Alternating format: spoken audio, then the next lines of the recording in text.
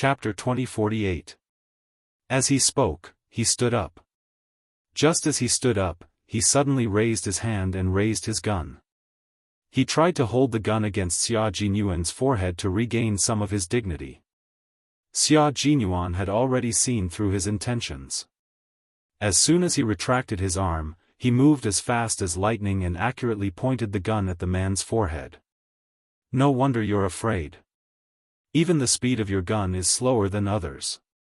Just like this, it's enough for me to kill 3 or 4 people like you. Having a gun pointed at one's forehead was a scary thing, no matter how close they were.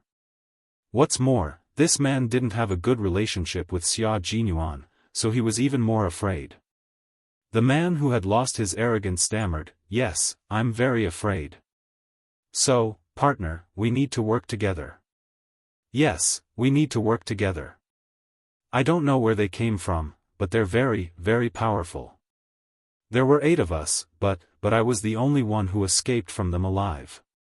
They were very fast. If I hadn't reacted fast enough, would have been killed like Bieber. There was nothing more terrifying than watching one's partner get killed. If he hadn't escaped fast enough, he might have died like Bieber. Jack, we can't waste any more time. We should find other people. By the way, why are you alone? Where are the others? Where did they go?" In order to make Xia Jinyuan move the gun away from his forehead, the man who was trembling in fear kept talking, trying to get closer to Xia Jinyuan by talking. Hearing light footsteps about 3 meters away from him, Xia Jinyuan covered the man's chattering mouth and chuckled coldly. "Shut up if you don't want to die. Someone is coming." The man was so scared that he didn't even need to cover his mouth and automatically shut up. From the left came the rustling sound of leaves brushing past. Under the dim light of the sky, through the sparse trees, he saw 3 black shadows walking with their backs bent. "All right, we'll wait here. We'll wait here. You take this side, I'll take this side. Climb up the tree." It sounded like they were lying in ambush for someone to come. The man who was with Xia Jinyuan was overjoyed because the 3 of them were none other than his own people. "Boris, it's Boris's voice. That's great, with them, we don't have to be afraid of those people chasing after us." He was very happy, so happy that his face showed joy. He even wanted to raise his voice to greet them.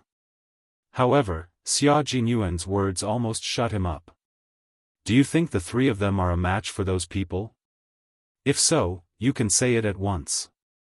If not, arrogant job, you had better shut up. Do you understand what I mean? I don't want to die with you. Understand?" That one sentence extinguished Job's hope.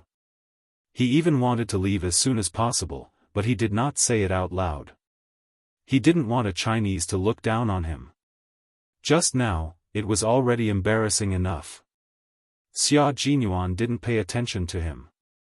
He wanted to know who on earth dared to come to the private island of an arms dealer who even the highest authority in the country didn't want to provoke, and who dared to exchange gunfire on the island. At this moment, Xia Jinyuan didn't know who he was about to meet. At this moment, he just wanted to watch and not get involved. Yi Qian, who was chasing after the enemy, didn't know who she was about to meet. After separating from Bai He and Zhou Wan, she carefully passed through the dense foliage of the unknown trees and stuck close to a curved tree. She didn't move forward. Chapter 2049. There was danger ahead, so she couldn't go straight ahead. She had to take a detour. It was dangerous to fight alone without support. She could only rely on her own abilities to solve the problem. She could only rely on herself to solve the problem. No one would tell her what to do, and no one would appear when she was in danger. Yi Jian, who was very clear in her heart, moved very carefully. She instinctively sensed the danger and immediately changed her direction. Instead of going straight ahead, she took a detour. With the help of Phelan's equipment, Yi Qian kept her rifle trained. She looked through her night vision goggles, searching for her target in the monochromatic green world. She heard GK's voice in her earpiece, 35 degrees north latitude, the wind is from the southeast. The pilot's code name is G Quebec. The Bell 407 helicopter will take off at 11:20 p.m. local time. Roger, Roger. Take off immediately. Take off immediately. Take off at 11:23 p.m. local time. Take off successfully. GK finished her conversation with Pigeon. The rest of the team listened to the conversation and smiled faintly. Shit, that's our helicopter. Did the guy who flew it take it away? Damn it. Where did they all go? Does no one know what happened? A bearded man cursed on his phone. He made several calls in a row. Every time he made a call, he scolded the person who answered it. Who the hell took the helicopter away? Hurry up and go see what's going on. Damn it. You'll die a horrible death. You've angered the boss, so you'll all die a horrible death. Even the helicopter had been taken away. They didn't need him to remind them. They knew that it would be difficult to explain things to their boss. I know we'll die a horrible death, including you. You too. If you have the time to scold us, why don't you go see what's going on? Also, we don't know the pilot of the helicopter. Goodbye. The man who answered the phone was livid. He also scolded back. Bang bang bang bang, someone fired directly at the helicopter that was taking off, trying to shoot it down and make it crash. Long Ying and Pigeon guarded the helicopter until it reached a safe altitude. When they heard the gunshots, they looked at each other and ran towards the source of the gunshots. On the other side, Yi Qian heard someone talking in a low voice. She slowly searched the area and saw someone lying on a tree through her night vision goggles. There was a rumbling sound of a helicopter flying overhead. Yi Jian, who had a faint smile on her face, pulled the trigger. Accompanied by a series of rumbling sounds, she shot the person hiding in the tree and made him fall from the tree. She only saw one of the three targets. When the other two heard the gunshots, their necks instinctively shrank. Then, they immediately raised the rifles in their hands and fired continuously. The dense bullets drew out streaks of fiery red as they pierced through the air. Bang, bang, bang, some hit trees, some hit rocks, and some passed through the lush foliage and landed somewhere unknown. Yi Qian held his breath as he rolled twice before crouching on the ground. He waited for the barrage of bullets to finish. Up ahead. Quick. Not far away, Bai He and Zhou Wan heard the gunshots and quickly came over. In front of them was the Qing Niao. It must be the Qing Niao exchanging fire with them. The gunshots were very loud and attracted the attention of the bandits who were still searching in the dark. Yi Qian, who was already surrounded, was exposed by the gunshots and became the target of a group of bandits. Over here. There's still someone here. Damn it. If we don't catch them, we'll all be in trouble. Chapter 2050. A few black shadows rushed over from Yi Qian's left while shouting loudly. Their movements were too loud, and they became the targets of Zhou Wan and Bai He. The two of them were about 30 meters away from Yi Qian. When they heard the sound, they bent their backs and rushed forward like cheetahs. In the blink of an eye, they had covered several meters. We are still 20 meters away from you. Qing Niao, hide well. The two people who attacked kept in close contact with Yi Qian at all times so that Yi Qian would know that she was not fighting alone. After Bai He finished speaking, Zhou Wan said, "Don't expose yourself so easily. Leave the target who just spoke to us." Although the island's terrain was complicated, it was only so big. These people were also familiar with the island's environment. Now that they had locked onto Qing Niao's range of movement, if she moved again, her hiding spot would be completely exposed. She would become a live target that would be shot full of holes. Attracting firepower was to ensure the safety of the engineers, but they also needed to ensure their own safety. The only thing that made them feel at ease was that although these people were well trained, they were only at the level of elementary school students. Although they had powerful rifles, their skills were limited. Even if they locked onto Qingniao's approximate range of movement, it would not be easy to find Qingniao. Understood. You guys be careful. Yi Qian, who was hiding behind a tree, said calmly, don't worry. Pay attention to your surroundings. There are many targets that came ashore from the beach. I've taken care of 5, and you guys have taken care of at least 5.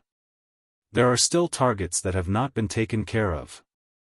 I suspect that they came ashore on a boat. I plan to capture one of them alive and ask him about the exact location. You plan to steal the boat?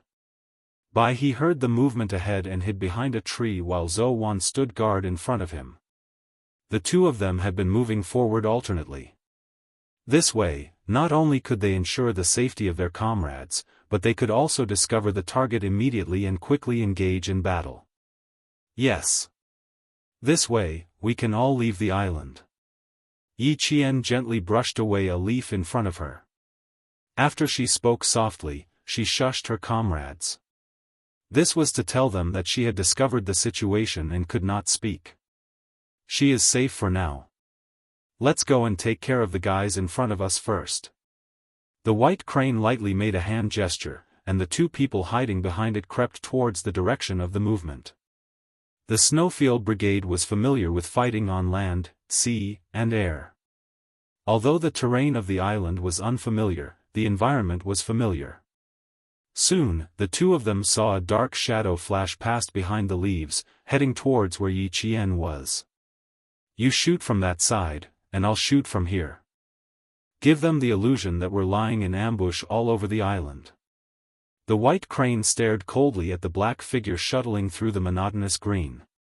In this way, we can disperse the danger on Qingniao and also attract the target who might still be hiding. Once these people thought that there were many ambushes on the island, they would not dare to approach the Qingniao again. Secondly, they would not dare to open fire at will. This would make it easier for them to meet up with Qingniao. Yi Qian heard their plan. As she watched the black figure move away, Yi Qian whispered, "Be careful." Then she carefully moved forward. She wanted to go around the two hidden targets in front of her. The gunshots coming from the left did not distract her. Judging from the sound of the bullets, it was Zhou Wan and Bai He who fired. The FAMAS was equipped with SS-109 NATO standard ammunition. Because the FA was a light machine, the barrel of the gun was slightly louder when it was fired. Therefore, Yi Qian could tell who fired the shots just by listening to the sound of the bullets. Chapter 2051. Of course, she could not rule out the possibility that the enemy had an FAMAS. However, after the two shots were fired, there was no sound. Such a clean and efficient method was the combat method she was most familiar with. Gunshots rang out again. Just as Bai He said, the firepower concentrated on Yi Qian had decreased significantly. At this time, the 5 people in the helicopter and the remaining 3 people in the container were already quite close to Yi Qian. They were familiar with the island's environment and they moved very quickly. They were able to deduce the sound of the gunshots and maintain contact with the people in front, so they did not have to search for the exact location. When the gunshots reached their ears, a man who was walking at the front with a submachine gun cursed and yelled at the people around him, "Hurry up, if all the guests are killed by them, none of us will be able to withstand the boss's anger." Before they left, their boss had said that he needed guests alive. Everyone was afraid of this arms dealer who even the government did not dare to casually deal with. He was famous for his brutality. Especially the 3 men who had asked the Chinese engineer to escape. Their faces were even paler than when they exchanged fire in the container. They were very, very afraid of their boss. Elimination complete. Qingniao reset the position. Bai He and Zhou Wan, who had taken care of 2 more targets, were afraid that they would deviate from their route, so they contacted Yi Qian to confirm the correct direction. Yi Qian, who had shifted her position, repositioned herself. Then, holding her breath, she dashed out from behind a tree and fired at the black shadow that was searching for her position. She was using a handgun. At this time, Yi Qian, who knew how dangerous her situation was, only dared to use a handgun with a silencer. A gun that sounded as loud as knocking on the door would reduce the risk of exposing her exact location. At this time, there were only 4 people closest to Yi Qian. They were the 2 people who had fired at Yi Qian earlier, as well as Xia Jinyuan and Job, who were still watching from the sidelines. Xia Jinyuan, who was familiar with this kind of sound, knew that the gun in the shooter's hand was equipped with a silencer. The sound of a gunshot equipped with a silencer would not spread over a large area. The impact and vibration of the bullet would pass through the silencer, and the high-pressure gas would be slowly expanded by the sound-absorbing material arranged inside the silencer. This would reduce the speed and vibration of the gas, and the moment the bullet was fired, the high-pressure gas would slowly expand, so the gunshot sound would be exceptionally small. The shooter was indeed bold, but he was also very careful. After killing 2 people, he immediately found a new hiding spot and hid himself in the shooter's blind spot. He had been watching for nearly 10 minutes, but he couldn't even catch a glimpse of the shooter's clothes. This showed how powerful the shooter was. However, the other party didn't notice his presence either. Otherwise, they wouldn't be heading in his direction. Should he warn the other party? If he wanted to remind her, he would have to use some methods. Xia Jinyuan, who was deep in thought, quietly glanced at the arrogant guy beside him. Should he throw him out to remind him not to come here and that someone else had already occupied this place? Job, who still didn't know that he was in a bad situation, felt his heart tremble violently. He said in a low voice, "Jack. Is that damned bastard coming our way?" His muscles tensed up, and he was even ready to shoot himself. He raised his hand but immediately withdrew it. His eyes darted around, and he thought of a plan. He thought of Xia Jinyuan. "Jack, if we don't get rid of him first, we'll be discovered by him. When that happens, neither of us will be able to escape." Chapter 2052. His arrogance and prejudice were all gone. In order to save his own life, he kept giving in. "Shoot him, Jack. Only you can kill him. Really, I believe in your ability. I can't. I have to admit that I'm not as good as you. You're really the bravest Chinese I've ever met. Buddy, I'm really happy to be your friend. It's my honor." It was not an ordinary admission of defeat. There was nothing he could do about it. He was really scared, especially since the other party had killed his companions so easily. He would rather bow his head to a Chinese than lose his life. Just this once. Just this once, he would speak nicely to the damned Chinese. Just this once. He swore to God that there would never be a second time. The fear in his heart made Job put down his ridiculous arrogance, but Xia Jinyuan was quite calm and did not take his hypocritical words to heart. Hearing this, he smiled faintly and slowly mocked, "Boss, is the gun in your hand a display gun? Haven't you always been very powerful? You can shoot yourself. Also, you're the most powerful guy. How can a Chinese like me compare to you? Be brave and shoot. Don't make me look down on you. The enemy of my enemy is my friend. How could I shoot my friend? Even if the other party killed everyone on the island, as long as I'm not exposed, I will never shoot." Job was so angry that his face turned blue. He knew that he was being mocked, and the person who was mocking him was the Chinese he had always looked down on. His surrender just now was the biggest concession he could make. He thought that if he softened his attitude, the other party would be very grateful. Who knew that the other party would laugh at him for being a coward?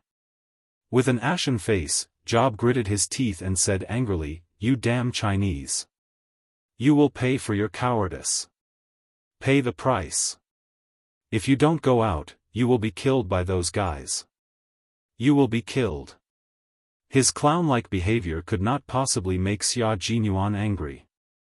In exchange, Xia Jinyuan mocked him even more and said seriously, "Don't worry. Even if you are killed, nothing will happen to me. You can rush out. I will not stop you. As long as you are not afraid of being killed, or think that you have the ability to kill them, you can rush out and be a hero. A hero like Superman. Do you want me to kill you with this gun? The arrogant Job raised the gun in his hand. How dare he mock me? Very well, he would let this damned Chinese know the consequences of angering him. The cold gun pointed at Xia Jinyuan's forehead. Job, who had always looked down on Chinese and black people, said coldly. His eyes were filled with murderous intent. He really wanted to kill Xia Jinyuan with the gun. Facing the threat, Xia Jinyuan curled his thin lips slightly. He was not afraid at all. He spoke softly and slowly. The contempt in his tone was enough to make the other party jump in anger. You don't dare to rush out to help your own people. Instead, you dare to point a gun at me. Mr. Job, your cowardice makes me look down on you even more. Do you know why I don't like talking to you? Because everything you say makes me look down on you. It makes me feel disgusted. You are the most cowardly, arrogant, and worthless person I have ever met. Chapter 2053. Thinking that he had been insulted, Job's breathing became louder and louder. It was especially clear in the tense and silent night. Very good, keep breathing like this. Xia Jinyuan narrowed his eyes with a smile. A cold light flashed in the depths of his dark pupils like a sword, full of sharpness. If you have the guts, shoot me now. Huh, Mr. Job, I've never seen your guts before. In the face of a gun pointed at his forehead, Xia Jinyuan was still so calm. He was so calm that the sarcasm in his voice deepened. You only have the guts to point a gun at me, a Chinese who looks down on you. As for the rest, Mr. Job, with all due respect, you're as timid as a mouse. The thick sarcasm made the muscles on Job's face tremble with anger. He was so angry that his heart ached, but he didn't dare to roar because the black shadow that scared him was too close to him. But he couldn't accept being mocked by a Chinese who looked down on him whenever he wanted to. I have to give him a warning, damn it. Chinese, you've successfully angered me. Even if you kneel and apologize to me right now, I won't forgive you. His finger slowly pulled the trigger. Job's eyes were filled with malice. If you can't escape tonight, I'll be the one to execute you. Go to see God. As soon as he finished speaking, Job's vision blurred, followed by a sharp pain in his wrist. If he hadn't bitten his lips, he would have screamed. Go to see God? Are you sure you have the ability to send me to see God? Xia Jinyuan, with his index finger hooked on the gun, swung the fully loaded gun, and said with a faint smile, Be honest, Mr. Job. The person who will kill you has already heard your voice. The bone-chilling voice floated softly in the wind, making Job, who could only suck in cold air from the pain in his wrist, shiver violently. A fear that he had never felt before rose from the depths of his heart and rushed uncontrollably to his limbs. Job, who was shivering, met a pair of cold, ferocious eyes. There was a light in his eyes, as if something terrifying would come out of the light and swallow him whole. Job was scared. He raised his hands and slowly placed them behind his head. He could only speak with his actions. He was so scared that he did not dare to open his mouth. But he was unwilling to accept it. Even if he was afraid, he was unwilling to accept it. He was not willing to be threatened by a Chinese. Wait, damn it! Yi Qian, who was searching for cover under the dim starlight, did indeed hear a commotion. She heard someone speaking in a low voice, sounding angry, as if they were arguing with someone. He didn't continue forward and slowly came to a stop. He couldn't go any further. Someone was lying in ambush. The light in the forest on the island was rather dim. If it weren't for the dim light from the stars in the sky, the entire island would be so dark that one couldn't even see one's own fingers.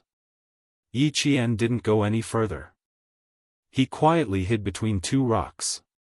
This was a shooting blind spot. Even if the target was less than 5 meters away, it was impossible to shoot accurately. The bullet would only hit the thick rock. The sound of heavy breathing could be heard. Yi Qian pursed his lips. Was he the same person? Two people? Quarreling through the phone? It doesn't look like it. She didn't see the light from the phone screen. It must be two people. But one of them could hold his anger. Xia Jinyuan, who was listening carefully, raised his eyebrows with interest. What a powerful person. He heard Job's voice from at least 5 meters away. Chapter 2054. Just like his little fox, she was very sensitive to hidden dangers around her. She was born with a better sense of hearing than others. But it was also a little troublesome. This place had become the focal point of their firepower. There were a total of 9 people who had rushed to the island with him, not including the guy on the other speedboat. If they all surrounded him, there would be bloodshed. It was a little strange. Although this island was a place for arms dealers to trade, there were no signs of it being developed.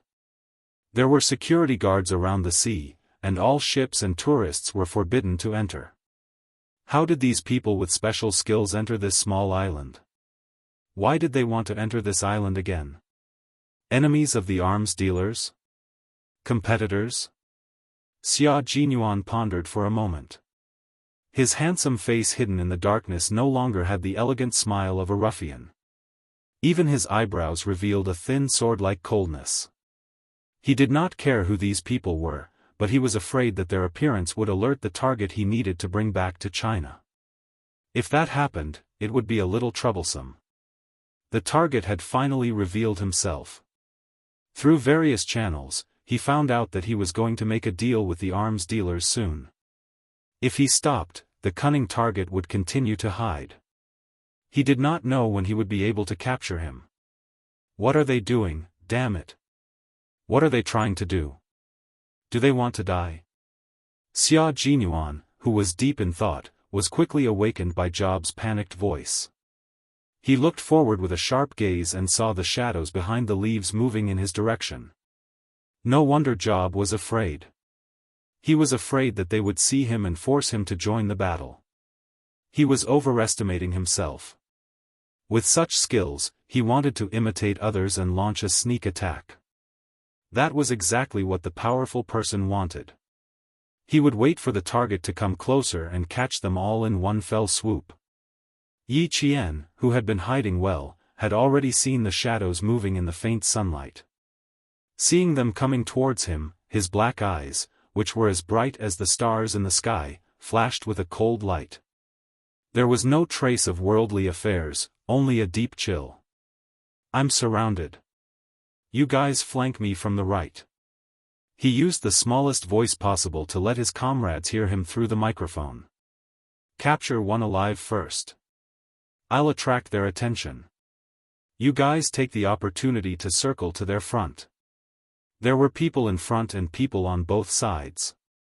Behind them were Bai He, Zhou Wan, and the engineers who had not left yet. They could not retreat. They had no choice but to advance.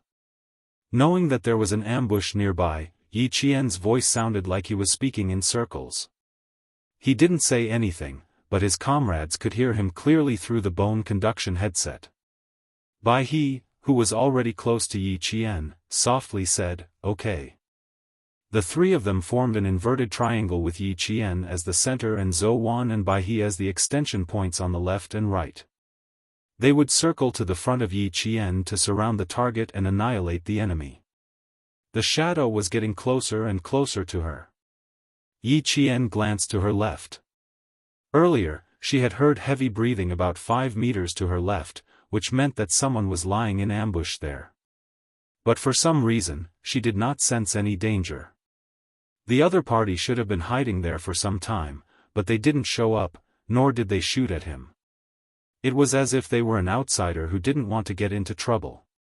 The cautious Yi Qian didn't sense any danger, but she didn't believe that there was no danger. With cold eyes, she saw through the cracks in the rocks that the shadow was getting closer and closer. She heard Bai He and Zhou Wan's voices. They had successfully circled around. Chapter 2055. Just as the shadows were about to reach a tree, Yi Qian suddenly stood up from behind the rock and shouted, "Move!" She raised her gun and pulled the trigger. After the first gunshot, Yi Qian released the trigger and moved to the side of the rock to finish the second shot. Xia Jinyuan, who had been watching from the side, suddenly heard a short and cold shout. His originally calm and dark eyes were suddenly filled with a storm of emotions. Even if it was just a monotonous voice, he could still recognize the voice. It was Little Fox. It was Little Fox, who had been separated from him for less than a month. She was actually right next to him. At this moment, Major Xia's heart was filled with an indescribable feeling. His lover was right next to him, but he didn't notice her immediately. He was even admiring her skills while watching her fight. Suddenly, Job, who had been obediently putting his hands behind his ears, stood up abruptly and slammed into Xia Jinyuan. He said viciously, "Go to hell, you disgusting Chinese." Yi Qian heard the sound. She turned sideways and fired at the direction where the sound came from. The bullet hit the rock with a bang and sparks instantly appeared. She didn't expect to hit the target. There was a blind spot in front of her. Her shot was just to scare the person away. Xia Jinyuan, who had also found the blind spot, was in case someone fired at him. He kicked Job, who had plotted against him, to the ground.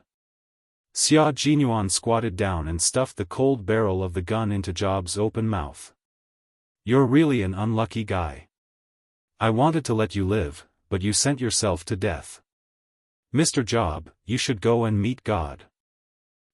Job, who had failed to plot against him, shook his head desperately. He could explain. The terrified Job didn't even have a chance to speak. Suddenly, gunshots rang out. It wasn't a single gunshot, but a high-frequency gunshot. It was very aggressive and very unfriendly. Dense gunshots rang out. The forest, which had only sporadic gunshots a moment ago, suddenly had an increase in firepower. The sound of bullets was like thunder shaking the ground. Job was so scared that his legs twitched violently. He lost control of his bowels. High-frequency gunshots. Someone was coming, and it was coming from the front. Coming from the front? The people who took the helicopter with the arms dealer? Not good. These people were high-ranking mercenaries. They were all armed with high-powered submachine guns. Xia Jinyuan stopped talking nonsense with Job. The moment he pulled the pistol out of Job's mouth, he clasped Job's head with both hands and broke his neck without hesitation as Job screamed in horror. He needed to meet up with Little Fox and his comrades on the island. He needed to help them leave on the speedboat. It turned out that the missing military engineering team had been kidnapped to the island by the arms dealers.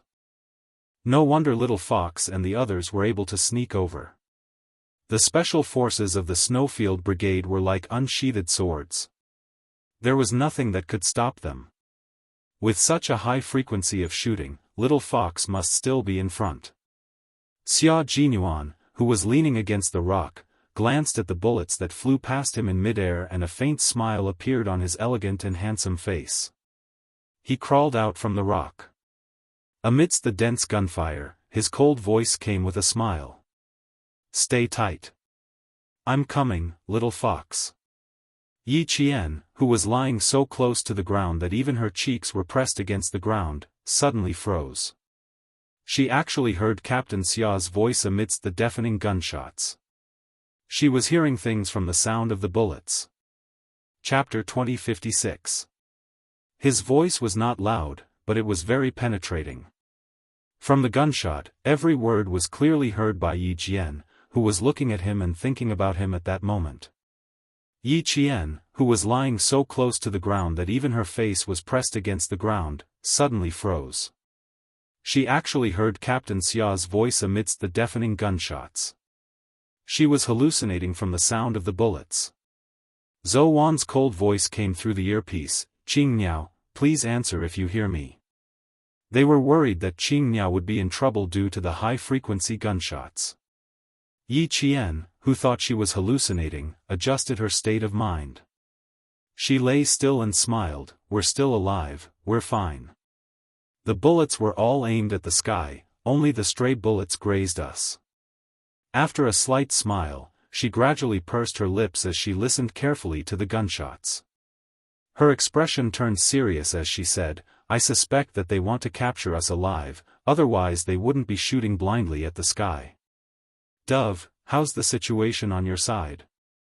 There were only two possible reasons for such a situation. One was to intimidate, and the other was to surround and capture. Yi Qian was more inclined towards the second reason. They were not afraid of being surrounded and captured. They were very close to the beach, so they could fire back while retreating towards the beach. They were mainly worried about Dove and the others, as there were still 6 engineers who had not left. "We're fine," Dove, who had not disturbed Yi Qian and the others and had only listened to Yi Qian's conversation, replied, "Stabilize your firepower, there's no need to fight them head-on. We're now close to the beach. Once Blood Swallow drives the assault boat over, we'll leave immediately." Yi Qian heard this and calmed down a lot. As long as they sent the engineering team back, everything would be easy to solve. The 2 assault boats they drove from Scenic Island were too noisy, so they did not drive directly to the beach where it was convenient to get ashore. Instead, they approached the highest cliff of the island, and the 10 of them dived to get ashore. According to the plan, after the rescue was successful, the team members would swim back to the cliff, drive the assault boat over, and leave with the engineering team. Now that Yi Qian, Bai He, and Zhou Wan were too far away, if they let Dove and the others drive the boat over to rescue them, the engineers would lose a layer of protection. If anything happened, they would be in danger. That was why Yi Qian suggested that the 3 of them seize the ship. They would seize the ship and leave from here. That way, they wouldn't have to distract Pigeon and the others anymore. They just needed to protect the engineer as he left. Yi Qian's timely answer reassured all his comrades. Zhou Wan, who was unable to get up due to the high-frequency shooting, covered her arm that had been grazed by a stray bullet and said in a low voice, "It's good that you're all right. The enemy's firepower is too strong. If they continue to suppress us, we might really be captured alive. No matter how large the bullet capacity of a submachine gun is, it can't be used like a machine gun. Even if they take turns to fire, there will still be times when they need to change the magazine in between." Yi Qian, who had not yet cut off his communication with the pigeons, looked at a crooked tree. A cold light flashed in his dark eyes as he locked onto a certain spot. He said softly, 30 rounds. You have to change the magazine after 30 rounds. Baihe, Zhou Wan, cover for me. I'll go to the sniping position and kill one first. At this time, he would kill as many as he could. Killing one of them was equivalent to having one less submachine gun to fire at. In the inverted triangle battle just now, Baihe, Zhou Wan, and the others were too close to the group of people who had used high-frequency shooting to intimidate them, so it was not convenient for them to move quickly. Only Yi Qian, who was slightly further away, could do so. Baihe and Zhou Wan, who were too close, were already covered in tree bark and leaves that had been shaved off by the bullets. Hearing this, the 2 of them replied at the same time, "No problem." Chapter 2057. They believed in Xianxia. They believed that if she said that, it meant that she could do it. This was the trust between comrades. On the battlefield, trust would become tacit understanding, and perfect cooperation would lead to victory. Continue, continue. Scare them until they don't have the strength to hold their guns. Behind the uneven rocks, there was a metallic coldness emanating from the dark muzzle of the gun. Bullets were fired so fiercely that the muzzle was like a tongue of flame that kept spitting out flames. The man who fired the most fiercely shouted fiercely. He was a very typical Mesozoic. He had curly hair, deep eyes, and tanned skin. He quickly changed the magazine like a crazy bison, yelling arrogantly as he fired continuously. Missiles flew out from his gun, bringing a stronger smell of gunpowder to the forest. Although the high-frequency shooting drowned out his voice, Yi Qian remembered that he had changed the magazine when he paused to reload. Yi Qian, who was familiar with all kinds of guns, had already calculated how long it would take to finish firing all 30 bullets. At the same time, he was thinking about how to get to the sniping position that he liked. Yi Qian, who was in danger, ended the communication with her comrades. She began to prepare to go to the sniping position. Just as she raised her head slightly, she heard the voice that she thought was an auditory hallucination. She is firing at the sky.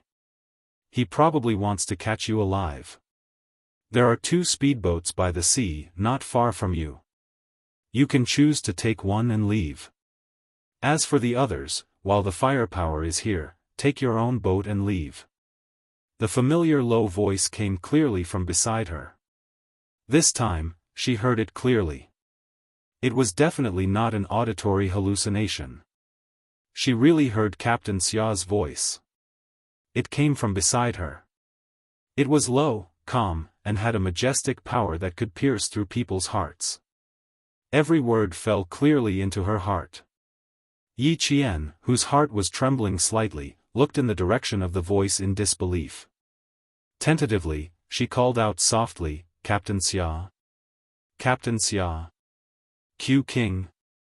Not only did Zhou Wan and Bai He hear it, but the pigeons protecting the engineers also heard it. Their faces all showed surprise.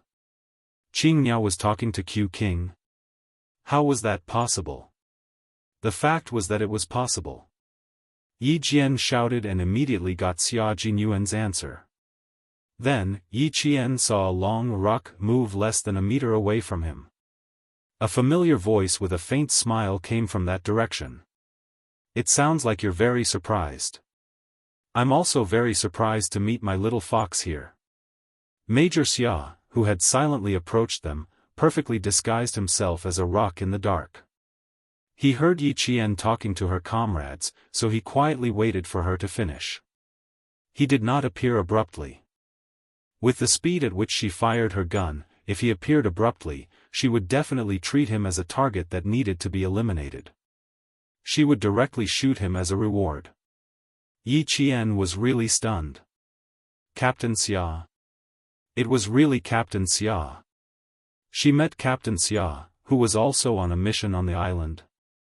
After running such a big circle, he ran into Captain Xia. It was too unbelievable. Yi Qian was not the only one in disbelief. His comrades who heard him were also in disbelief. Bai He, who was the closest to them, hid behind a rock. She leaned against the wet rock and gently adjusted her breathing. She asked Yi Qian, "Qing Miao, who did you call just now?"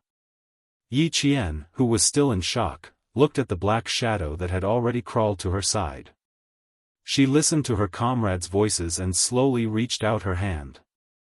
Her hand first touched Xia Jinyuan's head, then slowly touched his handsome face. It was warm and solid. Her fingers could even feel his breath. Chapter 2058.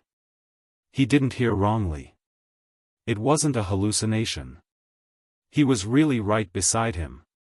Yi Jian couldn't help but smile at the realistic touch. A ball of light gradually spread out from the depths of her black eyes, making her cold black eyes as bright as the sun in an instant. Even the sharpness on her face softened a lot. Yi Qian, whose hand was still touching his face, suppressed the joy in his heart. He maintained his composure on the battlefield and told all his comrades, "It's Q King. He's right beside me." There was complete silence in the microphone. Obviously, everyone was stunned. Q King? 2 teams with different missions actually bumped into each other on the same island? All firepower is now on Qing Miao's side. Dou, Chongying, bring our engineers and retreat quickly. Leave Qing Miao's team to me. His comrades were still in shock. Xia Jinyuan's cold voice was transmitted to everyone's ears through the earpiece.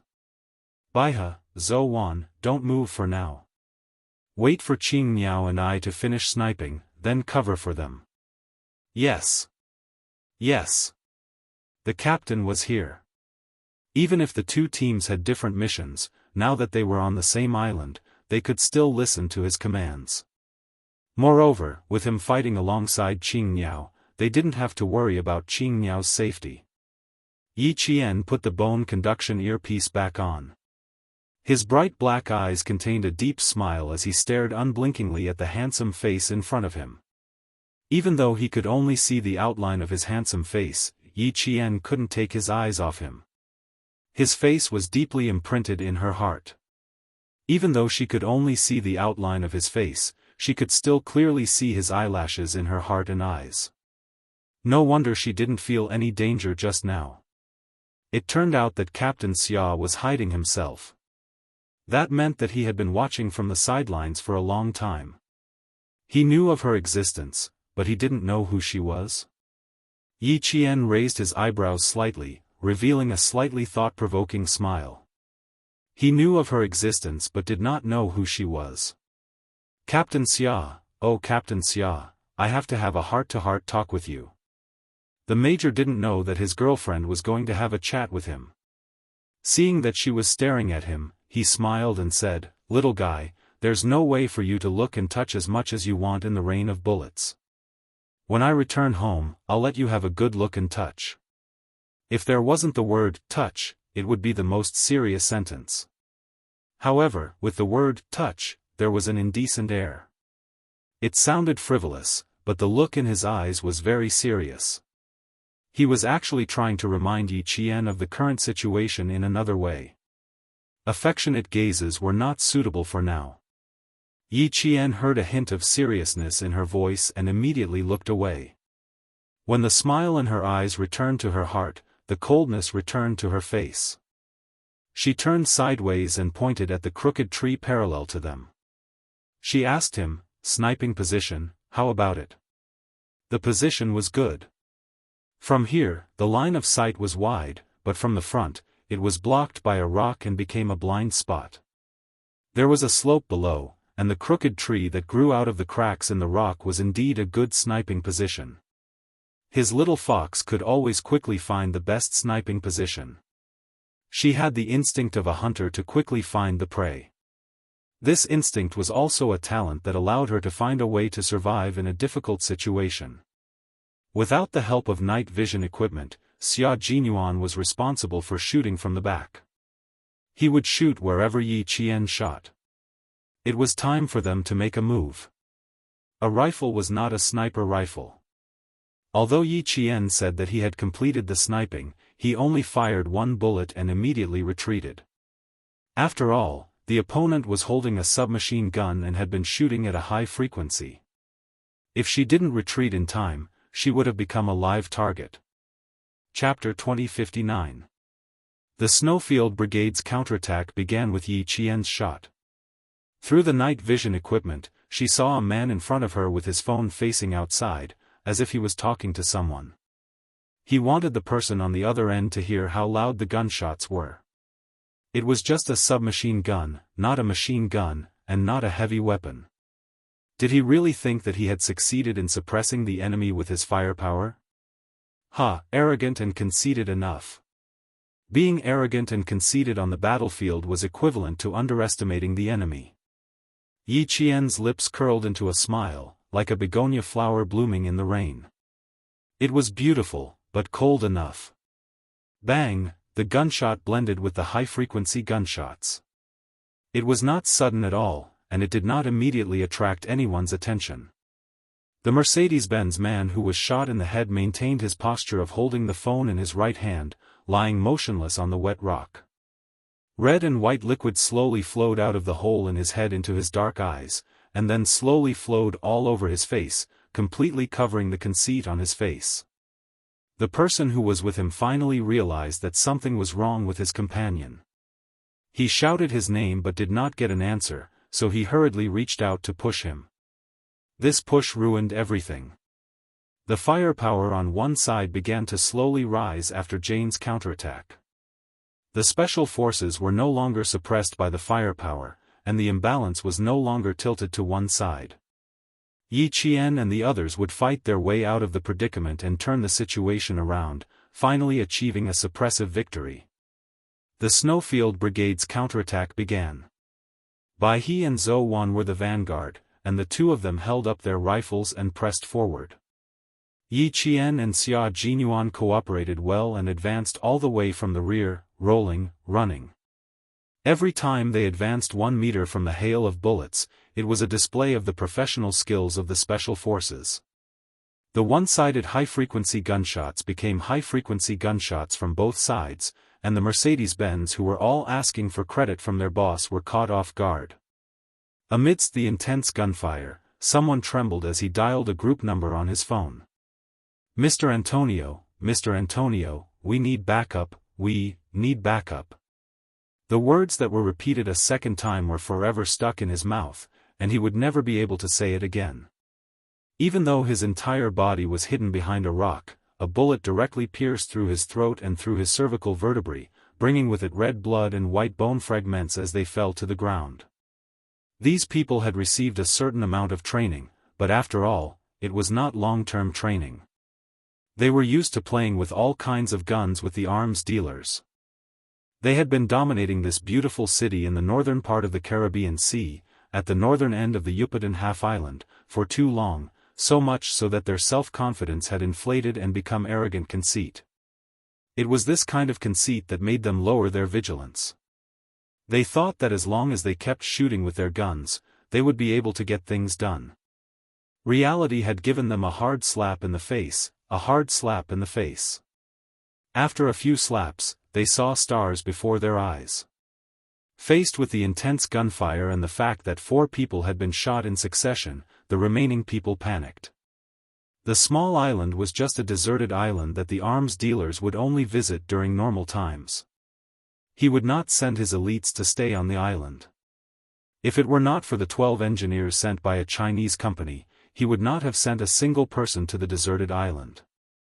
However, the arms dealer himself did not expect that the Chinese company, which was cowardly and would never dare to clash with the locals, would actually send people to his island and rescue the engineers he had kidnapped. Chapter 2060.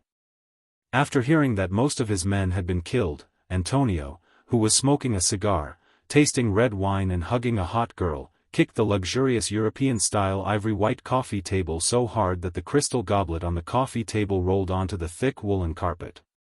I want to know who the Chinese company hired to fight with me, Antonio. Hijo de la Kingada. I'll make sure everyone in this gang is finished. Antonio, who didn't know the real identity of the engineer, never thought that the Chinese would send their own people to rescue him, let alone that the people they sent were special forces. This country located in North America was one of the world's 5 largest gangs. Antonio, the arms dealer, belonged to one of the very powerful gangs. He smuggled arms, and his number of people, weapons, and equipment were even comparable to the country's police and army. Although the Chinese military had investigated Antonio thoroughly, they had never thought of eliminating him. He belonged to another country, and the Chinese would not overstep their boundaries. They also wouldn't go against an arms dealer for no reason. They carried out the rescue in secret and secretly found out who exactly had arms dealings with Antonio. The fact that the Chinese had only come secretly and not openly showed their attitude. Antonio didn't know that the Chinese had sent people, so he didn't know their attitude.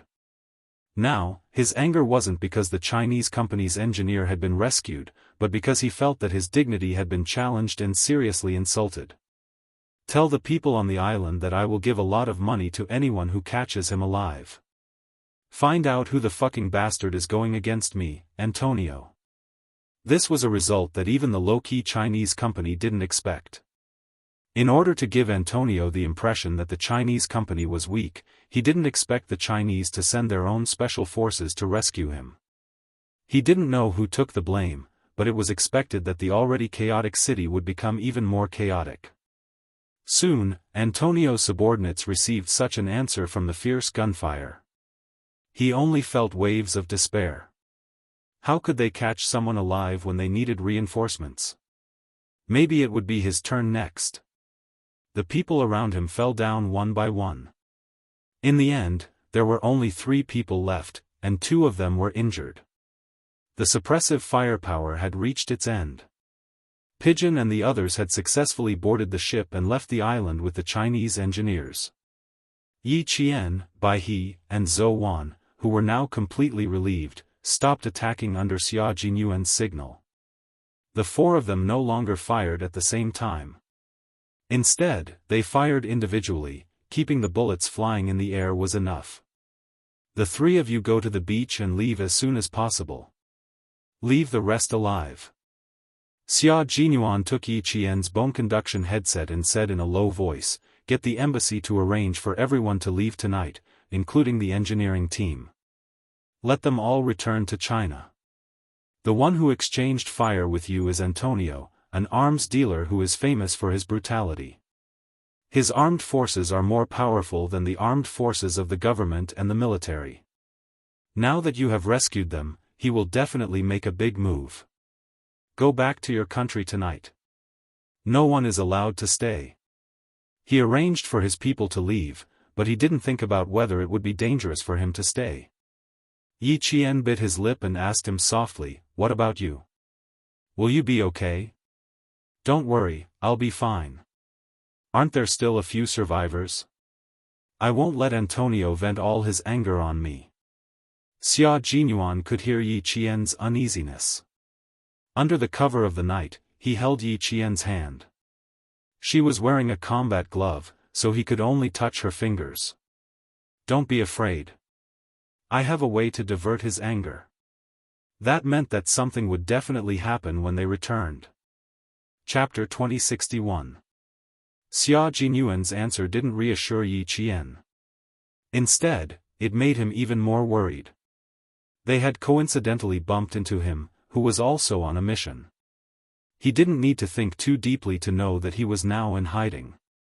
In a situation like this, only he and a few people who had intentionally stayed behind could return alive. What kind of consequences awaited them when they returned? Yi Qian couldn't calm himself down. The moment he held her hand, Yi Qian gripped his hand even harder. "What ideas do you have? Can you share them with us?" "That's right, Q King. What ideas do you have? Let's work together to perfect them so that you won't be too implicated in this matter." Bai He was also very worried, but he knew that worrying was useless. He also knew that his comrade was already deeply involved in this matter and couldn't completely escape. He could only try his best to not be implicated. Xia Jinyuan had already understood Yi Qian's worry from the sudden tightening of his hand. He curled his lips into a faint Xia Jinyuan smile. He was calm and revealed the confidence of a strong person. Antonio is an extremely arrogant and conceited arms dealer. His arrogance is so great that even the local government can't afford to offend him. At the same time, he's also someone who looks down on us Chinese and Chinese people. He loves to say that Chinese people are timid and cowardly. This has already become his catchphrase. A person who looks down on Chinese people? Wouldn't Captain Xia be in even more danger? Yi Qian even held his breath. Her emotional changes didn't escape Xia Jinyuan's eyes. He gently patted the back of her hand with his free hand. She was too worried about him. He could feel her nervousness even through the combat gloves. He looks down on Chinese people and Chinese people. He thinks that all Chinese people are timid, cowardly, and afraid of trouble. He never dares to lie to himself. Even the people around him are affected. He naturally thinks that Chinese people are timid and afraid of trouble. He spoke softly, but there was an unconcealable sharpness in his words. Yi Qian and the other 2 couldn't help but clench their fists when they heard this. An arms dealer looking down on their country, this was something that couldn't be tolerated as soldiers. A strong country with a strong army. Only a strong country with a strong army can intimidate the world, and only a strong country with a strong army can let the world know that our country is not something you can look down on. They were all soldiers. Wearing this military uniform meant that they had the responsibility to fight for the country. Gunshots continued to ring out around them. The heavily injured opponents were already retreating as they fought. They did not dare to continue fighting for fear that they would also fall into a pool of blood.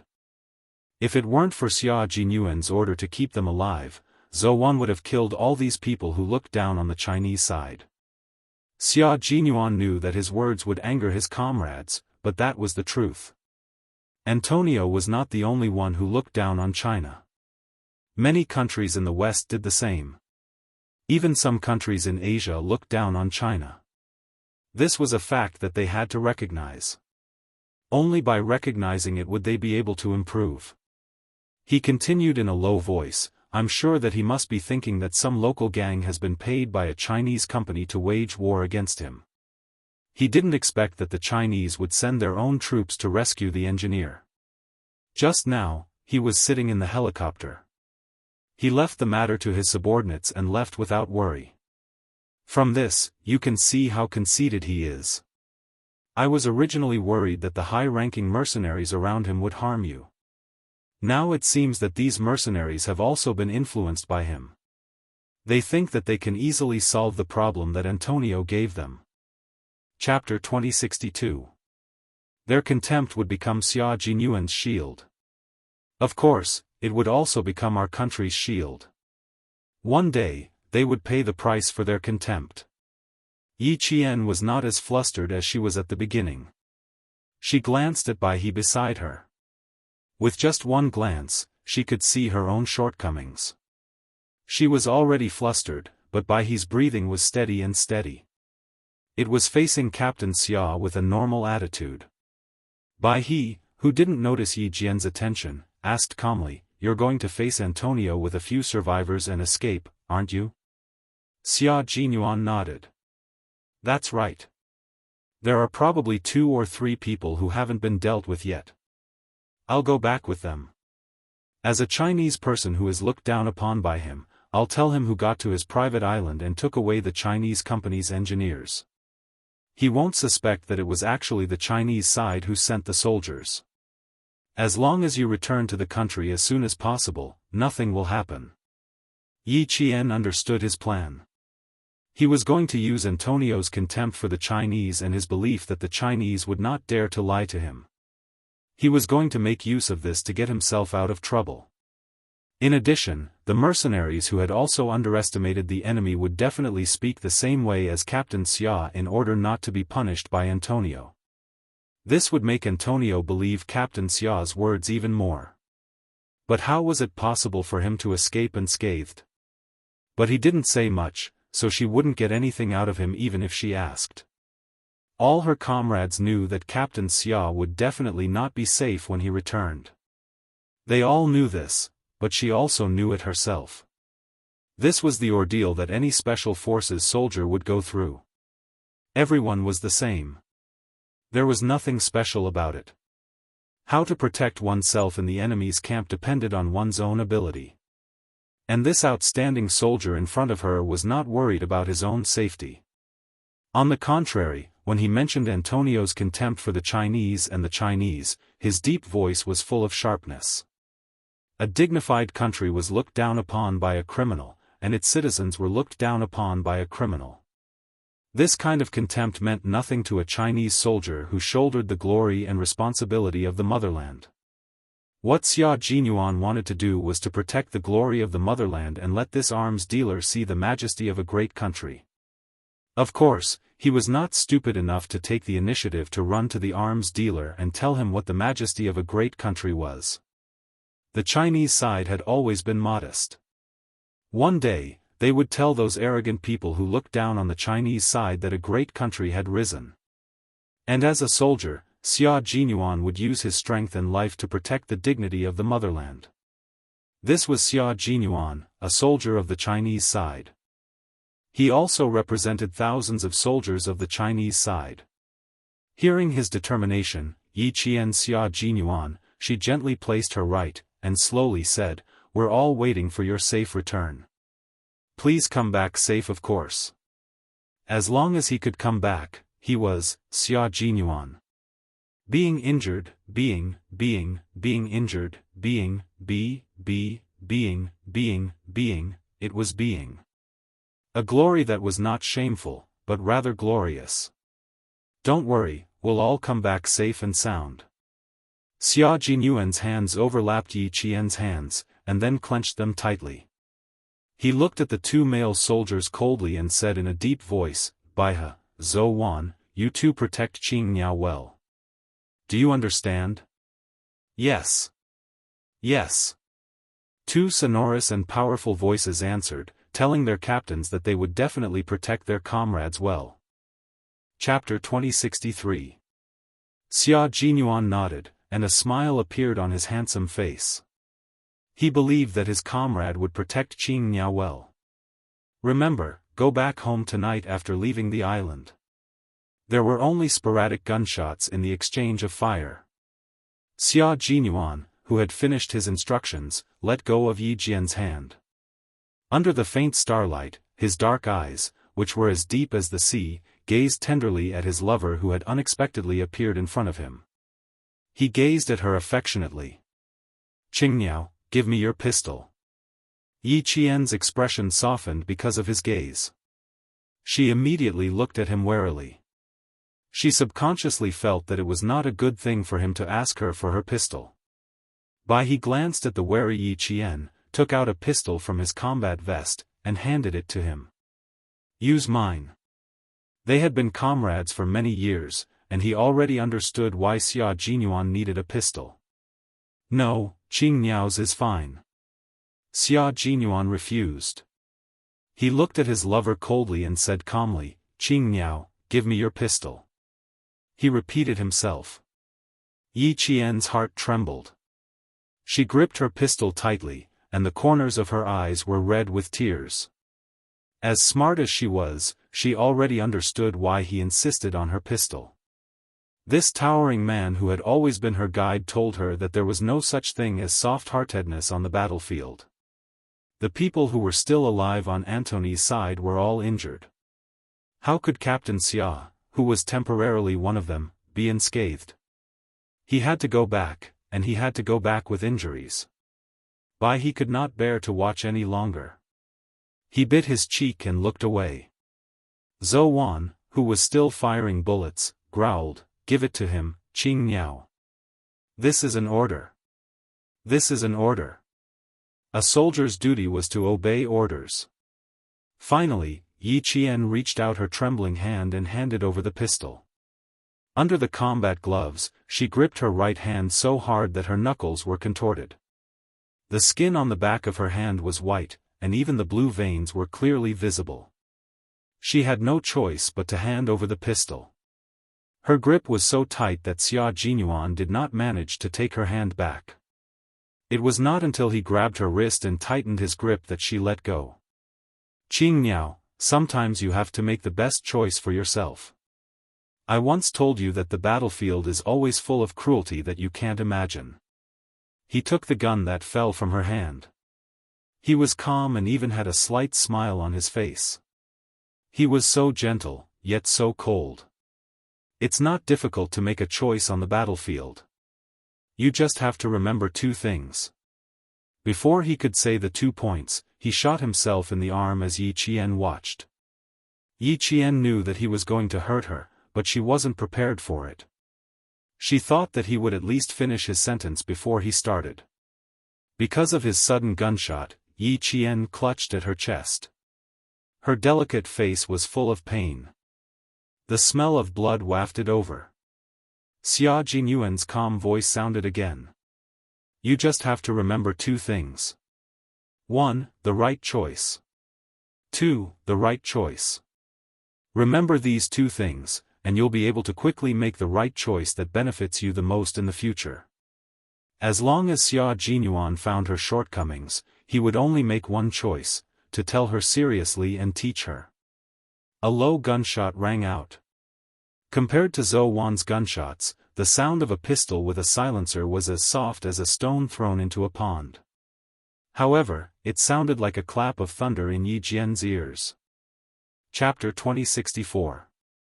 It was such a small gunshot, but it shocked Yi Jian so much that her heart hurt. It hurt so much that it was as if there was a hole in her heart. Countless cold air rushed out of the hole. It was so cold that she couldn't stop the cold air from entering her heart even if she covered her heart with all her might.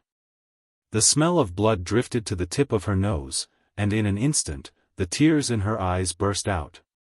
This was a bloody battlefield, a battlefield full of cruelty, but one that had to be faced. Wearing the dark green military uniform meant that you had to accept the cruel baptism of blood, and only by accepting the cruel baptism of blood could you become a qualified soldier. Tears dripped onto the back of Xia Jinyuan's hand. His fingers moved slightly as he returned the gun.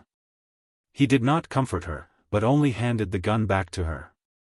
He maintained his usual calmness and said, "After 10 minutes, I will lead them to chase after you. You must complete the retreat within 10 minutes. The speedboat is only about 8 minutes away from you. Go back to your country with peace of mind. Antonio might not even meet a small fry like me." He said this to Yi Qian. He knew that she was worried, so he didn't say anything else. It was his duty, so he could only tell her that he would return safely. Xia Jinyuan patted by his shoulder with a faint smile. "Protect Qing Niao. Have a safe journey, my comrade. Don't worry." Bai He nodded solemnly. They came out together, so they naturally had to go back together.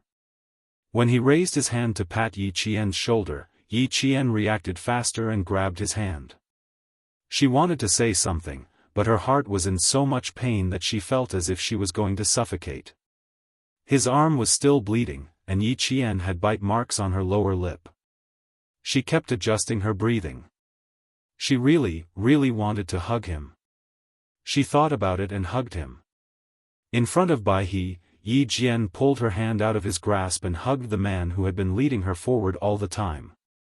She avoided the gunshot wound on his arm and hugged him tightly, as if she was afraid of losing him. "I'll wait for you to come back. I'll wait for you to come back. Please come back safely." She didn't ask how serious his injuries were. She was afraid that if she opened her mouth, she would start sobbing. Xia Jinyuan hugged her back naturally and gently patted her back. Little Fox's heart ached for him. "I'll definitely come back safely. I've said it before, I'll always be by your side." This was a man's promise to a woman. He would always walk side by side with her and never leave her. Her tears seeped into his collar. 1 drop, 2 drops. It was just a short hug, but his collar was already stained with her tears. "Yes, I'll remember it. Captain Xia, I'll remember everything you said." She cared about him very much. She cared so much that she wished she could stay by his side and face the danger together. Xia Jinyuan's heart melted like water. He closed his eyes, tilted his head, and lightly and quickly kissed her ear. "Remember, if I go back on my word, you can punish me however you want. Good girl, let go. It won't be good if you continue to hug me," he said sympathetically. Perhaps his kiss gave her strength, or perhaps his promise calmed her down. Yi Qian let go of his arm and turned to Bai He. "Zhou Wan has already shot the 4th magazine. It'll be too late if we don't leave now." She had never let her guard down. This was a habit. She tried very hard to control her emotions. She didn't want Captain Xia, who was on a mission, to worry about her. No matter how much her heart ached, she wanted him to see that she was strong. Chapter 2065. Sensing her emotions, Bai He patted her on the back and said to Xia Jinyuan, "We'll wait for you to come back." The departing comrade patted Xia Jinyuan on the shoulder and rushed out of the forest in the dark with a Qing Niao whose heart was trembling. It was a brief encounter, and they parted before they could even share their feelings. Xia Jinyuan waited until he could no longer see Yi Qian's figure before he gently touched the back of her hand that was dripping with her tears. His fingers were wet with cold tears, and he pursed his lips tightly. The tears were cold, but they still burned his skin. "Little fox, this is war. You have no way out and have to face its cruelty. You have no other choice. wiping away the tears on the back of his hand, Xia Jinyuan began his own operation. He had to meet up with Antonio's subordinates first. The distance between the two sides was not far, and Xia Jinyuan only took 5 minutes to sneak into the vicinity. Yi Qian and the other two had just rushed out of the forest and were looking for a speedboat according to Xia Jinyuan's instructions. They tried their best to arrive within 6 minutes of an 8-minute journey. On the other side, Xia Jinyuan seriously told the two injured mercenaries and a local, "If we don't chase after them, Antonio will be even angrier. At the very least, we have to know who jumped into Antonio's territory to do such a thing. You all know how fierce Antonio's temper is. If we don't know anything, what will be waiting for us?" Of course, it was the last thing they wanted to face. The two mercenaries gritted their teeth and accepted Xia Jinyuan's suggestion. However, the local was so scared that he refused to go with them, trembling all over. Xia Jinyuan glanced at him. The famous arms dealer, Antonio, although his equipment and subordinates were all very powerful, there were still a few cowards among them. Xia Jinyuan was used to seeing these tyrannical people, so he couldn't get used to the sudden cowardice. When Yi Qian and the others saw the speedboat, Xia Jinyuan and 2 other mercenaries rushed out of the trees and onto the beach. The speedboat started, and the noise alerted the mercenaries who were looking for it. One of them shouted, "Damn it, they took our speedboat." The speedboat was steered by the white crane, and after a beautiful turn, it rushed into the sea. Yi Qian turned her head to look at the sea. She could vaguely make out someone running from the beach. She gripped the railing tightly and pursed her lips into a straight line. Q King is an all-round soldier king. His overall skills, stamina, and quality are much stronger than us Snowfield Brigade veterans. Back then, when he was parachuted into the Snowfield Brigade to become the captain, we were all unconvinced. He was still a young Q King. However, in less than 3 months, all of us were convinced. We were completely convinced. Seeing that Qingniao was still worried about Q King, Zhou told her some things about Q King in the Snowfield Brigade. When she mentioned these things, there was only admiration in his voice. The pilot test should be the responsibility of the Air Force, but because our brigade needed to import a new batch of fighter jets, the military ordered the Snowfield Brigade to send 6 Special Forces soldiers to test the new fighter jets. The test was a high-risk test. When Q King completed a high-altitude spinning dive, one of the control buttons suddenly malfunctioned. In order to protect this new fighter jet, Q King refused even when the command center ordered him to abandon the jet and jump out. In the end, he successfully drove the jet back to the airport. This time, I was completely convinced by his courage and skills. Qingniao, he is our king, the captain of the Snowfield Brigade, and the soul of our team. Since he said that he will return safely, Qingniao, you have to choose to believe in him. Because he is the soul of all of us, he is one with us. We have to believe in him. This was a lesson from a veteran to a new recruit. Chapter 2066. We have to believe in him. Yi Qian looked at the small island that was getting further and further away from her. She retracted her gaze and softly told Zhou, "I know we have to believe in him. I just feel sorry for him. He wasn't a god. He also needed someone to dote on him." She felt sorry for him because he had to face so many difficulties. She felt sorry for him because he had to be at the forefront of everything he did. He wanted to protect her, but she also wanted to protect him. Zhou heard something strange, but she didn't know what it was. Qingniao felt sorry for Q King. Why did it sound so strange? For a moment, Zhou didn't know what to say. However, he knew that Qingniao wasn't at ease. She was still worried about Q King facing the arms dealer alone. From the small island to the port, Zhou kept talking about Xia Jinyuan's time in the army and his missions. Every incident was like a brush with death. Every incident made Yi Qian's heart palpitate. Q King used his ability to tell us that other than him, no one else in the Snowfield Brigade is qualified to be the leader. He is the leader. Every word he says is an order to us. We have no choice but to obey. It's useless to feel sorry for him. You can't stay behind to accompany Q King. It's useless to worry. You can't reach out to help him. However, Q King isn't fighting alone. J5 and the others aren't at the base. Maybe they're on a mission with Q King.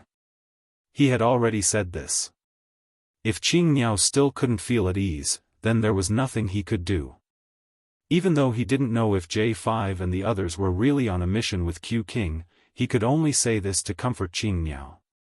Bai He, who was driving the speedboat, saw that Zhou Wan was at a loss for words and Xianxia still didn't feel at ease. He frowned and said in a deep voice, "Xianxia, we're also on a mission. Before we bring the engineers back, our mission will continue. You can't be distracted by Q King's appearance, understand? You have your mission, and Q King has his mission. Completing our missions perfectly is the greatest consolation for each other."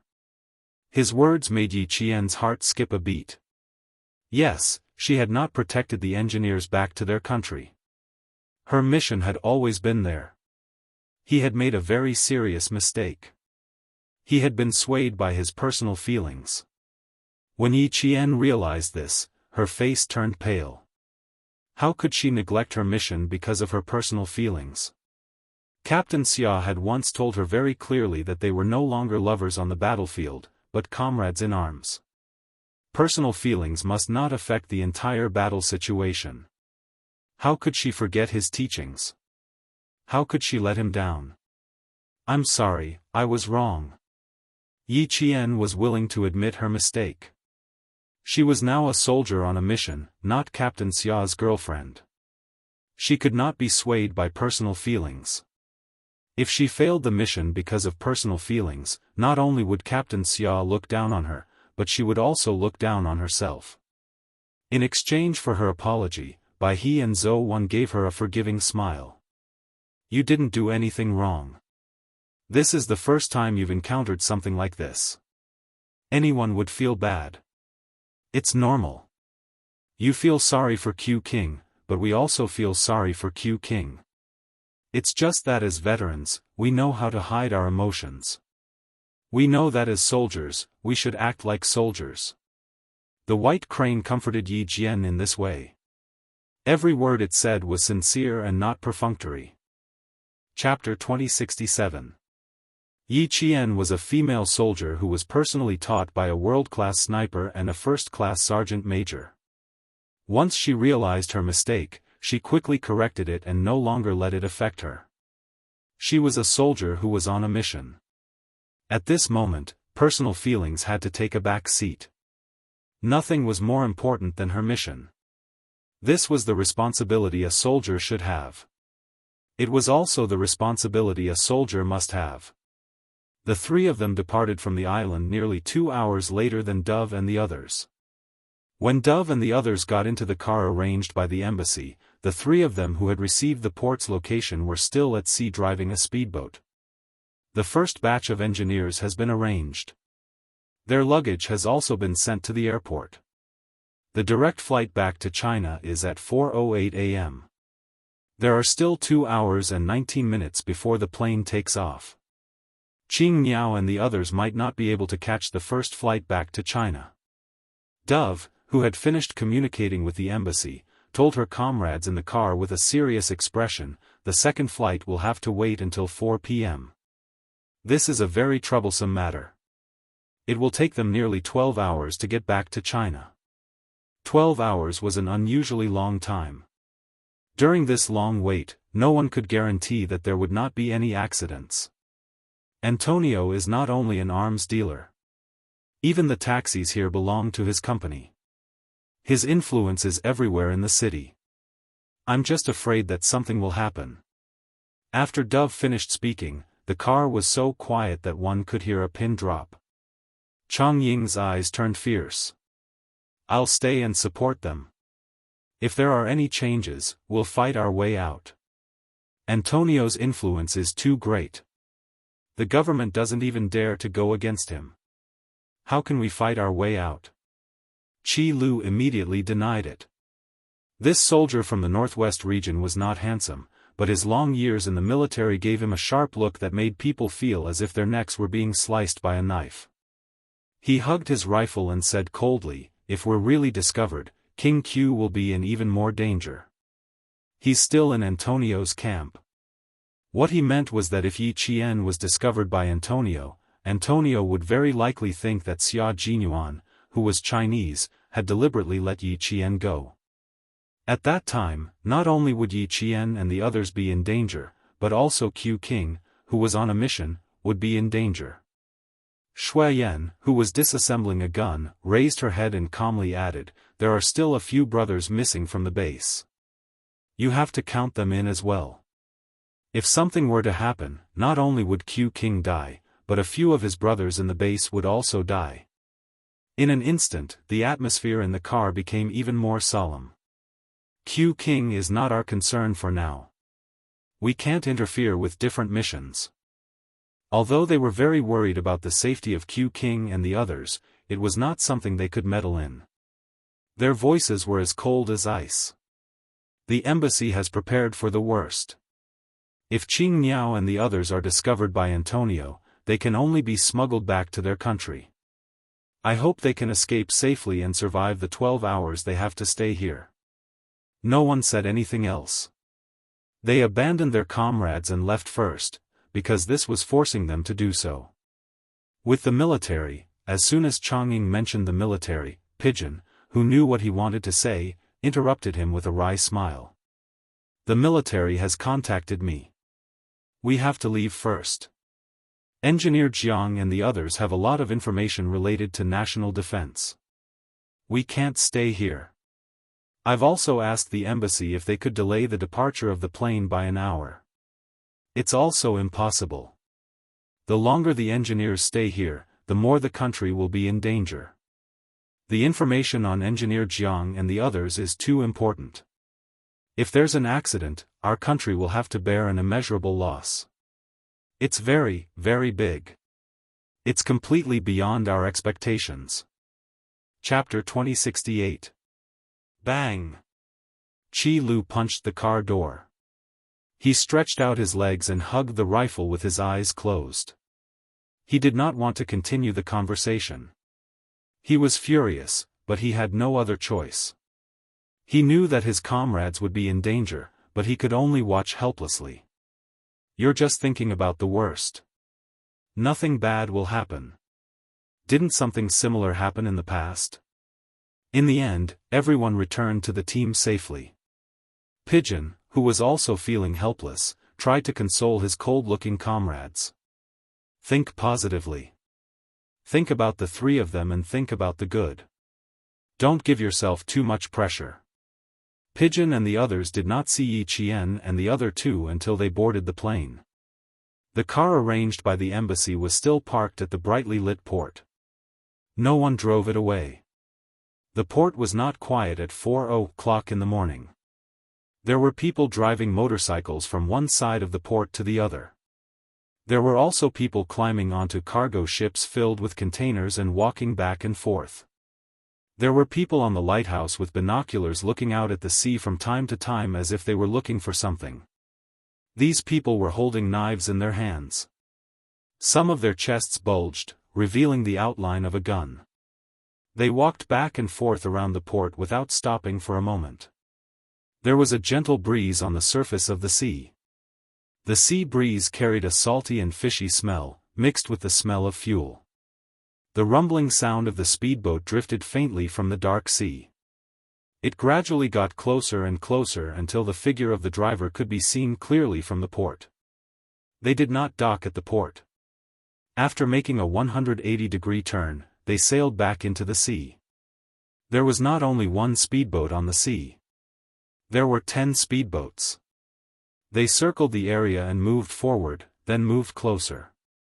From time to time, the people on the speedboats would shout at the top of their lungs. They were all looking for a speedboat, as well as the people on the speedboat. "Expand, expand. Expand the search area. It's too dark. I can't see anything at all. What the hell? Where did they go? As the speedboats dispersed, some curses could be heard faintly. In less than 5 minutes, the people on one of the speedboats shouted to their companions. Suddenly, all the speedboats turned into arrows and rushed over. 3 figures dove under a ship. After a while, someone jumped out of the water as if he was standing and grabbed a rope that was used to release a lifeboat. Soon, before the strong light from the ship swept over, the figure grabbed the rope tightly with both hands. He was as agile as a monkey climbing a tree. His feet kicked the hull of the ship, and in a short while, he climbed onto the deck. Someone walked over with a light on the deck. Yi Jian's eyes darkened as she suddenly lowered her body and hid under the lifeboat. Since she was soaking wet, she couldn't just roll across the deck. The water stains she left behind would tell the guys with the knives that someone had been here before. When the sound of footsteps faded away, Yi Jian immediately climbed onto the deck. His feet hooked onto the handrails of the deck, and his hands nimbly and quickly untied the rope and placed it into the sea. Earlier, she had stepped on Zhou Wan's shoulder to touch the rope that had not been released into the sea. Now she had to release the rope so that her comrades could successfully board the ship. To prevent the water droplets from dripping onto the deck and attracting attention, Yi Jian quickly took off her clothes in the dark. She wrung the water from her clothes tightly. She couldn't take off her pants and wrung them dry, so she could only grab a corner and wring it. The water flowed along the hull of the ship. Not a single drop of water fell into the sea. Soon, Bai He and Zhou Wan came up and used the same method to tighten their clothes and pants. When a few men with knives came over, the 3 of them were long gone. Chapter 2069. Xia Jinyuan told Yi Qian and the other 2 that Antonio's power was so great that even the government's army couldn't compete with it. He wasn't lying at all. The 3 people coming out of the port couldn't drive even if they passed by the cars prepared by the embassy. The entire row of cars, regardless of whether they were big or small, had their wheels all locked, and the name Antonio was sprayed with red paint. It was blatantly telling the owners of these cars that the one who damaged their cars was none other than Antonio. Abandon the car, go find the embassy. Bai He saw the car lock and the red paint, and decided to go find the embassy immediately. According to the agreement, a comrade in the car would pick them up and go to the airport together. Now that there was no one in the car and the car was locked, it was obvious that Chongying, who was supposed to stay behind, had left with them.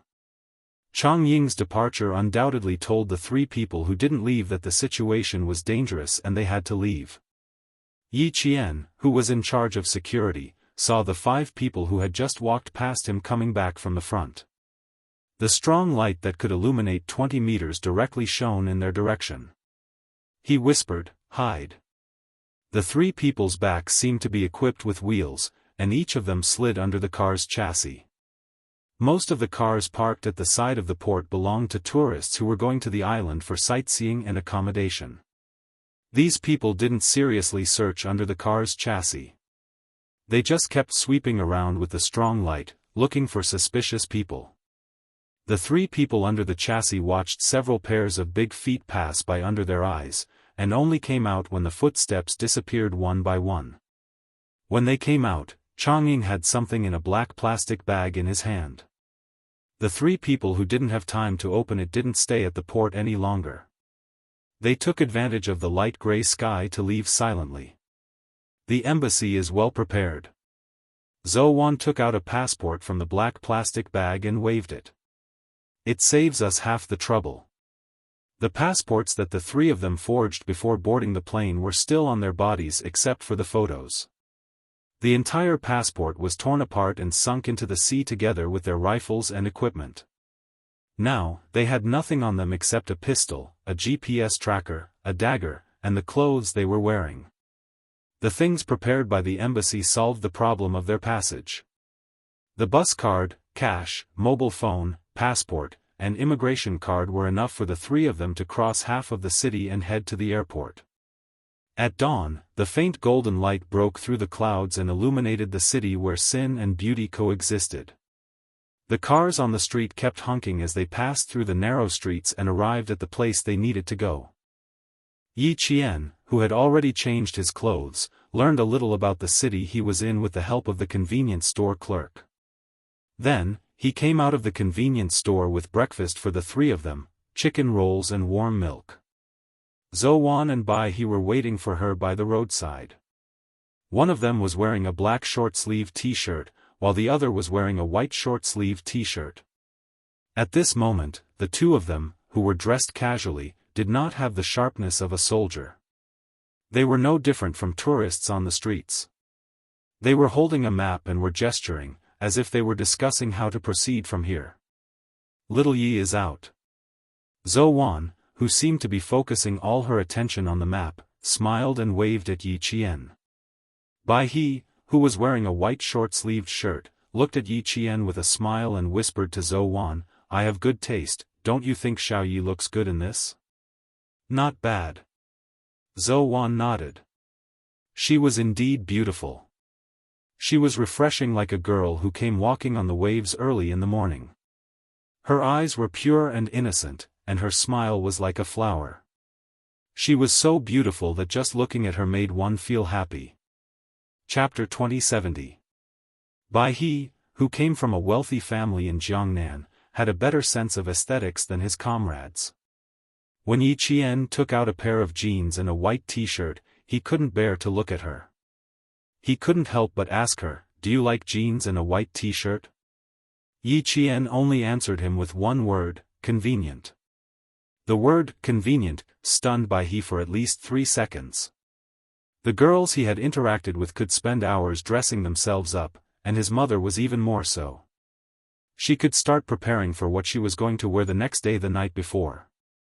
Having interacted with so many girls who spent so much time getting dressed, Bai He didn't know how to react when he heard Yi Qian say, "convenient." Soon, he felt relieved. Yi Qian wasn't like the girls he had interacted with before. Yi Qian was a soldier, and soldiers shouldn't waste time. In order to pursue efficiency, they would definitely do whatever was convenient. In the end, he picked out the clothes that Yi Qian was wearing. It was a pair of loose brown cotton linen trousers that showed off the length of her legs, paired with a light sky blue cotton loose short-sleeved shirt and a pair of bohemian-style flat-heeled sandals. Yi Qian was shocked when she put it on. Zhou Wan and Bai He, who were waiting for her to change, couldn't hide their amazement. She looked really good.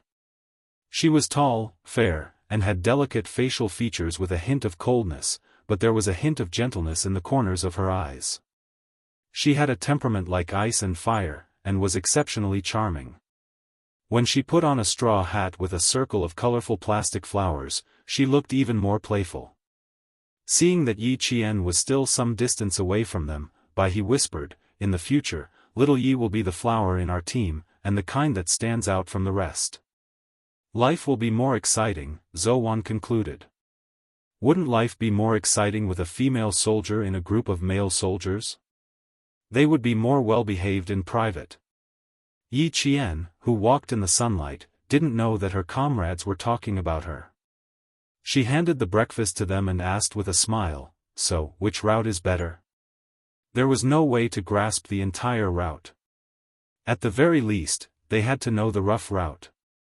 The map was their way of grasping the rough route. It was convenient for them to escape immediately if anything happened. Although the transportation is convenient, the roads in the city are complicated. Even experienced drivers would get lost. The white crane rolled the map into its hand and took a bite of the chicken roll. Coin, who was paying attention to the surroundings, saw a few people with totems tattooed on their arms knocking on the glass window of a taxi. With a dark gaze, it said in a low voice, "Looks like this street isn't peaceful anymore. Let's talk while we walk." He understood the language here, so he could clearly understand what these strong men were saying. Yi Qian's eyes darkened slightly. Antonio's influence had already exceeded their expectations. What about Captain Xia after he returned? Was he doing well? The white crane patted its shoulder lightly and said, "Let's go and take a carriage." "All right." Yi Qian hid his worries well and didn't let his comrades notice anything strange. He smiled faintly and got into the taxi. She believed in Captain Xia's ability, but she couldn't believe that he could really escape unscathed. The taxi drove for less than 3 kilometers before it blocked the road at a corner. The horn was blaring so loudly that it was deafening. As the car moved slowly, the three of them encountered a few strong men knocking on the glass window.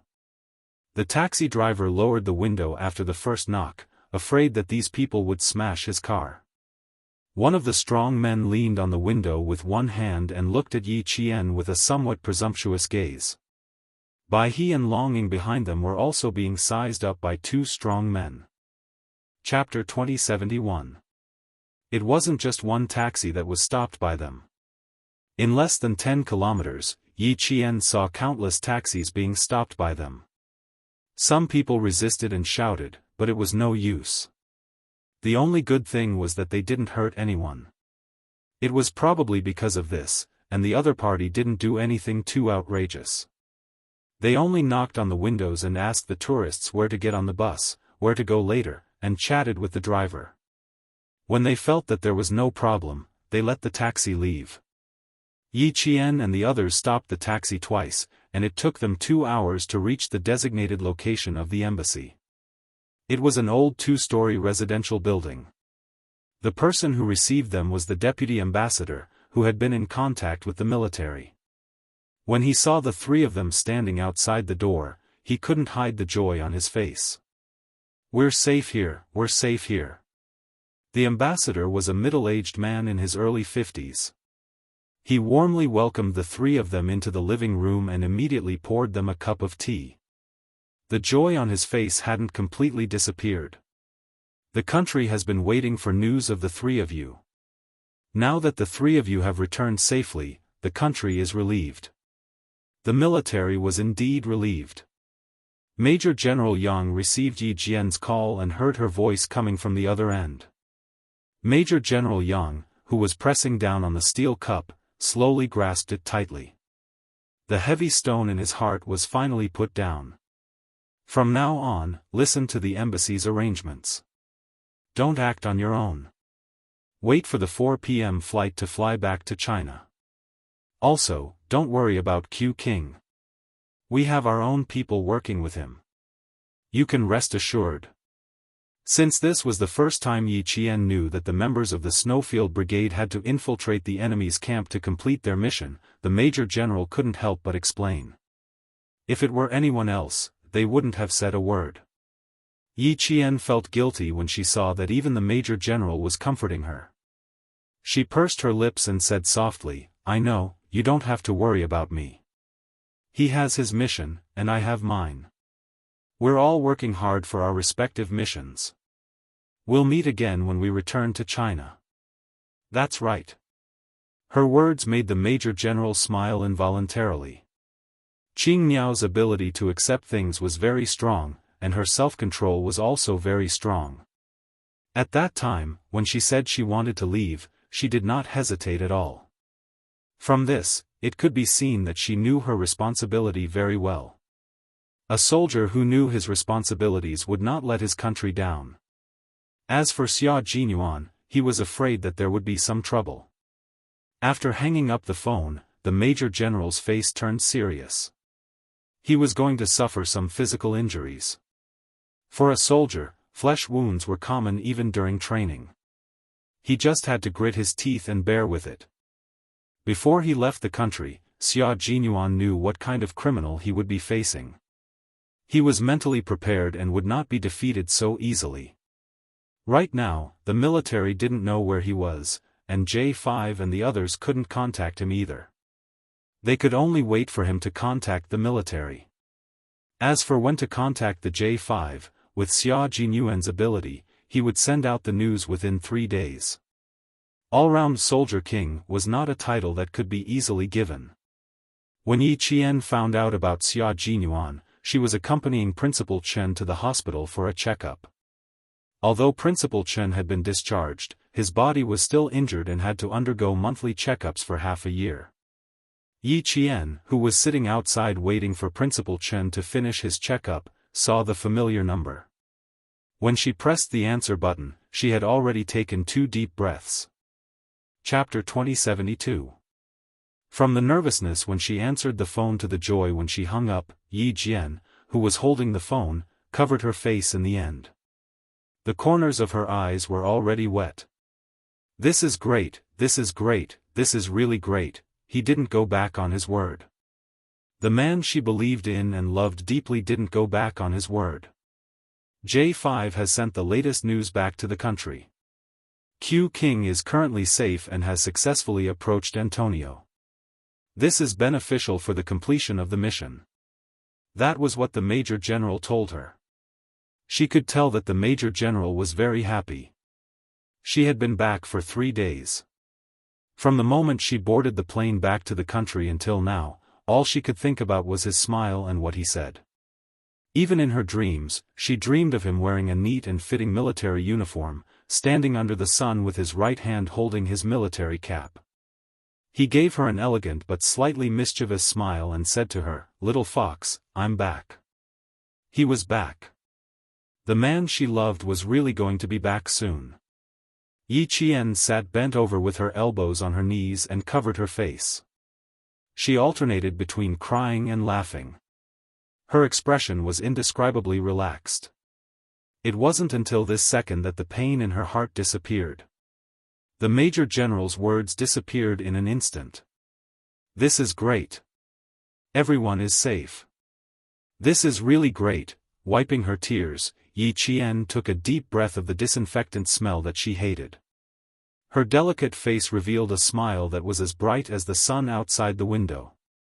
Her watery black eyes were full of vitality, sweeping away the darkness from before. Yi Jian stood up and was about to walk around when she suddenly felt an unfriendly gaze coming from the front. Yi Jian raised her eyes and glanced over. The corners of her mouth curled up slightly. She and Yiying were fated to meet each other. From her previous life to this life, they would always bump into each other inadvertently. Beside Yiying was Sun Dongqing. She was holding a stack of forms and complaining about the hospital service. Seeing her daughter stop, Sun Dongqing couldn't help but stop as well. Looking up from the stack of forms, Sun Dongqing's eyes widened. Why did she bump into this wretched girl? Yiying, let's go. We can't bump into this wretched girl. She's your nemesis. As long as you meet her, nothing good will happen to our family. Now, Sun Dongqing did not dare to confront Yi Jian head-on. After suffering so many losses, she was really a little scared. Yiying was not afraid. She smiled and said, "Mom, our family is not a place where a little military school student like her can do whatever she wants. With Dad around, she's nothing." The last sentence was said through gritted teeth. Who does an orphan think he is? How dare he ride on my head? In the past, she had been careless and had fallen for the wretched girl's tricks time and time again. In the end, she had missed the college entrance examination and had to go abroad to avoid the limelight. And now? Ha ha ha, did she still need to avoid it? He didn't want her to enter the army. But she just had to enter. What's more, the Deputy Chief of Staff had personally made the call and completed all the procedures. All he had to do was to issue a certificate proving that she didn't have a heart attack and that it was really a misdiagnosis. Now that she had made a comeback, it was Yi Qian's turn to suffer. Sun Dongqing, who had wanted to leave, suddenly laughed. That's right, that's right. With old Yi around, what was there to be afraid of? Now that he was in contact with the Deputy Chief of Staff it meant that Yiying would have a powerful backer once she entered the army. Yi Qian, that wretched girl, was nothing. Once Yiying entered the army, with a few tricks, Yi Qian would be dead. Instantly, Sun Dongqing, who was full of confidence, grabbed Yiying's hand and walked towards Yi Qian with a smug look on her face. Chapter 2073. At this moment, Yi Qian really didn't want to see the mother and daughter walking towards her. However, the mother and daughter were obviously back to their previous arrogance. Their eyebrows were filled with pride, as if they couldn't wait for the whole world to know that their family had a happy occasion. Especially Sun Dongqing. Her gaze was as if everyone else was inferior and she was the only one who was noble. She even walked with her own wind. Yi Qian only glanced at the mother and daughter. She originally wanted to walk around, but she sat down again. If she walked away now, Sun Dongqing would definitely think that she was scared. She was really embarrassed. She might not have such a competitive heart towards others, but towards Sun Dongqing and her daughter, she really had to have a competitive heart. Otherwise, they would be even more insatiable. Yi Ying could already tell that Yi Qian had cried. Seeing this, her cherry lips curved into a sweet smile. When Yi Qian cried, she had to smile even more. Not only did she have to smile, she had to smile sweetly and beautifully. She had to let her know that she, Yi Ying, couldn't be defeated just because she failed the college entrance exam. With a cold gaze, Yi Ying sat down lightly. She didn't even dare to look at Yi Qian. She pretended to be worried and asked Sun Dongqing, "Mom, do you think I'll be able to enter the capital government regiment directly this time? I'm still a little worried." Not only did she smile sweetly and beautifully, but she also had to show the smile of a winner. Using words and actions to suppress others was Sun Dongqing's strength. Yi Ying took after her in this aspect. Hearing this, she immediately understood and smiled, "My precious daughter, what else do you have to worry about? With your looks and talent, you can sing, dance, and even play the piano. The leader already said that as long as your body is fine, you can definitely enter the army. The leader also said that it's a pity that a girl with such talent like you doesn't enter the army. If you enter the army to gain experience for a few years, you'll just end up as a fetus. Be reborn." Yi Ying continued her mother's words coquettishly. She then lowered her head as if she was very embarrassed. "I just don't feel at ease. That's why I want you to enlighten me." Seeing that Yi Qian did not react even after saying so much, Sun Dongqing gritted her teeth and thought to herself, "Little bitch, you're pretty good at enduring. If she doesn't anger you today, her surname isn't Sunday." With a vicious expression, she gently patted Yi Ying's hand that was holding her arm and joked kindly, "Why do you feel so uneasy? Now that it's settled, all we have to do is wait for your medical report to be sent over and the specialist will give you another consultation. Then, you can report to the army directly. What's there to worry about? It's because I can suddenly go to the army that I feel uneasy." Yi Ying held Sun Dongqing's arm and pouted. "It used to be so difficult to get in, but now that I've returned from France, I can get in. Moreover, I'm in the capital political group. It's like a dream. I can't believe it." The mother and daughter deliberately slowed down their pace and walked over as they talked. When they were about a meter away from Yi Qian, Yi Ying smiled at Yi Qian, who was still unmoved, and asked, "Happy New Year, Yi Qian. Aren't you a military school student? You must know a lot about the army. Can you tell me why they said that I couldn't enter the army before, but now I can?" She intended to regain her lost face through Yi Qian. How could she let Yi Qian go? She asked aggressively, "I really can't figure it out. I didn't expect this to happen to me. If it were you, an orphan, and the army said that they don't want you, I dare say that you won't be able to enter for the rest of your life." Chapter 2074. Yi Qian knew exactly what Yi Ying was thinking.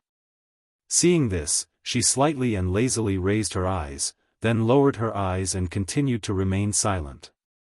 At this time, the more she remained silent and the less she spoke, the more it would ignite Yi Ying's anger. What she wanted to do was to ignite Yi Ying's anger and hear what she would say in her anger. Yi Ying was able to enter the military all of a sudden. Needless to say, it must be related to the Du family. In her previous life, Yi Ying was the daughter-in-law of the Du family. In this life, Yi Ying relied on the Du family's connections to enter the military. Would she become the daughter-in-law of the Du family? The Du family and family Xia did not get along. If the Du family, who used their power for personal gain, did a few more bad things, it would be easier for the family Xia to take action. Sun Dongqing could not stand Yi Qian's disregard. She stood up and stared down at Yi Qian, who had always looked down on her and thought she would not amount to anything. She gritted her teeth and said fiercely, "Stupid girl, you think you're so great just because you're a military academy student? How is my Yingying inferior to you? As long as she wants it, there's nothing she can't get. In the past, it was because of you that Yingying suffered so much in school, that she suffered so much and suffered so many grievances. Humph, now Yingying is about to enter the military, and it's the Beijing political regiment. I'd like to see how you're going to make things difficult for Yingying." Sun Dongqing had always thought that Yi Ying's current situation was all because of Yi Qian. Yi Ying was not at fault at all. Why did she say that Yi Qian was here to make things difficult for Yi Ying? Because every time it was a critical moment, the unlucky one was always Yi Ying. No matter how good their family's calculations were, in the end, Yi Qian would be fine. Now that she had the help of a benefactor, and it was the deputy chief of staff Du, no matter how powerful Chen Dongfeng was, could he be more powerful than the deputy chief of staff Du? Could he still stop Deputy Chief of Staff Du from arranging for Yingying to enter the military? She couldn't enter the provincial army because her Yingying was destined to be assisted by a noble to enter the capital government regiment. Seeing that Yi Qian had remained silent and still looked down on her family, Sun Dongqing wished she could slap Yi Qian to show him how powerful she was. What Yi Ying was thinking was also what Sun Dongqing was thinking. Seeing Yi Qian's indifferent expression, as if it was no big deal for her to enter the capital's political group, Yi Ying, whose heart was filled with resentment, no longer had the smug smile on her face. With a gloomy expression, she shouted in a low voice, "What's so great about you? Do you think you can stop what I want? What's so great about being a soldier? Do you think I care? In my eyes, he is just a poor soldier. I have neither money nor power. If it weren't for you, do you think I would have joined the army? Didn't I tell you not to think you're so great just because you got into the military academy? Even if I didn't get into the military academy, I can still be a soldier." No matter how much she said, Yi Qian's expression remained indifferent. He raised his hand to look at the time. It had been 10 minutes since Uncle Chen went in for a checkup. The mother and daughter had been talking for so long, but Yi Zhifan still hadn't come out. The corners of Yi Qian's mouth couldn't help but curl up slightly. Without Yi Zhifan around, Sun Dongqing and Yi Ying were nothing to be afraid of. Finally, Yi Qian, who had been sitting quietly, moved. The moment she moved, the mother and daughter's faces lit up. They thought she had stimulated Yi Qian. "Yi Ying, what does your joining the army have to do with me? Is it worth it for you to come all the way to the hospital to report to me?" Yi Qian put her hands into the pockets of her cotton-padded jacket. Her slender fingers pressed a few keys as she said, "There's really no need for that. I don't even want to know if you're a soldier or not." Chapter 2075. It would have been better if she hadn't opened her mouth, but the moment she did, the mother and daughter were infuriated. What did she mean by specially coming to the hospital to report? Who did she think she was? Yi Ying's face had turned green from anger because of Yi Qian's few words. However, Yi Qian didn't stop there. Since she had spoken, she naturally had to record what she wanted to record. "Since you hate soldiers so much and say that we soldiers are poor, why did you choose a poor soldier who you despise for me? You really don't have to make things difficult for yourself for me, and don't make things difficult for others, understand?" Yi Qian kept saying that Yi Ying joined the military because of her. Yi Ying's face had turned from green to black. She gritted her teeth and said angrily, "Yi Qian, you really think highly of yourself. Who do you think you are that I have to trouble myself to specially tell you? Report to you? I despise poor soldiers, so naturally I despise poor soldiers like you. Why would I need to report to you? What a joke." She was so angry, so angry. She made it sound as if she was afraid of her and needed to eagerly come to the hospital to ask her if she agreed to enlist. Yi Qian, who had been recording with his phone, saw that she was extremely rude. Her eyes darkened as she stared sharply at Yi Ying. Who do you think you are that you dare to come to me to show off? A person who can't even take the college entrance exam, who wronged an instructor during military training, who spread rumors everywhere, who can't even stay in school, what right do you have to speak to me? Yi Qian, who had a strong aura, not only suppressed the mother and daughter with her tone, but also her aura. After she finished speaking, the mother and daughter, who were arrogant just a moment ago, were now trembling with anger. Wretched girl, what did you say? I dare you to say it again. Sun Dongqing, who was so angry that her temples were throbbing, glared at Yi Qian. She looked as if she would pounce on him and tear him apart at any moment. My good daughter has been wronged by you. I dare you to say it again. Her anger did not affect Yi Qian at all. Yi Qian only raised his eyebrows slightly. Wronged? If you don't qualify for the college entrance examination, the Education Bureau can investigate. During the military training, you wronged the instructor, and the whole school knows about it.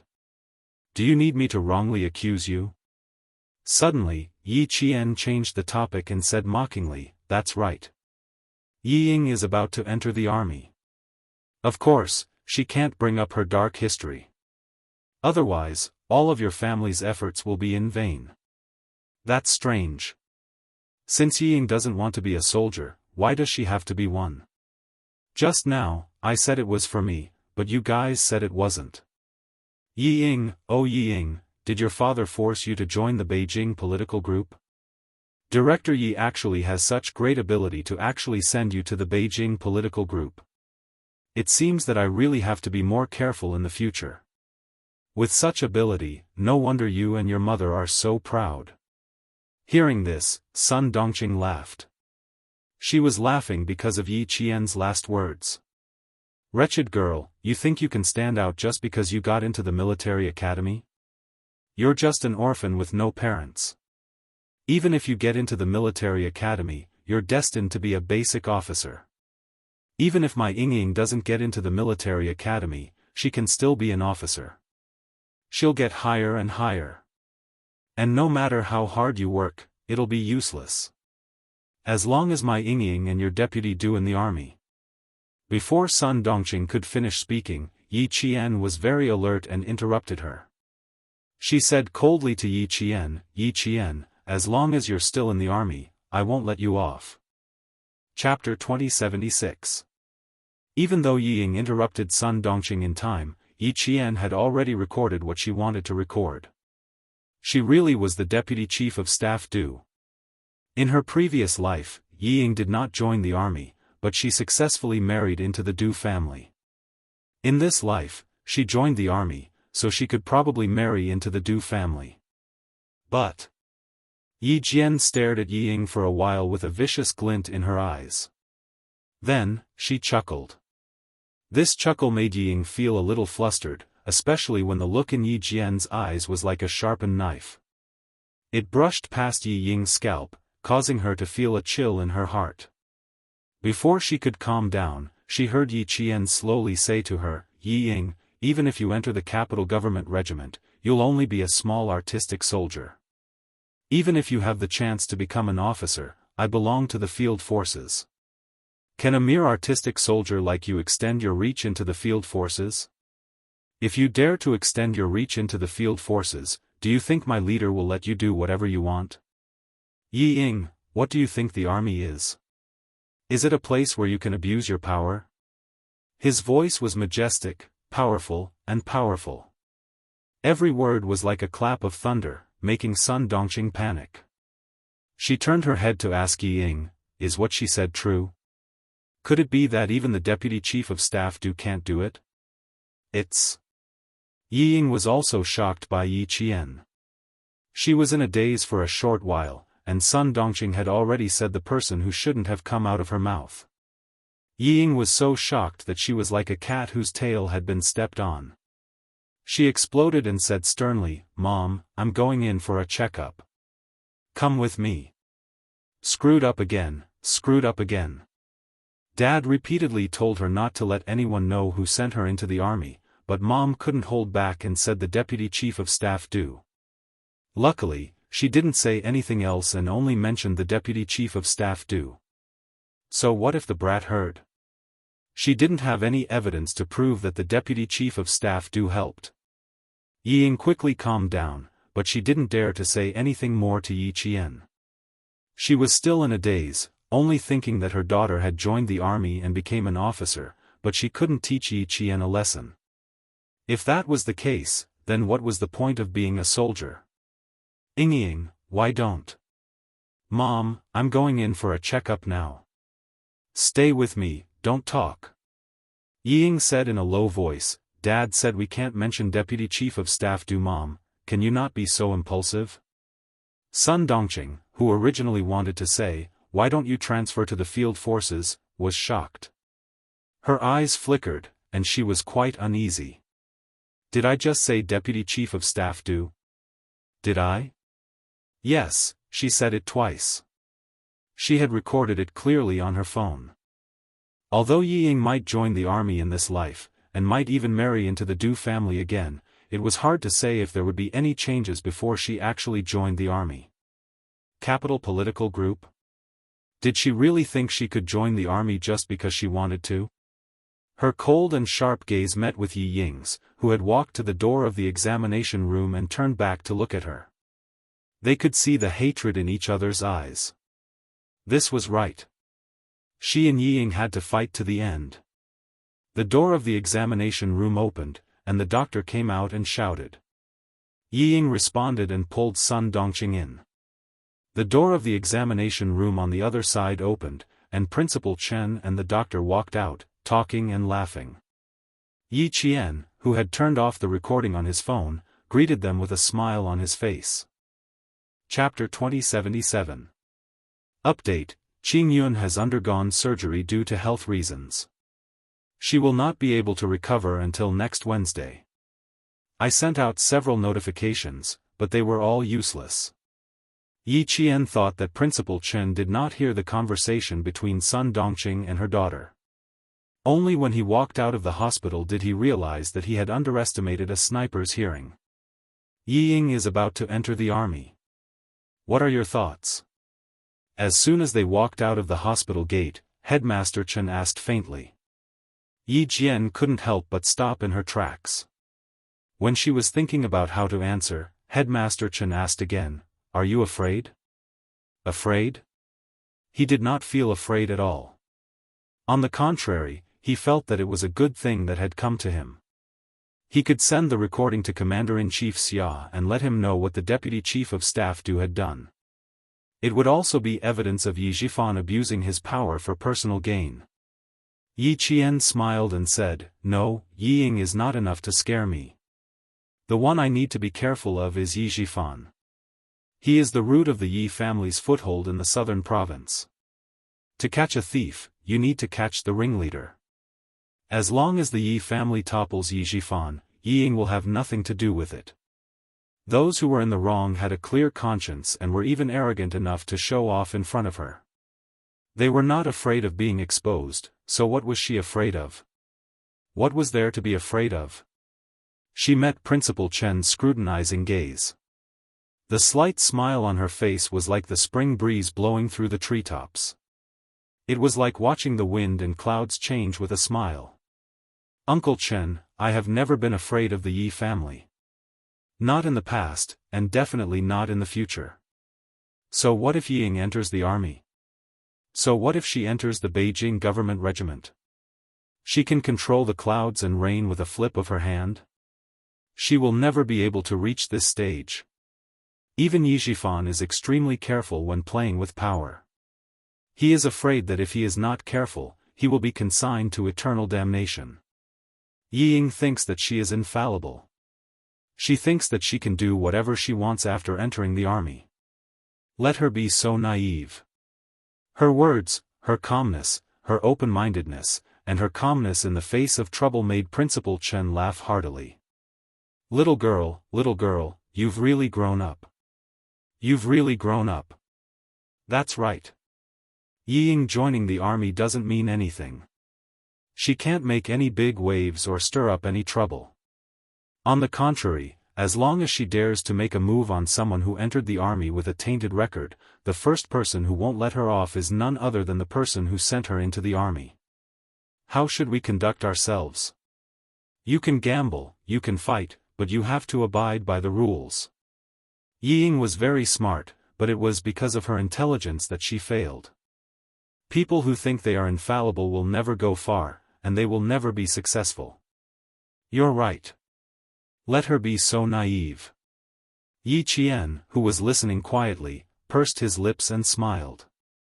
Uncle Chen's focus was still on Yi Zhifan. He didn't think that Yi Ying could do anything. In fact, if she couldn't make any big waves or stir up any trouble, then she wouldn't be Yi Ying. The recording in the phone should be able to make things difficult for Yi Ying, but it also depended on Commander-in-Chief Xia's arrangements.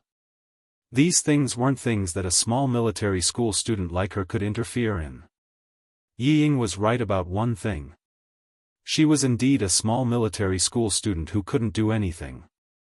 The only thing she could do was to hand the recording to Commander-in-Chief Xia. Commander-in-Chief Xia, who received the recording, played it to the Military Disciplinary Committee. The recording clearly stated who did what, who entered the army because of what. Banned from taking the college entrance exam, heart disease, how could someone like that enter the Beijing political group? And it was even recorded? Several generals in the Military Disciplinary Committee looked at each other. When did Deputy Chief of Staff Du become so unreliable? Commander-in-Chief Xia, who left a copy of the recording, didn't interfere in this matter. Old Du couldn't be touched, but Director Yi of the Southern Province could. Having taught such an arrogant and savage daughter, he should know that his career wouldn't go far. Chapter 2078. Deputy Chief of Staff Du couldn't be moved for the time being, but Yi Zhifan's investigation had already begun. At this time, the Southern Province's officialdom was still in the midst of the new year. Yi Qian, who gave the recording to Commander-in-Chief Xia, left the provincial capital at night. She needed to go back to Shuku village to retrieve her mother's belongings. Last year, Chief Kai came under the cover of night to hand over Sun Xueqing's belongings to Principal Chen. Yi Qian hadn't seen it until Principal Chen mentioned it. Only then did she know that her mother had left behind her belongings. In addition, Yi Zhifan also had martyr Sun Xueqing's belongings. Thinking of her mother, Yi Qian, who had boarded the train, gently leaned against the train window. She slowly closed her eyes to hide the sadness in her eyes, while Xiuyan's beautiful brows revealed her unyielding determination. Girl, Chief Kai brought back martyr Sun Xueqing's belongings. I hid them in the closet. You go and retrieve them first. Yi Zhifan also has martyr Sun Xueqing's belongings. This is what your mother left for you. You have to retrieve it too. Right now, Yi Zhifan's family is riding high. You have to avoid their limelight and retrieve the belongings your mother left for you. Their family won't be able to be proud for much longer. In her previous life, she was useless. She didn't see any of her mother's belongings. She didn't even know that Yi Zhifan had her mother's belongings. In this life, she couldn't make the same mistake as in her previous life. She had to correct all the mistakes she made in her previous life. Principal Chen's advice flashed through her mind. Yi Qian, who was secretly adjusting her breathing, gradually calmed down. Soon, very soon. The current Yi Zhifan seemed to have a bright future, but he didn't know that sending Yi Ying to the army was equivalent to cutting off his own career. Let them be proud for a while longer. The higher you climb, the more painful it will be when you fall. She was waiting for this family to fall from the clouds into the mud. It was around 5:00 in the afternoon the next day when they returned to Shuku village. It was the time when the village was filled with smoke and delicious food. The atmosphere in the village was very festive. Spring festival couplets were pasted on the door of every house, and red lanterns were hung up. Yi Qian, who had a faint smile on his face, thanked the villagers for their invitation and returned to his home. The house was still the same as before. The green tiles, the white walls, the grass, and the trees were all so familiar. Creak, creak, creak, she pushed open the rusty wooden door and turned on the light. The pure white light shone on every corner of the living room. The familiar furnishings and the familiar atmosphere. This was her home, a home that could let her put down all the defenses in her heart and make her feel at ease. When his gaze fell on the two large chairs in the main hall, Yi Qian's eyes turned sour. It was Grandpa Zhen's favorite chair. Grandpa Zhen would sit in one chair while she would sit in the other. She would quietly listen to Grandpa Zhen talk, listen to him teach her how to be a person, listen to him teach her how to be a person, listen to him teach her how to live her life, listen to him teach her, listen to him educate her. Things were still the same, but people had changed. Her home was still there, but the old man who wholeheartedly cared for her was no longer there. Yi Qian pursed her lips and walked step by step to the side of the large chair. Then, she slowly sat down. Her body was slightly tilted as she faced the other large chair. Just like before, she maintained the posture of listening to Grandpa Zhen's preaching. Grandpa, Yi Zhifan will fall from power very soon. Look, I've been waiting for this day for so long. You told me before that there are some things that I can't be too hasty about. I've always remembered your words. I've been waiting, hoping, and waiting. Now that it has finally happened, I'm really happy. Chapter 2079. After returning home, Yi Qian sat on the big chair and looked at the empty big chair opposite her. She vaguely felt like she had returned to the past, when she saw the kind-looking old man in an old-fashioned military uniform looking at her with kind eyes. Yi Qian felt her eyes sting, and she smiled. After returning home, she removed the outer layer that was the toughest and most resistant to wind and rain. The smile that lingered on the corner of her mouth was so soft. Grandpa, are you okay? I don't know when the girl will be back this time. Let me tell you a piece of good news. I've finally waited for Yi Zhifan's end. I've waited for this family's end. I've waited for 2 lifetimes, and Yi Zhifan's end has finally arrived. Grandpa, I'm really happy, really happy. She couldn't stop talking after suddenly opening her mouth. With a gentle smile on her face, Yi Qian seemed to have returned to the time when Uncle Zhen was still alive. She slowly, carefully, and softly said the words that she didn't know how to say to Principal Chen and Xia Jinyuan in front of the empty big chair. I've never told you why I suddenly became sensible in the 2nd year of junior high school. I've always wanted to tell you, but I couldn't bring myself to say it. You said that I'm sensible now. You said that I finally understood. Grandpa, you don't know why I'm sensible now. It's all because I was taught a bloody lesson in my previous life. I was reborn with hatred. In my previous life, I didn't listen to you and refused your help. In the end, Ying forced me to be like a stray dog. I didn't even die with any dignity. But I never thought that I would be reborn. In this life, I came with hatred. The only thing I wanted to do was to take revenge. Other than that, I didn't have any other thoughts. Grandpa, you were the one who pointed out a path for me. You told me that in this life, other than taking revenge, there was another way to make my enemies hate me.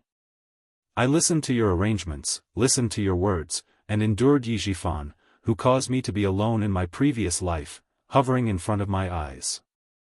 I held back my hatred and silently put down the scissors and kitchen knives that I picked up time and time again.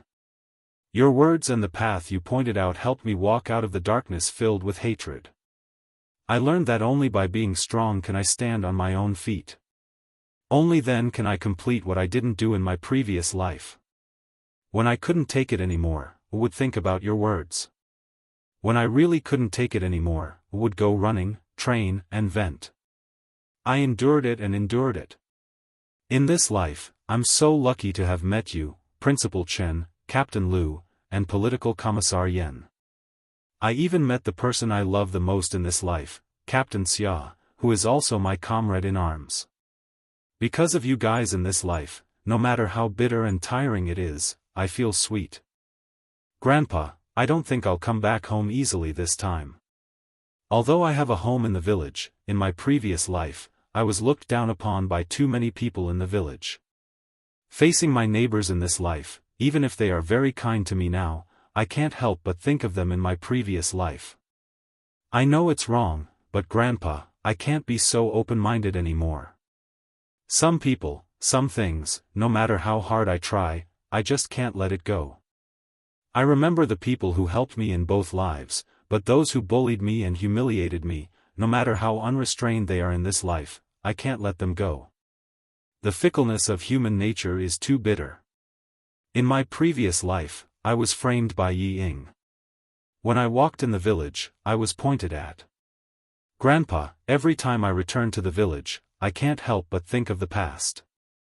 Chapter 2080. Yi Qian spoke of her secret in a very calm tone. There was no sadness or pain, only a sense of ease. Grandfather, I'm sorry to disappoint you. I can't let go of everything. The only thing I can do is to forget those things and those people. But don't worry, I won't do anything extreme. I will get along with them peacefully. I will bury all the things they did to me in my previous life in my heart. Along with the fate of Yi Zhifan and his family, it will gradually fade away. I think I will be able to get over it, but it will take some time. In her previous life, the villagers of Shuku village all stood on Yi Ying's side. They scolded her for seducing the teacher from the city. Later on, whenever Sun Dongqing returned to the village, she would spread the news of her dirty deeds. When Yi Ying returned from her studies in France, the villagers compared her to Yi Ying, and their hatred for her reached its peak. Even after being reborn, Yi Qian still couldn't get over those inexplicable feelings. So, every time she came back, she would smile and decline the villagers' invitations to visit her house. She would never stay for dinner. She couldn't be calm without getting over it. This was Yi Qian's deepest secret. Even in front of an empty chair, it was very difficult to say it. She had to say the words that were buried in her heart, buried in her bones, word by word. It was as if they were extracted from the depths of her soul. Every word was wrapped in a layer of blood. Fortunately, she was able to face it calmly. Although every word was like crying blood, her expression was exceptionally relaxed. A dog barked faintly and woke Yi Jian up.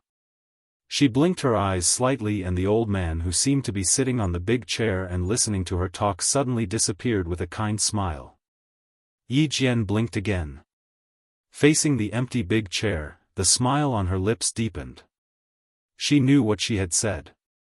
She also knew that she had been talking to herself. She just wanted to say it out loud. She wanted to tell the secret that had been buried deep in her heart. She felt much better after saying it out loud. That was it. This secret didn't need anyone else to know. It was enough for her to know it. Yi Qian took a deep breath and stood up. Under the light, her eyes were like a lotus flower in the clear sky after the rain. She had weathered the wind and rain, but she was strong. The fire in the kitchen had already been lit. Yi Qian added some dry wood and set up a copper kettle with water. After washing her hands clean, she opened a waterproof and moisture-proof leather bag. Her expression was solemn. When she took out the items from the leather bag, Yi Qian's fingertips trembled slightly. She had just taken it out from the inner compartment of the wardrobe. It was her mother's belongings. There were 2 diaries. While warming herself up, she opened the first diary.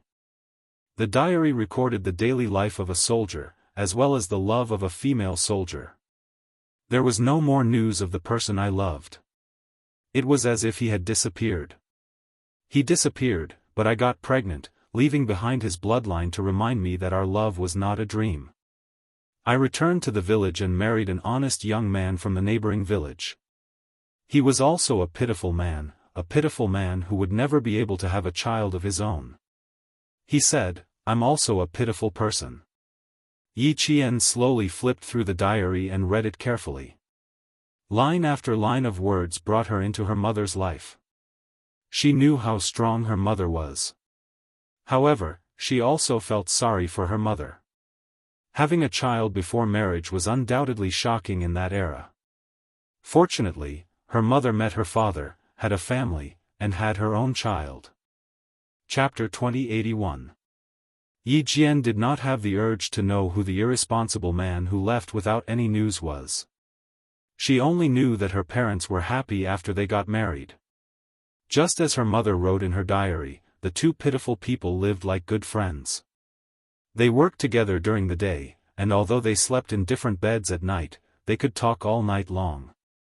She also knew that her father actually liked another girl in the village, but because of his health, he could only watch her get married and become a mother. When I received news that Xian Fan had died in a foreign land, I wanted to fight with my mother-in-law. It was her pressure that caused Xian Fan to die in a foreign land. It was her favoritism that caused Xian Fan to leave while sick. I wanted my mother-in-law to pay with her life, but before I could start, I had to return to the army. I had to face a mission that I knew would cause me to sacrifice myself. I had no other choice, because I was a soldier. I had to obey orders and accept arrangements. I had no other choice. I was not afraid of sacrifice, but I was afraid that my daughter would be young and uncared for. I made a very bold choice. During the meeting, I stood up and loudly told the Prime Minister that if I sacrificed myself, I was willing to ask the army to take care of my daughter. As long as the Prime Minister agreed, even if my daughter lost me, she would be well taken care of. I also told my comrades that I was willing to ask them to take care of her. I did not ask for my daughter to live a life of luxury. I only wanted her to live a peaceful life. Even if she did not know that she had an irresponsible mother like me, it did not matter. I only wanted her to grow up peacefully and never know about those dirty and ugly things. I wanted her to grow up happily and happily. Seeing this, Yi Qian smiled with tears in her eyes. This was her mother, a fearless soldier who was not afraid of sacrifice. A great mother who left all her gentleness to herself. A peaceful life. Her mother wanted to make a final gamble in exchange for a peaceful life, but in her previous life, she failed to live up to her expectations and let her down deeply. In this life, she would not let her down again. Yi Qian, who had never seen martyr Sun Xueqing's belongings, read the two diaries again and again. The fire in the stove was extinguished and reignited. The water in the copper kettle was cold and boiled. In the end, Yi Qian was so familiar with the diaries that she could memorize them without missing a word. Putting the diaries back into the leather bag, Yi Qian picked up a booklet with yellowed pages. The edges of the pages were rusty from reading too many pages. This was a booklet of military rules and regulations. Yi Qian flipped open the booklet and looked at some of the rules and regulations that still remained. It was as if she saw her mother seriously reading the booklet. The handbook was a little thinner than today's rules and regulations. Yi Qian finished reading it in less than an hour. Without closing the handbook, she stared at some of the underlined words. Her calm gaze slowly changed, becoming as sharp as the cold light on the tip of a sword. Smuggling, drug trafficking, violation of the law. These words were underlined. Her mother had sacrificed herself because of this. Now, the people who caused her death had not been punished. In fact, they had climbed to a higher position. In order to cover up their crimes, they had even erased her mother's life. Mother, your sacrifice will not be in vain. Your daughter will find the people who harmed you. Your daughter will finish what you have not finished. After putting all the items back into the leather bag, Yi Qian sat in the kitchen and rested for a few hours. She left Shuku village at 5 in the morning. When she reached the entrance of the village, she turned back to look at the peaceful mountain village. Yi Qian looked away and strode away without looking back. There was a storm ahead, and she just sat there and watched it. Chapter 2082. From Commander-in-Chief Xia's tone, Yi Qian already knew that the southern province's officialdom was going to be chaotic. However, Yi Zhifan, who had not received the news yet, was still immersed in the joy of his daughter, Yi Ying, joining the army. After the physical examination, Yi Ying, who received the authoritative results and handed in all the information, quickly received the letter of enlistment. There was still a month before the spring conscription. With the Du family's help, Yi Ying received the letter of enlistment earlier than anyone else. The army that she was going to report to was none other than the Beijing political regiment that Yi Zhifan wanted to send Yi Ying to. Good, good, good. I'm relieved now. Yi Zhifan, who received Yi Ying's letter of enlistment from the post office, looked at the name written on it and couldn't help but smile. Letter of enlistment was written on the red hard surface in golden font.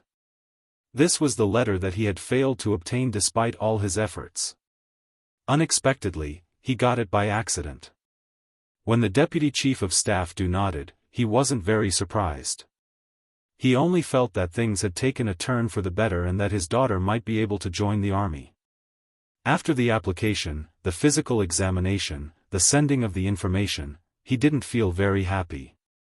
After all, everything was unpredictable. As long as it wasn't confirmed, he would choose to visit. Now that he received the letter of enlistment and everything was settled, Yi Zhifan, who had always been calm, finally believed the deputy chief of staff only then did the heavy stone in his heart fall off. Yi Zhifan was naturally suspicious. In addition, this was all planned by the person behind the jade pendant. Previously, he had guessed that the person behind the jade pendant had asked Sun Yaozu to spy on him. At the same time, he didn't believe the person behind the jade pendant anymore. He also didn't believe that the deputy chief of staff could really send Yi Ying to the army. Now, he believed it. Keep the letter of enlistment. When the uniforms are distributed, I'll go to the capital with you. Yi Zhifan handed the letter of enlistment to Yi Ying.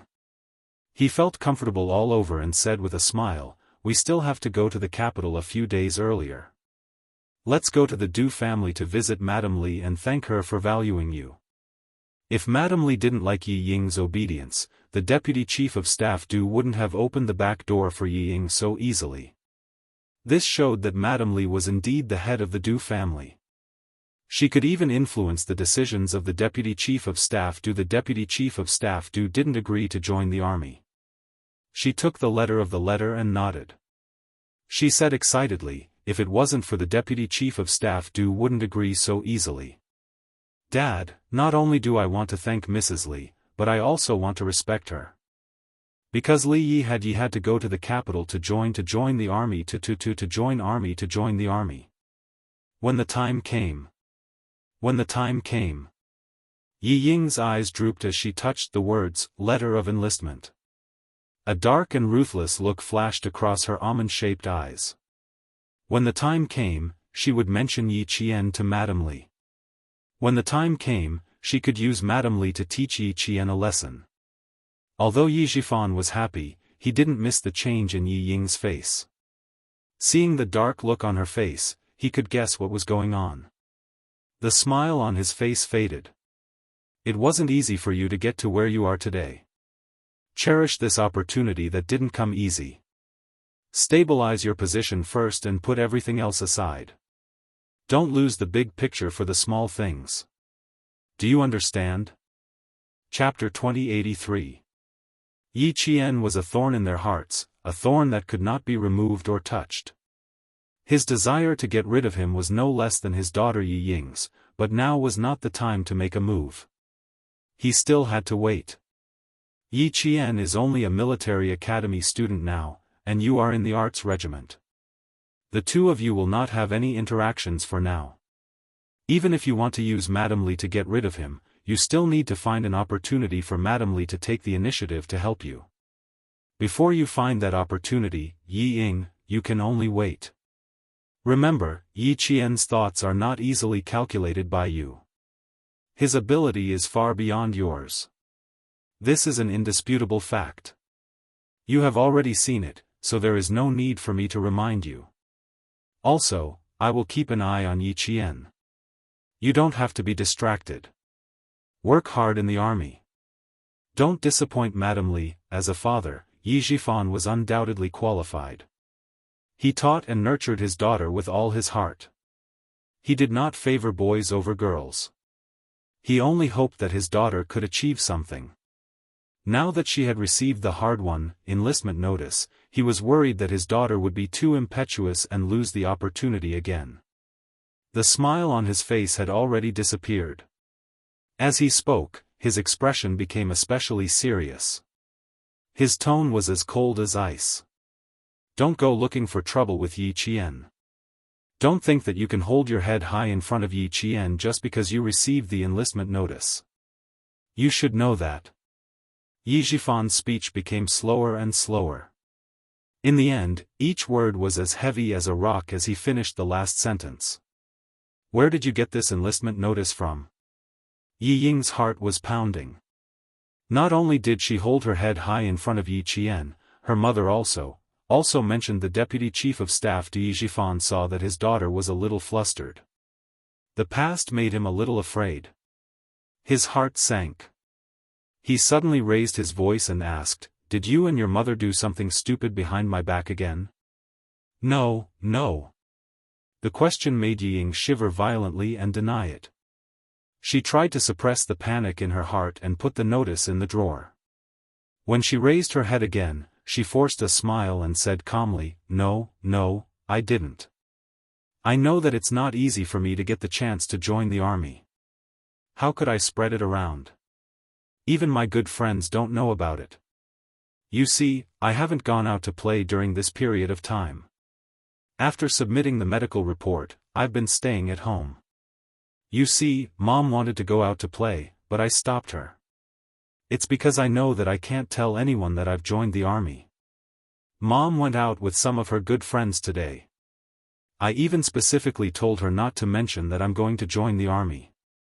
I'm already so careful, so how can I go around talking nonsense?" She said a bunch of things in a panic, but Yi Jifan wasn't completely at ease. However, when he thought about how the mother and daughter really hadn't gone out much during the new year, he felt slightly relieved. "It's good that you know. The military uniform will be arriving in a few days. Once it's received, we'll immediately head to the capital. Dad will only be at ease if I personally send you into the army." Yi Jifan wasn't afraid of anything else. He was only afraid that the mother and daughter would run out to look for Yi Qian. Today, he was very afraid of Yi Qian. He was afraid that Yi Qian would find out that something had happened and cause trouble. Who knew that something had already happened and that something had already happened? A videotape of Yi Ying's extravagant lifestyle in a French nightclub was handed to Yi Qian by Ho Zi. Chapter 2084.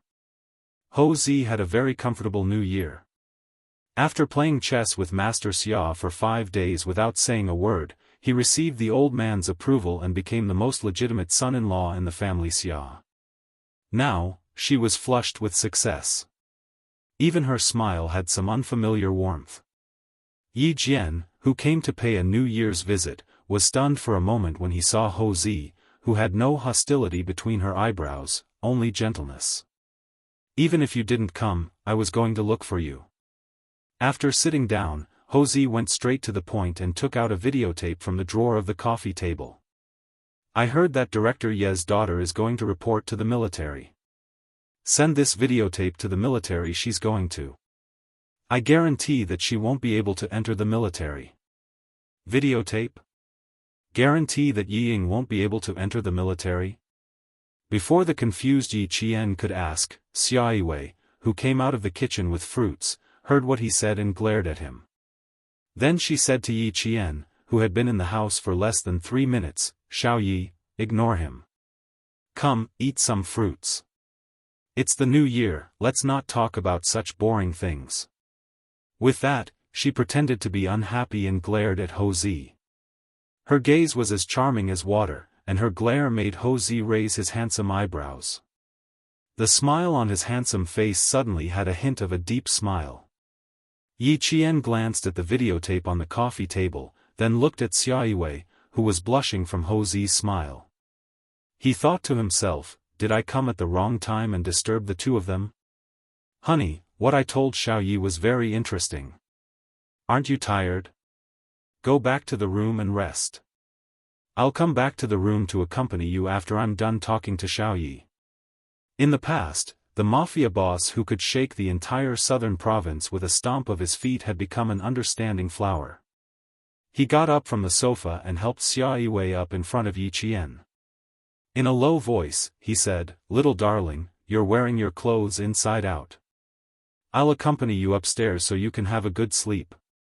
His voice was very low, but the person sitting on the sofa was a special forces soldier. No matter how low his voice was, she could still hear it clearly. With Captain Xia's adult education, Yi Qian instantly understood that he had come at the wrong time. He quickly picked up the hot tea he had brewed to hide his awkwardness and pretended not to see or hear anything.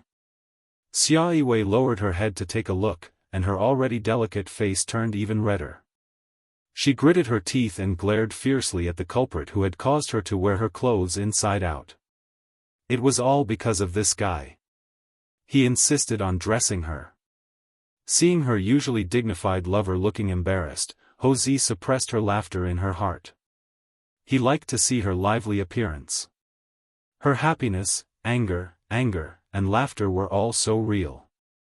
She was so real that he only needed to reach out a little and he would be able to hold her in his arms and love her dearly. Hugging her slender waist, Hou-zi teased her gently, "Didn't I tell you before? You can go upstairs and rest. You don't have to come down.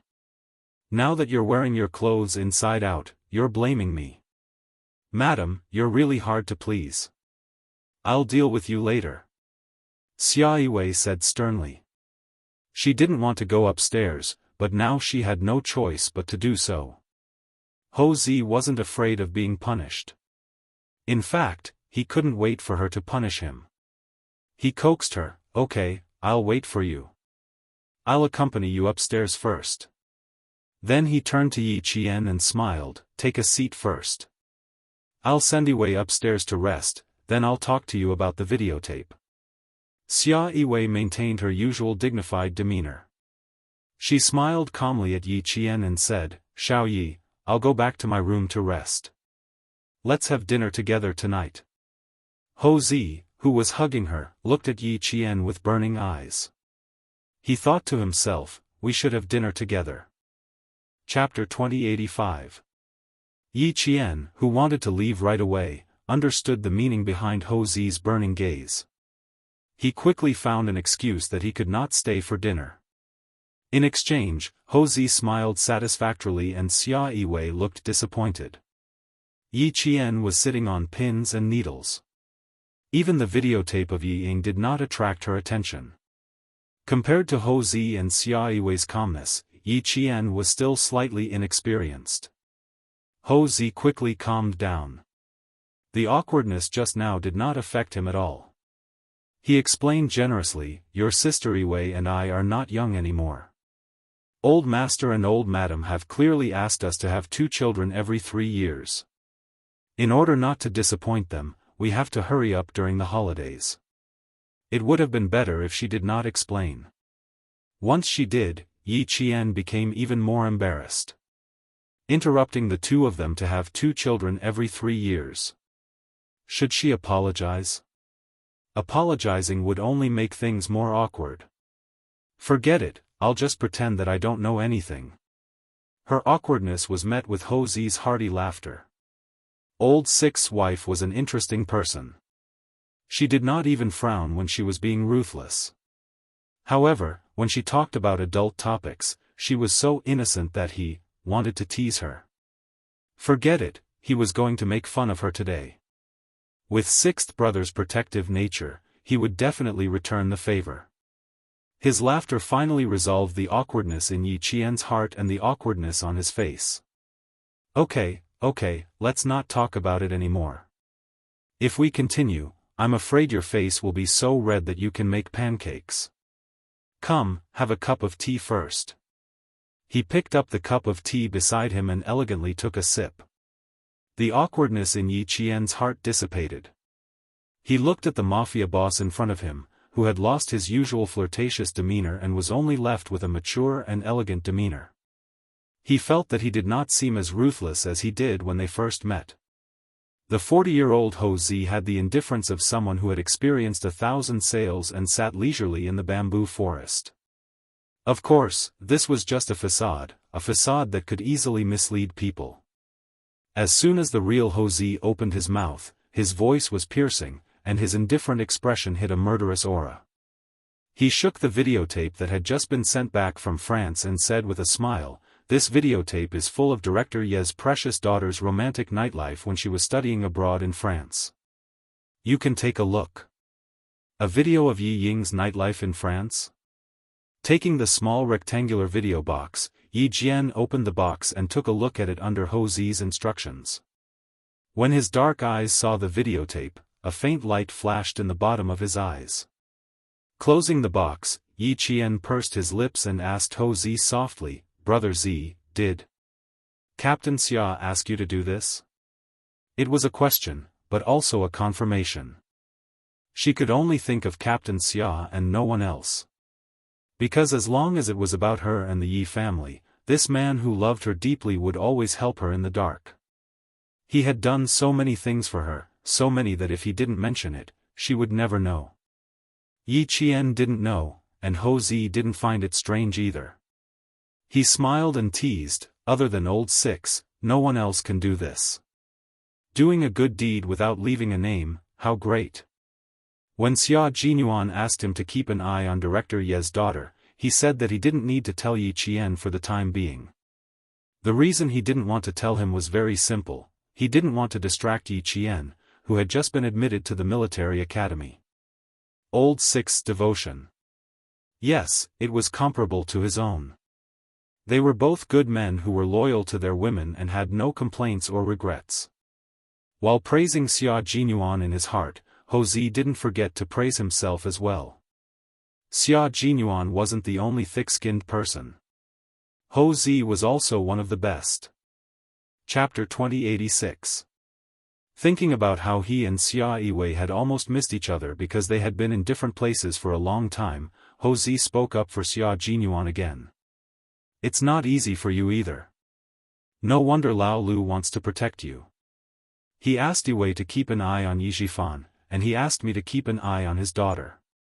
Xiao Yi, Lao Lu said that it's his fortune to meet you, but I have to say that it's your fortune to meet him. They were a family. Yiwei and Lao Lu were closer than siblings.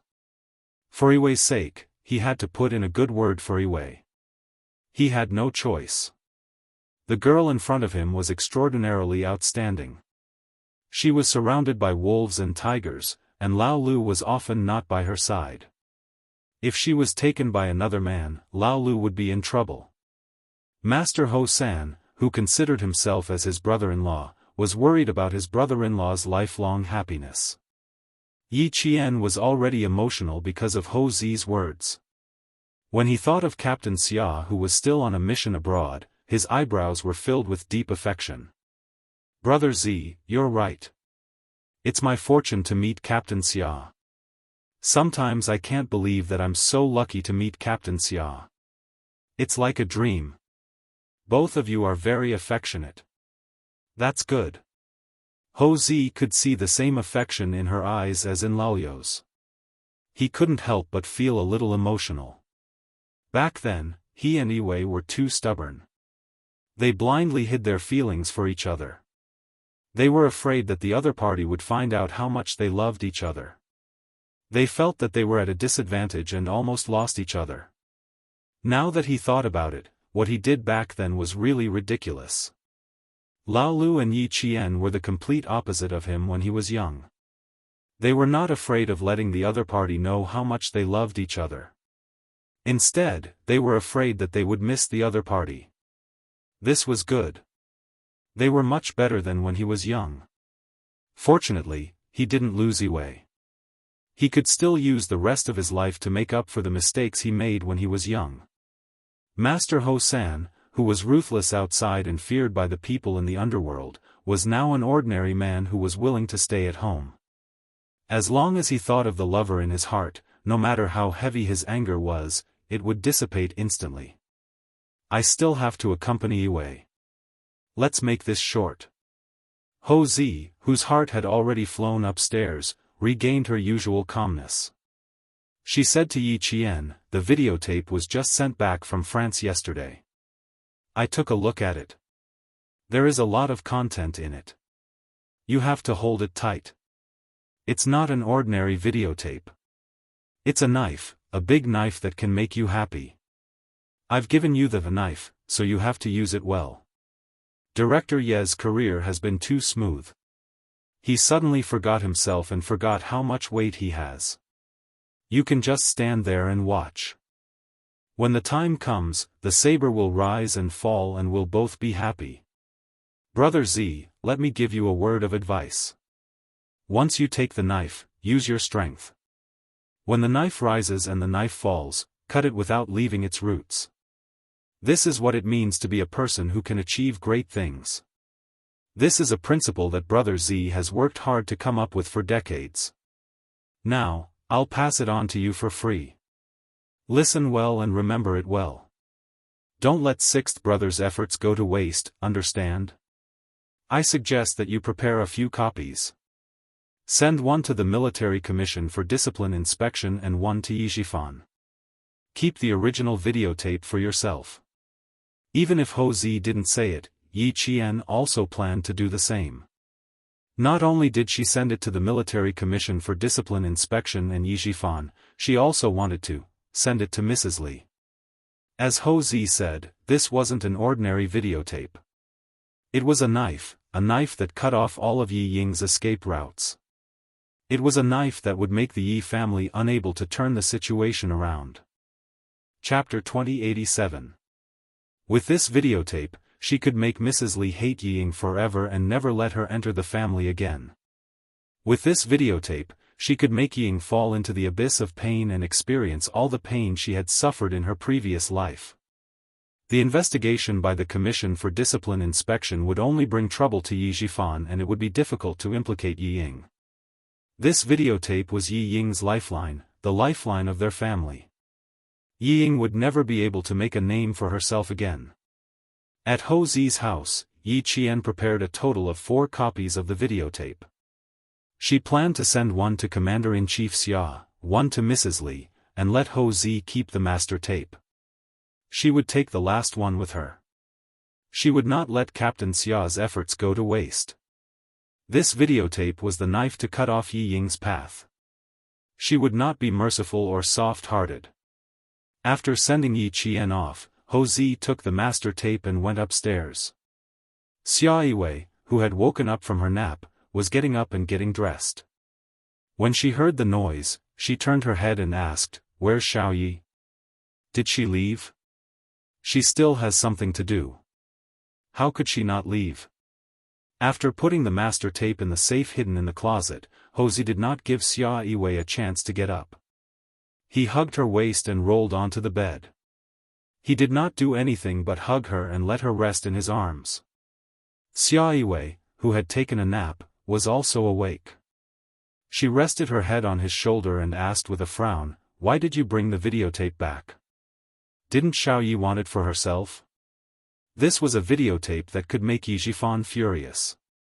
Xiao Yi had no reason to not want it. This is the master tape. She prepared 4 copies before leaving. Don't underestimate Sixth Brother's wife. You're not as ruthless as her. Ho Zi turned sideways. His eyes, which were no longer young, were still mesmerizing as he stared at his lover in his arms. He sighed and said, "She and Sixth Brother are a match made in heaven. Even the way they do things is very similar. Their temperaments are also similar.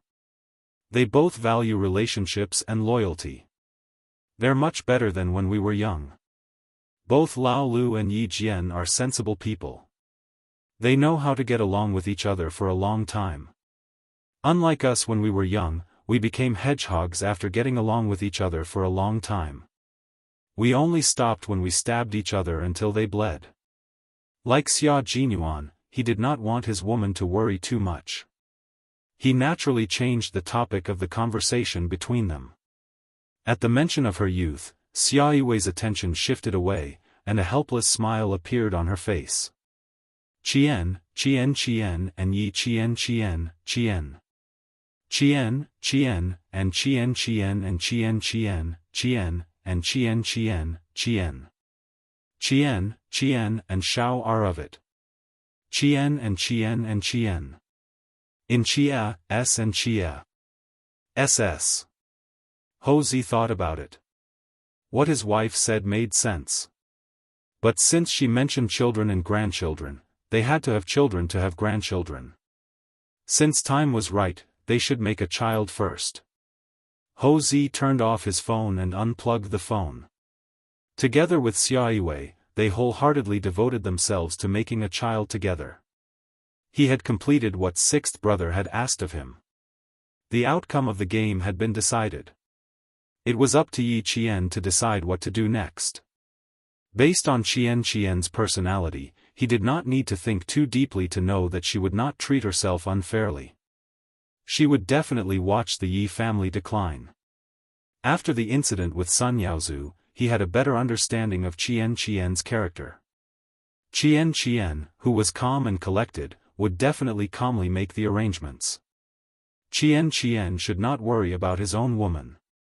Instead, he should think about how to make a successful child. Chapter 2088. Yi Qian's arrangement was simple and direct. One copy would be sent to Commander-in-Chief Xia, one to Madame Li's company, and one to Yi Zhifan himself. When she arrived at the post office, she had originally planned to send the videotape to Yi Zhifan a few days later so that it would miss the date of the videotape to be sent to Jing City. When she arrived at the post office, she changed her mind and sent the 3 videotapes together. The post office staff was checking the addresses of the recipients with Yi Qian. Yi Qian nodded with a smile and said, "That's right." The post office staff bent down to pack the videotape. As Yi Qian watched the videotape package being put into the box, a cold light flashed across his eyes. The faint smile at the corners of his mouth suddenly became sharper. Isn't Yi going to enlist in the army? Then let's take a good look at this videotape before enlisting in the army.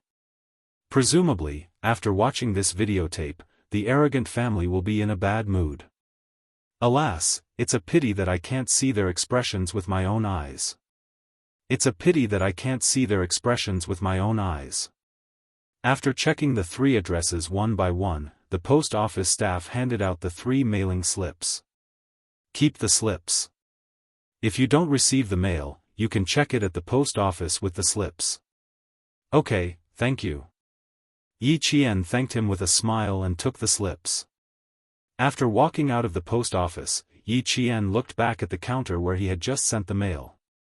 There was a cold smile in his dark eyes. The weather was good these days. The warm sunshine dispelled much of the cold air. Many pedestrians sat on the stone benches to bask in the sunshine and enjoy the warmth of the sunshine. Yi Qian covered his forehead with his hand and looked up.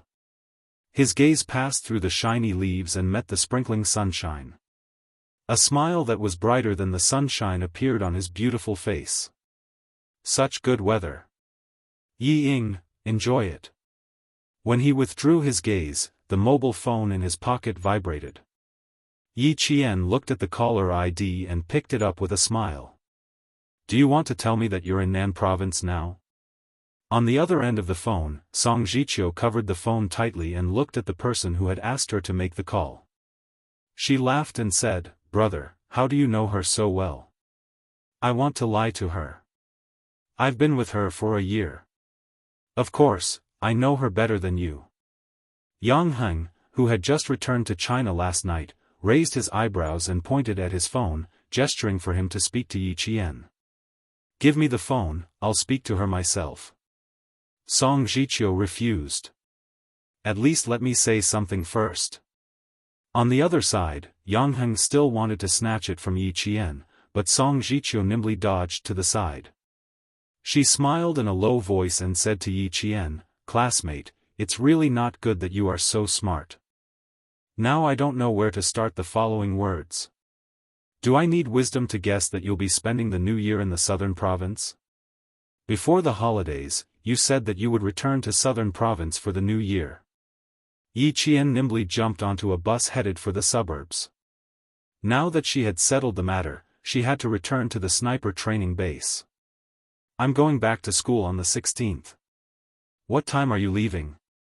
He paused for a moment before continuing, which kid are you playing with? It sounds quite lively. Song Jiqiu, who was running and hiding in the living room, laughed out loud. A very, very big kid wants to take my phone away. Come on. Guess who it is? As soon as she finished speaking, her wrist was caught by Yangheng, and the phone fell into his hand. Hearing the lively scene, Yi Qian was about to speak when a familiar yet somewhat strange voice rang out. Yi Qian, long time no see. Indeed, it had been a year and a half since they had last seen each other. Seeing Yangheng again after a year and a half, Yi Qian smiled and looked him up and down. He said to the point, "You've had a good time studying abroad. I haven't seen you for a year and a half, but you've grown 10 centimeters higher." Chapter 2089. Not only had he grown taller, but he had also matured a lot. Even the look in his eyes had become very calm. He was handsome, and tall. He pushed open the glass door of the cafe and walked in. Along the way, he attracted the attention of countless girls. You have a good eye. You can tell that I've grown 10 centimeters taller. Having not seen each other for a year and a half, Yangheng had thought that they would feel unfamiliar with each other. However, when she smiled at him, he knew that he was wrong. There was no unfamiliar feeling, only the joy of reuniting with a good friend. Song Jiqiu, who came with him, was about to pull out a chair and sit opposite Yi Qian when Yangheng pushed her shoulder directly. She was pushed into the seat inside without warning. Brother, you're burning the bridge after crossing the river. Without me, how could you contact Yi Qian? Song Jiqiu, who staggered into the seat inside, complained directly to Yi Qian. Yi Qian, my brother is not kind. You should stay away from him. He just came back last night. If my grandma hadn't stopped him, he would have come to my house to disturb me in the middle of the night. Today, when he came to my house to pay a New Year's visit, the first thing he said to me was to contact you as soon as possible. Now that he saw you, he pushed me away. How unkind he is. Although she said that she was complaining, she actually wanted to tell Yi Qian how anxious her brother was to see her. Yangheng and Yi Qian both understood the meaning of her words. After looking at each other and smiling, Yangheng patted his cousin's shoulder and sighed. My relationship with Yi Qian is not what you think. I have a girlfriend. Don't say anything that will make her misunderstand. Song Jiqiu, you don't have the potential to be a matchmaker. Yi Qian laughed. He had misunderstood her relationship with Yangheng since the beginning of the semester, and he still misunderstood her until now. You don't even know that your brother has a girlfriend. You're a failure as a younger brother. It was not until Song Jiqiu saw the photo in Yangheng's wallet that he truly believed that his cousin had no feelings for Yi Qian. Yangheng, who was drinking coffee, looked at his friend whom he had not seen for a year and a half. There was a big smile on his handsome face. He really had no feelings for Yi Qian from the beginning because he knew himself well. Yi Qian had said that he had matured, and so had she. The high school girl who had almost thrown him over her shoulder was even more outstanding than before. She faintly exuded the majesty of a soldier. When she sat, she didn't slouch like the others. Her back maintained a straight posture as if it was going to soar into the sky. His aura was even more astonishing. Even though he was wearing casual clothes, no one dared to size him up. He had a natural military aura. Although her picturesque features were clear and cold, her brows were relaxed. It could be seen that she had lived a good life for more than a year. That's right, she got into the school she wanted to go to. With her ability, she would definitely be like a fish in water. This kind of school life would naturally make her feel good. This was the Yi Qian he knew, the Yi Qian who shone brightly no matter where he was. This kind of Yi Qian, this kind of girl. He still said the same thing. Ordinary people should just be tactful and be friends with her. Don't even think about chasing her. Otherwise, he would become very unconfident. Why do you keep looking at me? Don't you recognize me? Yi Qian returned the photo of his girlfriend and joked, don't say that I'm not as beautiful as your mixed-race girlfriend. Otherwise, I'll be very embarrassed. Yang Heng's girlfriend was a mixed-race beauty with deep facial features. She was half Chinese. Not only was she beautiful, but she was also very elegant. After looking at the photo, Song Zhiqiu exclaimed, Cousin, your girlfriend is so beautiful.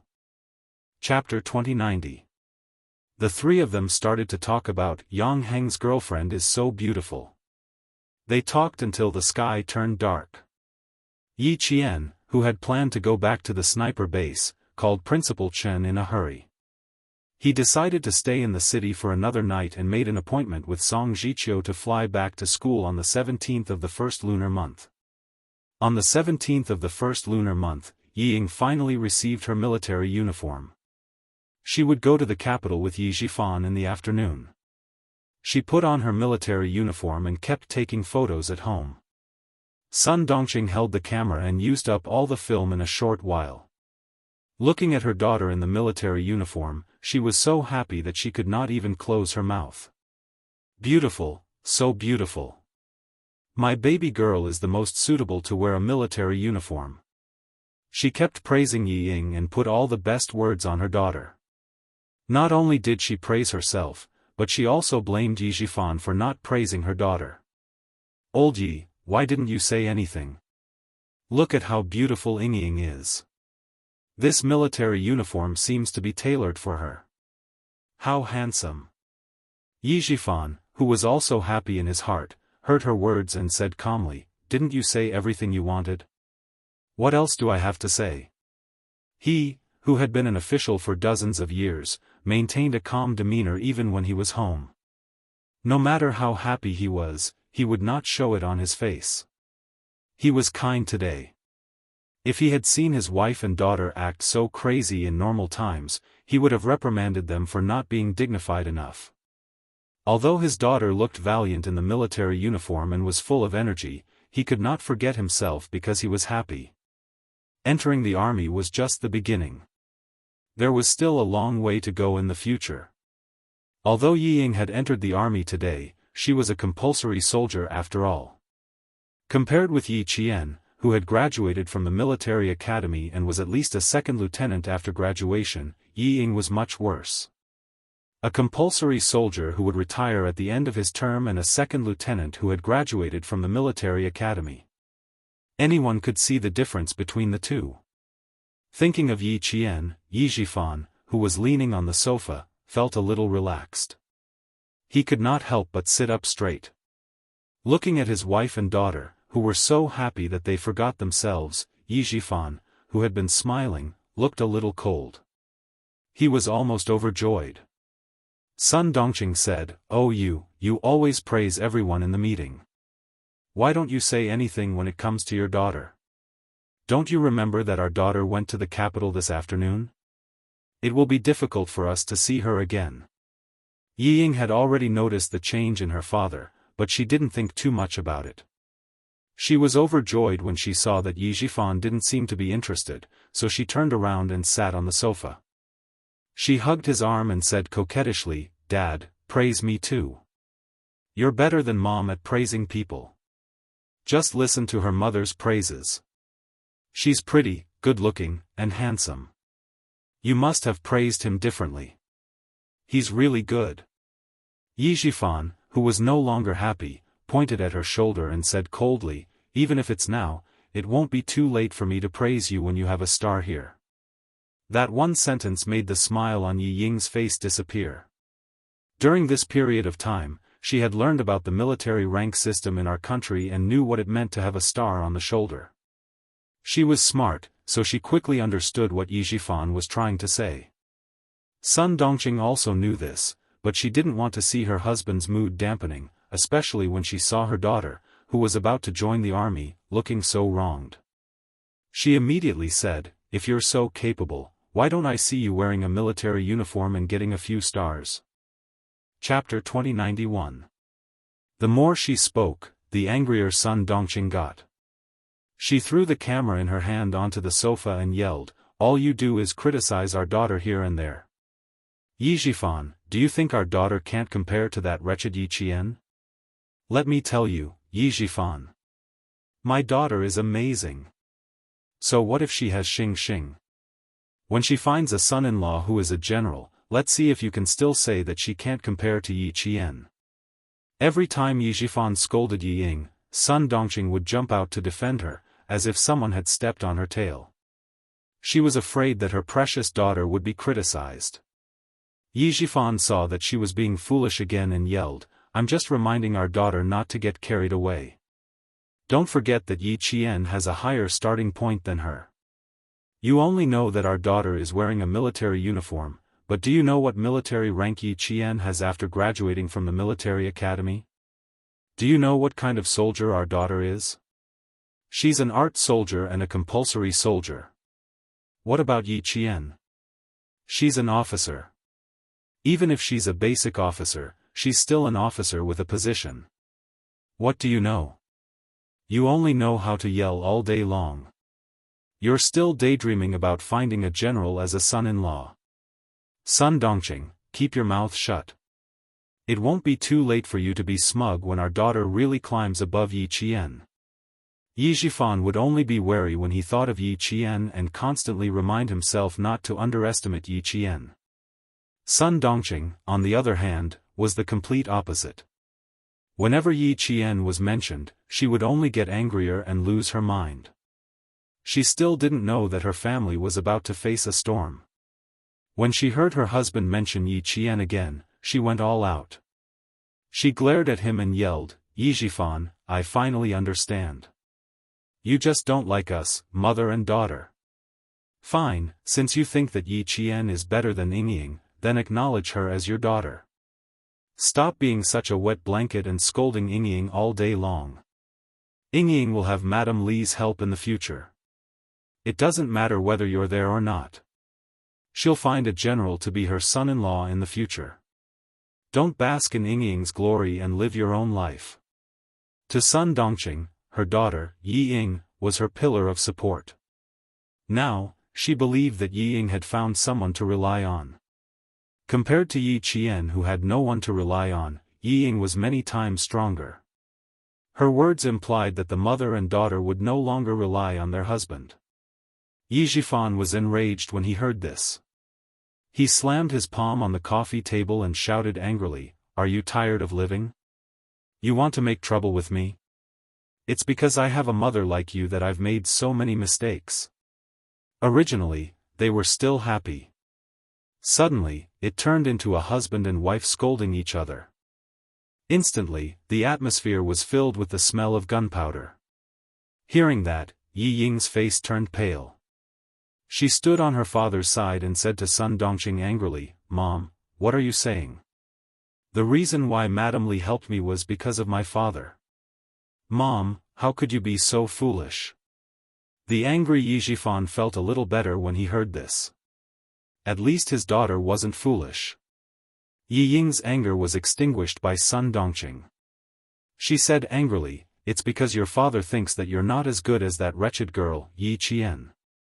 That's why I'm angry. How is my daughter not as good as that wretched girl? She's pretty, can sing, dance, and play the piano. She even studied abroad. Compared to that wretched girl who only went to military school, she's so much better. Even the deputy chief of staff said that it's a waste of talent if Ying doesn't enter the army. What's so good about that wretched girl?" The ringing of the doorbell interrupted Sun Dongqing's words. She glared at Yi Zhifan and quickly went to open the door. After a while, she came in with a small package. She threw the package at Yi Zhifan and said unhappily, "It's yours." Chapter 2092. Yi Zhifan would also receive documents sent home by his subordinates when he was at home. They were not important, so he would take a look at them if he was interested. If he was not, he would just put them aside and take them out when he was free. He had just finished arguing with Sun Dongqing, so he was not in the mood to look at the documents. He threw them on the sofa and stood up. Take out your luggage. We're going to the airport. Yi Zhifan had originally planned to leave after lunch, but the argument made him not want to stay at home for even a moment longer. Yi Ying did not dare to go against Yi Zhifan, who was the real head of the family. She quickly glanced at Sun Dongqing and bit her lip. Mom, don't be angry at Dad. I know that everything you do is for my own good. Dad is the same. Don't misunderstand him. Yi Qian may be a military academy student, but Dad was right. She will have a military rank after graduation. As for me, if I don't work hard, the day she graduates and joins the army will be the day I retire. I'll go to the airport with Dad first. Take care. I'll come back to see you during the holidays. Compared to the blind Yi Ying in the past, she was much more sensible. However, her temper had long been raised to the point where she could not keep her cool at the slightest thing. Her words were always better than her actions. Yi Zhifan knew his daughter well, so he constantly reminded her. He was afraid that she would miss the hard-won opportunity again.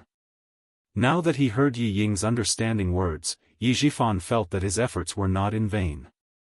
She was much more sensible. He did not want to argue with his wife, who had gone through thick and thin with him.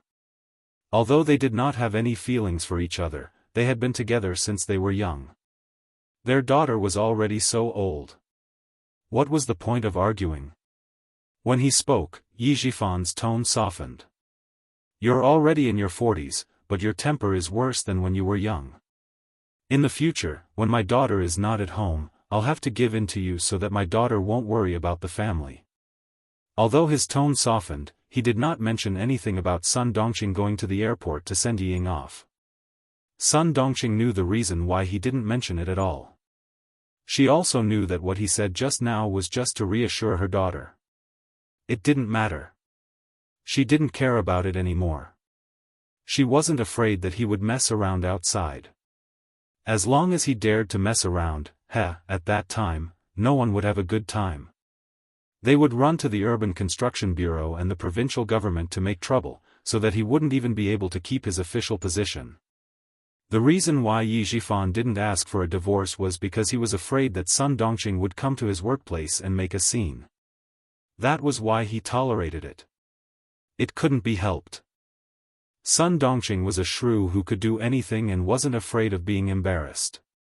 After saying, "I'm going back to my room to get my luggage," Yi Zhifan turned around and went back to his room without even looking at his wife. His patience with Sun Dongqing had long run out. He was only giving in to her for the sake of his daughter, Yi Ying. Yi Ying, who already knew that her parents had problems in their relationship, heaved a sigh of relief when she saw that they were no longer at each other's throats. She didn't know who to help, and she couldn't help either of them. She could only coax them. When Yi Zhifan entered the room, she shook Sun Dongqing's arm and said softly, "It's okay, Mom. Don't be angry. Dad, a bureau chief, has already given in to you. What are you unhappy about? I've already gone to the army. I'm afraid that I won't be able to come back even once a year. You only care about being angry and don't care about me anymore. I can't call home often when I go to the army. Don't make Dad angry. He's a bureau chief after all. You should at least give him some face at home. I've told you before that Dad is doing well now.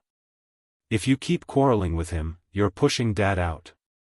When the time comes, a vixen will appear and won't let Dad come home. Mom, by then, you and I will have a hard time." Chapter 2093. Her family's achievements today were all thanks to her father, who was the director. She didn't want others to take advantage of her. Yi Ying, who had studied abroad in France for half a year, was no longer as naive as she was in China. Sun Dongqing disagreed, "You don't have to worry about us adults. With me at home, your father wouldn't dare." Sun Dongqing didn't listen to anyone but her daughter. The anger in her heart was gradually extinguished by Yi Ying's coquettishness. However, her daughter didn't help her just now, so she felt a little embarrassed. She complained, "I didn't care about you. I was happy, but your father insisted on making things unpleasant. He could have mentioned anyone, but he had to mention that wretched girl. Let's not talk about her anymore. I feel terrible when I think about not being able to go home for a year. Ying didn't want to see her parents quarrel again, so she quickly changed the topic. Sun Dongqing, who was still a little unhappy, looked distressed when she heard this. She looked at her delicate daughter lovingly and reminded her, Ying, you have to take good care of yourself in the army. Don't let yourself be wronged. You have to eat well and sleep well. Don't make things difficult for yourself. Don't fight for the hard work. Just do it. Yi Zhifan, who was coming out of his room with his luggage, heard this. His face, which had just calmed down, became gloomy again. Don't fight for the hard work? Did she think the army was her home? Did she have to be picky? Ying, come and get your luggage. He interrupted her directly to prevent himself from getting angry again. He immediately ordered the driver to go upstairs to get the luggage. He didn't give Sun Dongqing a chance to say anything stupid. He said to her coldly, I'll tell you when we arrive in the capital. Then he quickly brought Ying downstairs. When they got in the car, Yi Zhifan mentioned Yi Qian again. He had to let Ying know how far she was from Yi Qian. Without Sun Dongqing's interference, the father and daughter's conversation remained calm. Principal Chen also carefully reminded Yi Qian, when you arrive at school, you must obey the arrangements. Do whatever the leader tells you to do. Learn more, observe more, and do more. Don't avoid the important things. It's not easy to get the title of excellent student. You're not the only one who wants it. There are many excellent students who want it. Ying, as long as you do your best, you have a clear conscience whether you get it or not. I have the troops here to take care of you. Don't worry, don't be distracted because of me. Yi Jian's flight would take off at 1:00 at noon. She would meet Song Zhiqiu at the airport and go back to school together. Headmaster Chen insisted on taking her to the airport. Since the car he took was the jeep of the sniper base, Yi Jian did not stop him. If you're afraid of getting tired from eating, then you're not a good soldier. I remember all of that. You make me happy again. Someone in the front shouted, Yi Qian, in the crowd. Principal Chen immediately found the direction of the voice. He pointed at two tall figures walking over and asked Yi Qian with a smile, are they your classmates? Yi Qian also saw them. He waved his hand and answered, yes. The boy on the left is Song Zhiqiu. He's my classmate. The other one is Jianghu. You've met him before. He's studying in Australia now. Across the crowd, Headmaster Chen looked the two boys up and down, which made Song Zhiqiu's heart tremble. Chapter 2094. Later, Song Zhiqiu described Principal Chen's eyes to Yi Qian in this way, it was like a bullet going through the center of the eyebrows and killing with one shot. It was like being on a battlefield. This was the eyes of a world-class sniper, sharp, calm, and deadly. Jianghu did not feel like being shot by a bullet. He only felt that it was difficult for him to breathe under such a gaze. It was difficult for him to take a step forward. In fact, Principal Chen withdrew his gaze quickly. He did not expect that such a glance would make the two boys feel so stressed. Seeing that the young men were a little nervous, he did not linger. After Yi Qian took the ticket, he left with the soldiers. Young people had their own way of getting along with each other. If he continued to stay, it would only make them feel uncomfortable. It's so stressful. I don't dare to speak loudly. After Principal Chen got in the car and left, Song Zhiqiu turned around and said to Yi Qian, it's like meeting the chief. I'm so nervous that my palms are sweating. Hearing this, Jianghu nodded in agreement. After taking a breath, he fanned himself with the ticket to get rid of the suffocation caused by the difficulty of breathing.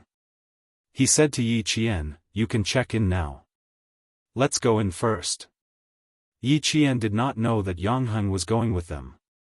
Seeing this, he could not help but ask casually, is your boarding time similar to ours? She thought that Jianghu was going to another city. Yes, I'm boarding at the same time and on the same plane as you. Jianghu, who did not tell her, waved the ticket in his hand. He raised his eyebrows and looked at Yi Qian, who was surprised. He laughed loudly and said, "Do you need to be so surprised? I'm your parent. I'm sending you two back to school. Come on. It's obvious that you want to go out to play." Xianxia exposed her cousin's lie without hesitation and said to Yi Qian quickly, "Uncle knows that my brother has a mixed-race girlfriend and threatens to break off their relationship. My aunt is afraid that the father and son will fight, so she uses her connections to get a ticket. He's not sending us back, but escaping to take refuge." Director Yang was also a somewhat inflexible father. When he found out that his son had found a foreign girl and lived together with her, he was so angry that he pulled out his belt to teach his disobedient son a lesson. Mother Yang was so scared that she broke out in a cold sweat and hurriedly let her son escape from the limelight. When Jianghu heard this, he said that it would be better to go to his cousin's military academy. Mother Yang didn't say anything and asked her old classmate to get her son a ticket. She sent her son out of her husband's sight. When Yi Qian heard this, he laughed a little unkindly. "There are so many beautiful women in our country, yet you don't like them and insist on finding a foreign girlfriend. You even moved in with her in advance. Jianghu, do you think that our country is as open-minded as overseas? If you live together before marriage, what if one day you separate from your foreign girlfriend? Wouldn't you be irresponsible? No wonder Uncle Yang is angry." With Jianghu's help, the tense atmosphere caused by Principal Chen suddenly dissipated. The three of them chatted and laughed as they passed a group of people who had just entered the airport and went to check in. A slim and tall woman in the crowd suddenly raised her head and looked to the left. She seemed to have heard Jianghu and Yi Qian's voice just now. "Get the ticket first, then go to the restaurant next door to have lunch. After a short rest, go to check in." Yi Zhifan took out his wallet and took out his ID card. He said to Yi Ying beside him, "Give me your ID card as well." Yi Ying looked around and didn't find anything. She took out her ID card and said, "Dad, I seem to have heard Yi Qian's voice just now." "You heard it. Don't be surprised." Having said that, Yi Zhifan also looked around and didn't find anything. He took Yi Ying's ID card and went to get the ticket. Chapter 2095. Yi Ying did not give up. She looked around and saw a familiar figure passing by the security check gate. She fixed her eyes on it but did not find anything. "Are you still looking for her? If she is here, you can say hello to her generously. Moreover, it is not surprising that she is here. It is the beginning of the semester. It is normal for her to go to school by plane. It is abnormal for her to go to school by plane. The plane ticket is so expensive. How can she afford it?" Yi Ying did not dare to say it out. She was afraid that she would be blamed again. She looked at the security check again and left. At 12:40 p.m. Yi Qian and the other two boarded the plane. At 3 p.m., Yi Ying called Sun Dongqing, who was cleaning the living room. She told her that she had boarded the plane and would call back when she arrived in the capital. Sun Dongqing, who was sitting on the sofa, picked up the postal package she had received in the morning and put it on the tea table. She said to Yi Ying worriedly, "Okay. Take care of yourself. Don't be afraid to tell your father. I will take care of the family. Your father can't do anything." Her voice was so loud that Yi Zhifan, who had turned off his mobile phone, heard it clearly. He ignored her and took out the magazine on the plane to read. It took more than 3 hours to go from the southern province to the capital. It only took a little more than an hour to go from the southern province to the city where Yi Qian's school was. At this time, Yi Qian and Song Zhiqiu had arrived at the gate of the school. They watched Jianghu, who could not enter the school, leave. The University of Science and Technology of China and the Army implemented military management at the same time. Irrelevant people were not allowed to enter or leave the school at any time. Even if Jianghu wanted to visit the school, he could not. He had to go out alone. His back is so lonely. I told him not to go with me, but he didn't believe me. Song Jiqiu took pleasure in Yi Jian's misfortune. Then, she said to Yi Jian with a smile, however, my brother has friends all over the world. Don't worry. He will definitely call me later and tell me that he has a playmate. That was true. Jianghu was very popular in high school. He had a group of friends with different faces wherever he went.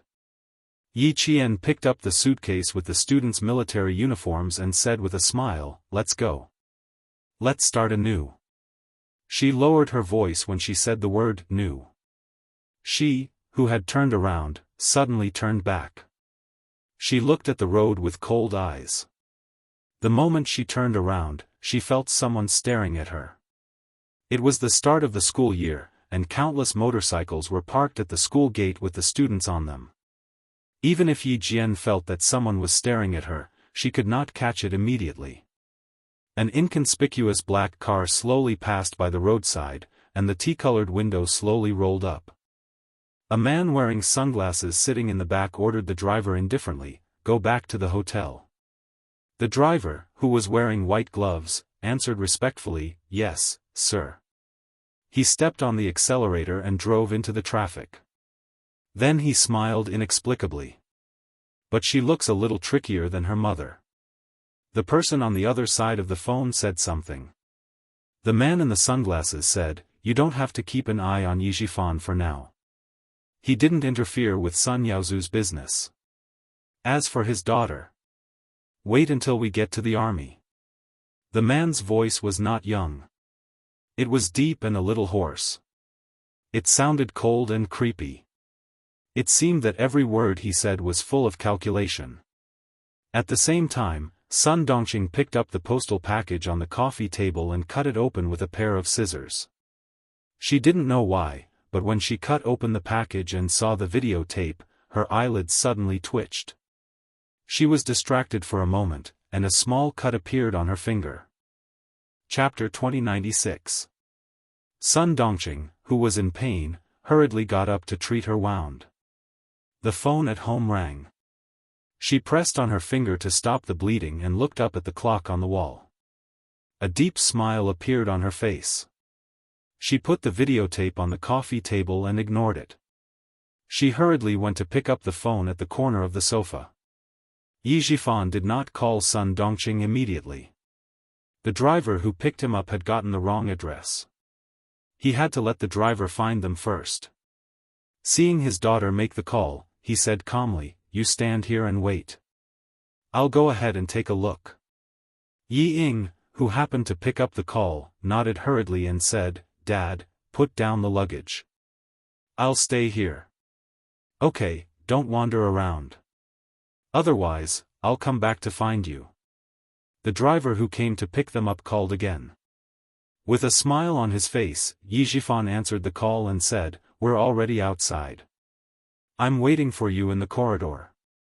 You should be able to see me after you turn the corner. Okay. Thank you. Yizhifan naturally had to be polite to the driver sent by the Du family.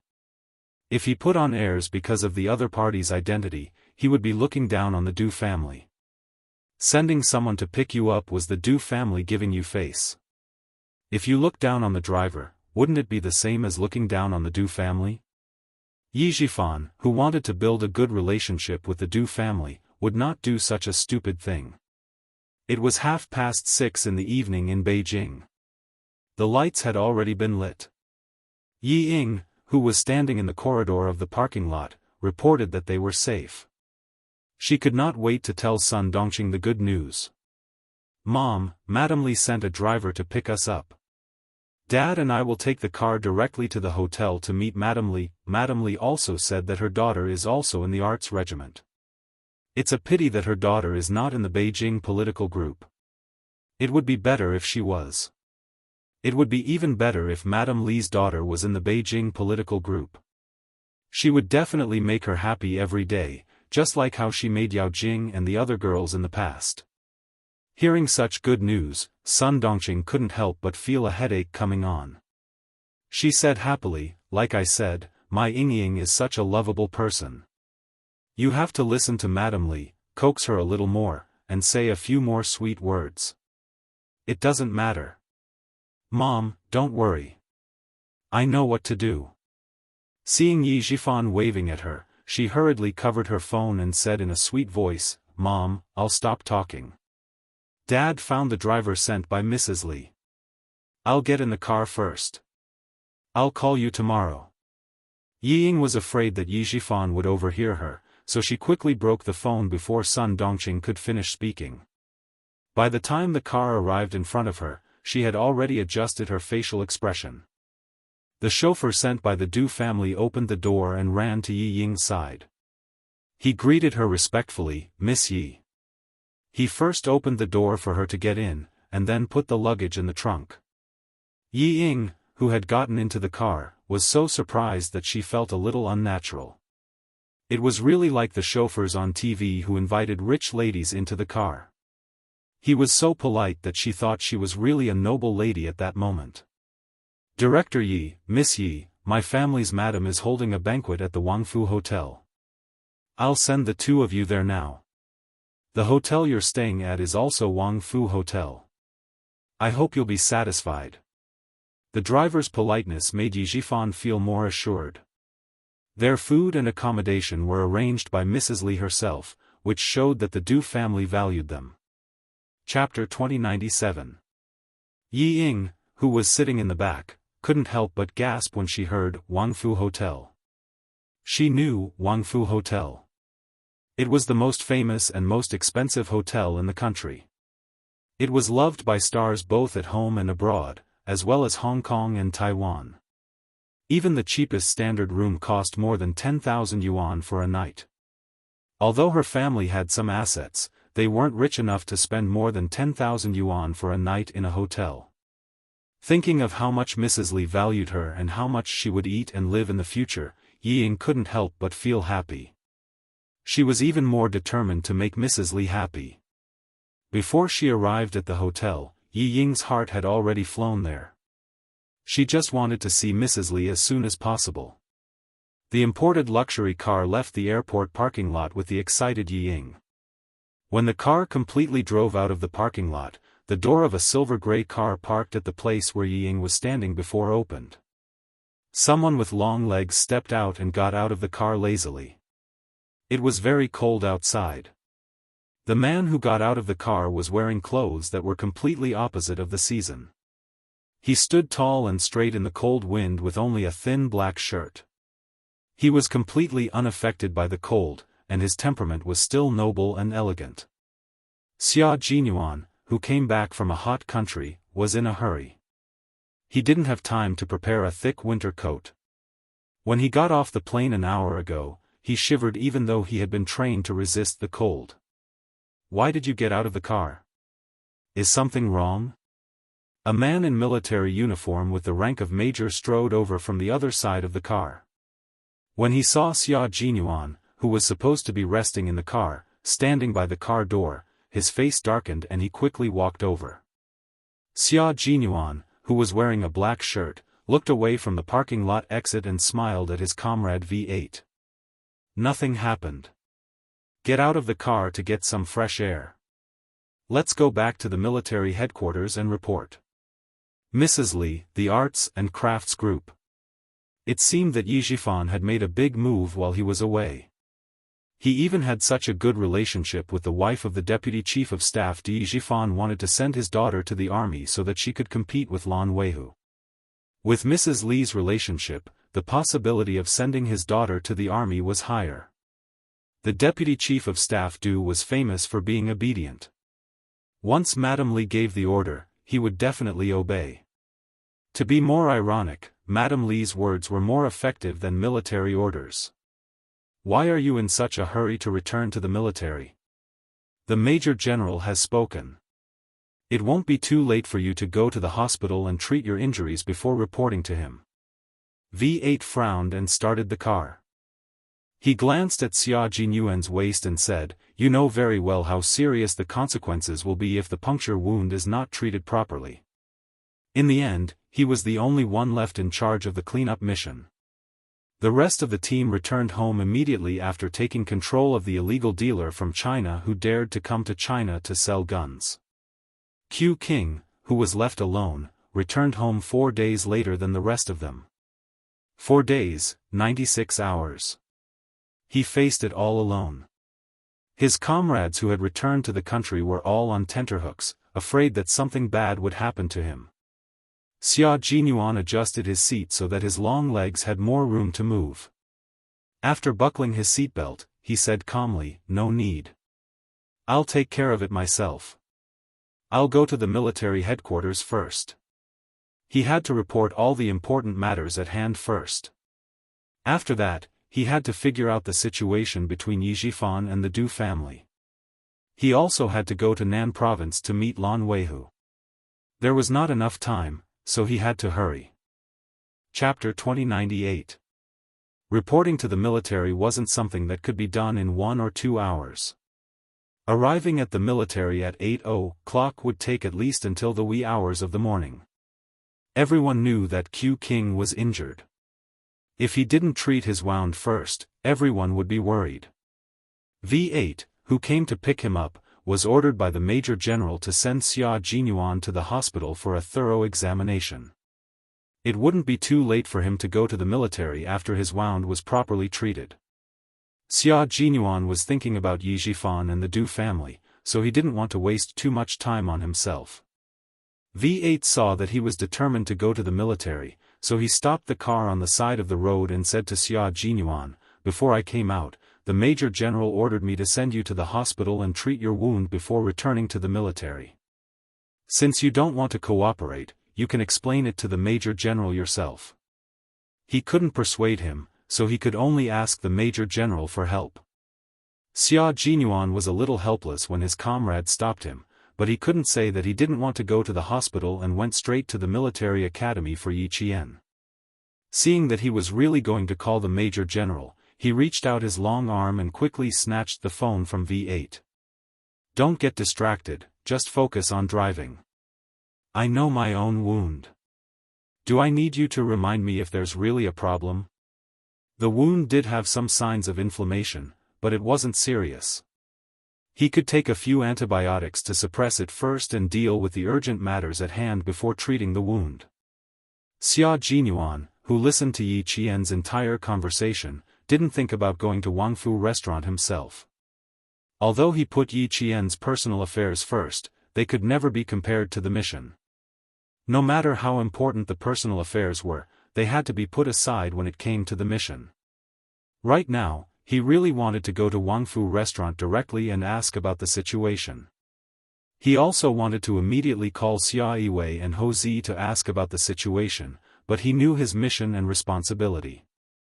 He knew which was more important when it came to business or personal affairs. V8 couldn't change his captain's decision since his phone was stolen. In the end, he chose to compromise and drove the car back to the military. Major General Yang looked at his trusted subordinate who was dragged over. He angrily slammed his hand on the desk and yelled, "Nonsense! Do you still want to live?" As he cursed, his hands did not stop dialing the internal line and immediately asked the guards to call a military doctor over. He wanted to see for himself how serious his injuries were. Then, he questioned V8. "I told you clearly that you must bring him to the hospital for a checkup. You ignored my order and brought him to the military. Can you take responsibility if anything happens to him?" Just as V8 was about to say that it was his fault, Xia Jinyuan said, "Major General, it's not my comrade's fault. I was the one who insisted on returning to the military. He didn't want his comrades to be implicated because of his decision." Jun Yen was slightly tired as he explained in a deep voice, "I have an urgent matter to report. I must return to the military first." As he spoke, he unbuttoned his black shirt and pulled out a thin, white strip that was about the length of chewing gum from his chest. "Memory stick. I got it from the surveillance camera in Antonio's office. There's a very important conversation in it.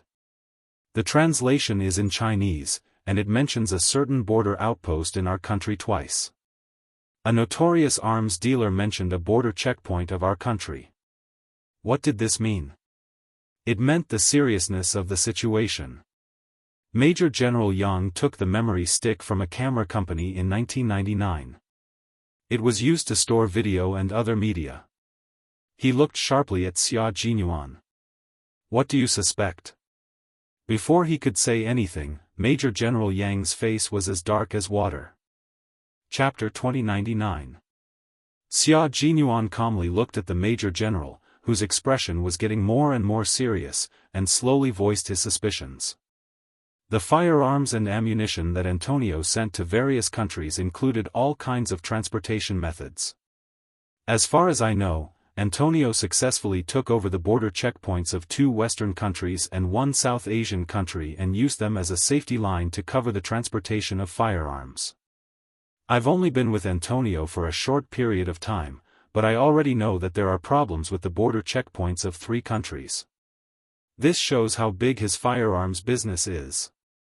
Currently, there are always traces of firearms dealers in the war-torn countries of Wei-Su, Acre, and Iran, as well as Antonio.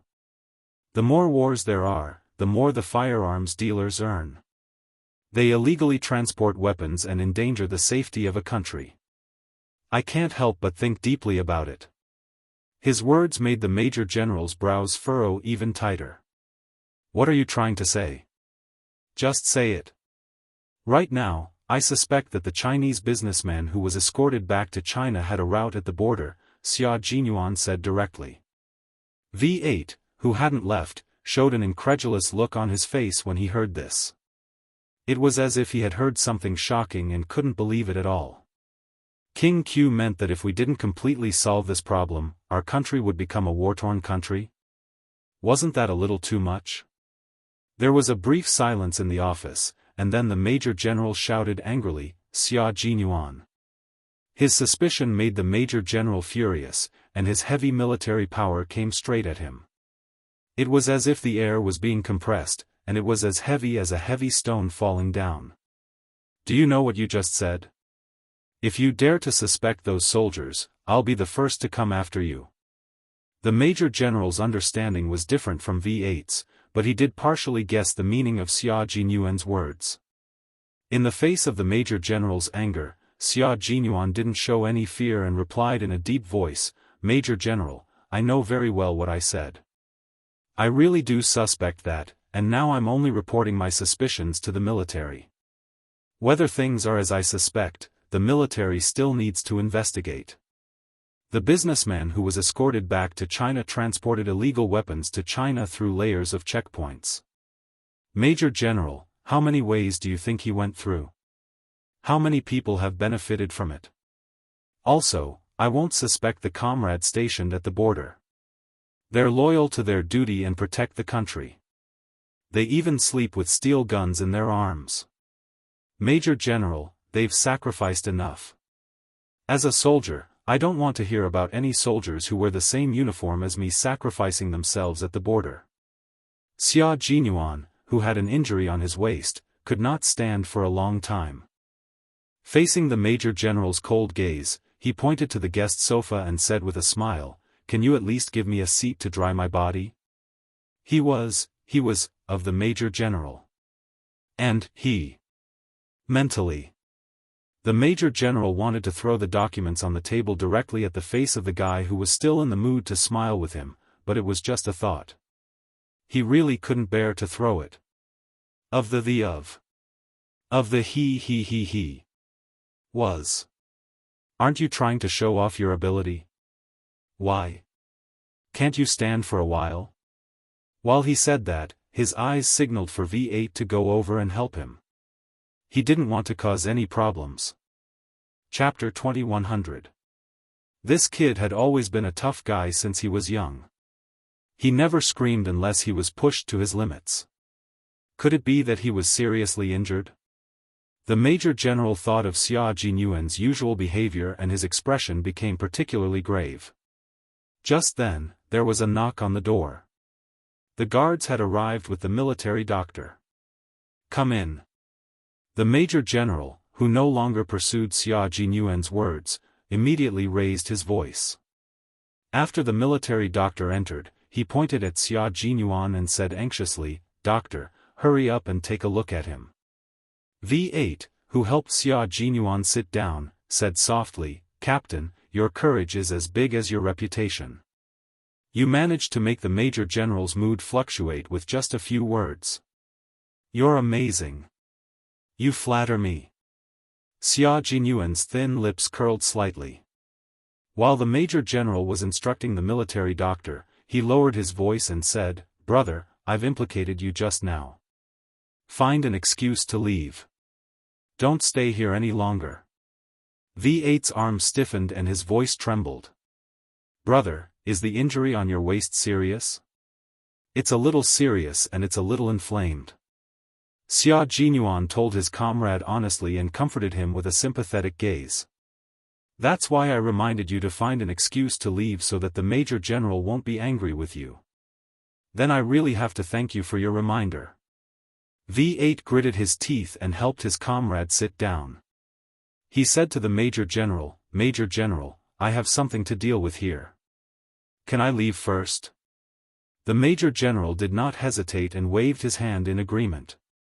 V8 did not stay for a second and strode away. Soon, the military doctor removed the blood-stained gauze. The Major General, who still had some anger in his heart, saw the wound on his waist. At that moment, the last trace of anger in his heart was extinguished instantly along with the bloody wound. It was a very serious wound that went straight through the side of his waist and came out from the back of his waist. Although the wound had been stitched up, there were signs of inflammation around it. It was red and swollen and looked terrifying. The military doctor picked up a small medical flashlight and shone it on the wound. Wearing a mask, he examined the wound and said in a deep voice, "The wound shows signs of inflammation. We can't rule out the possibility of pus forming inside. To be conservative, we should remove the stitches again." The military doctor gently pressed his hand around the wound with a pair of sterile gloves. After taking a closer look, he raised his head and asked Xia Jinyuan in surprise, "Did you sew it yourself?" Although the stitching technique was appropriate, the stitching was sloppy, and there were signs of pulling at the top and bottom of the stitching. At a glance, it was obvious that the stitching was done by oneself. Moreover, the stitching speed was very fast, and the stitching was not done properly. Xia Jinyuan nodded faintly and said, "Help me disinfect the surrounding area first. We'll talk about removing the stitches later. Do you want to be taken to the hospital by the guards?"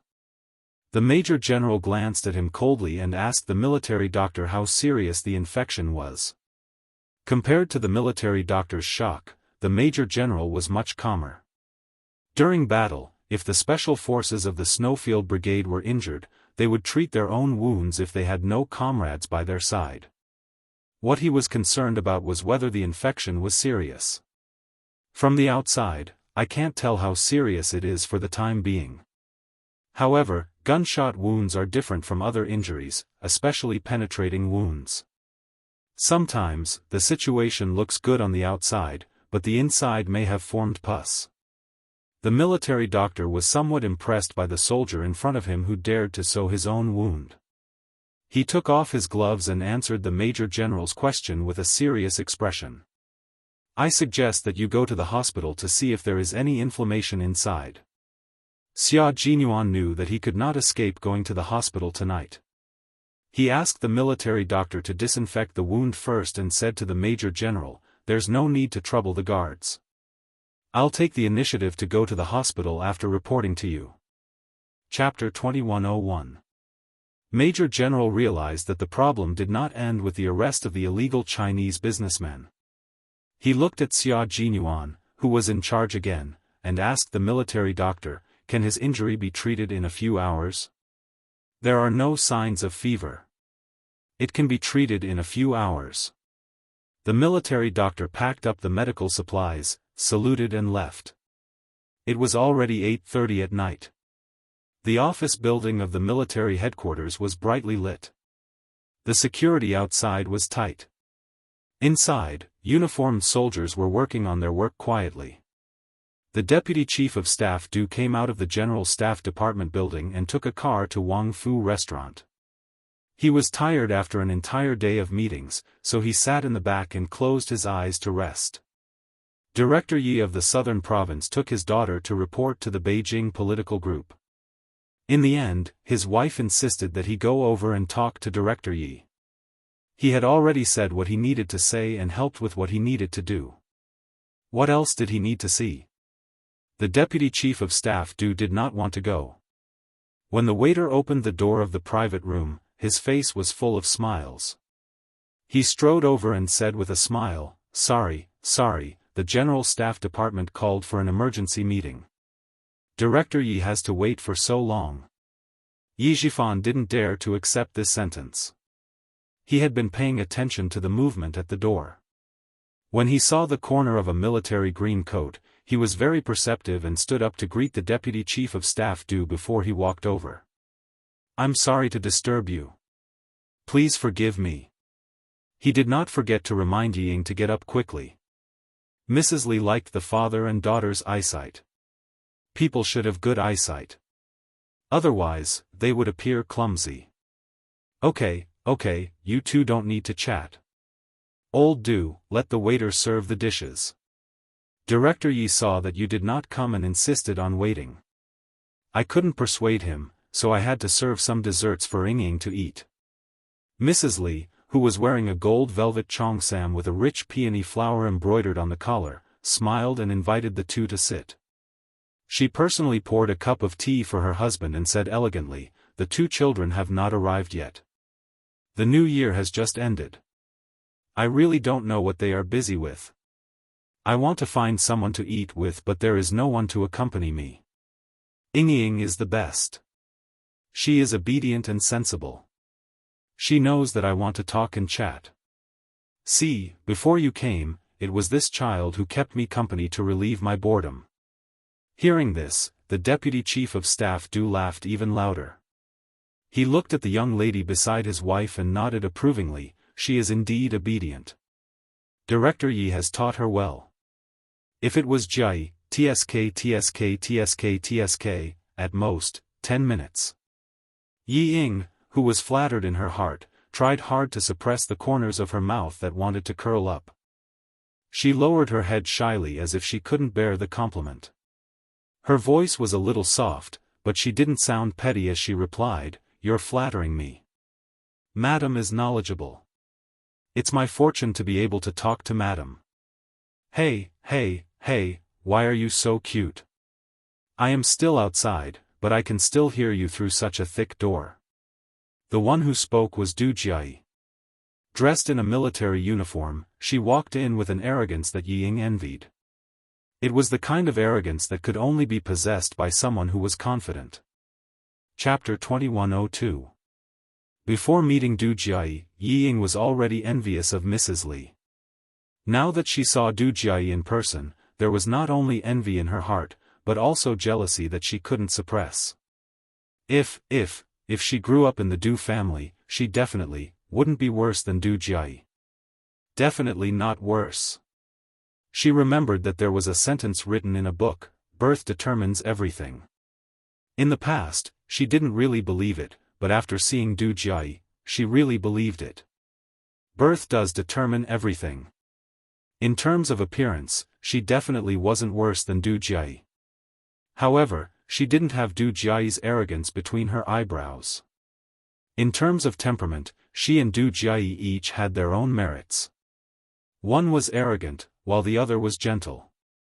However, she didn't have the confidence of Du Jia. She also didn't have the elegance of Du Jia even when she was just carrying water.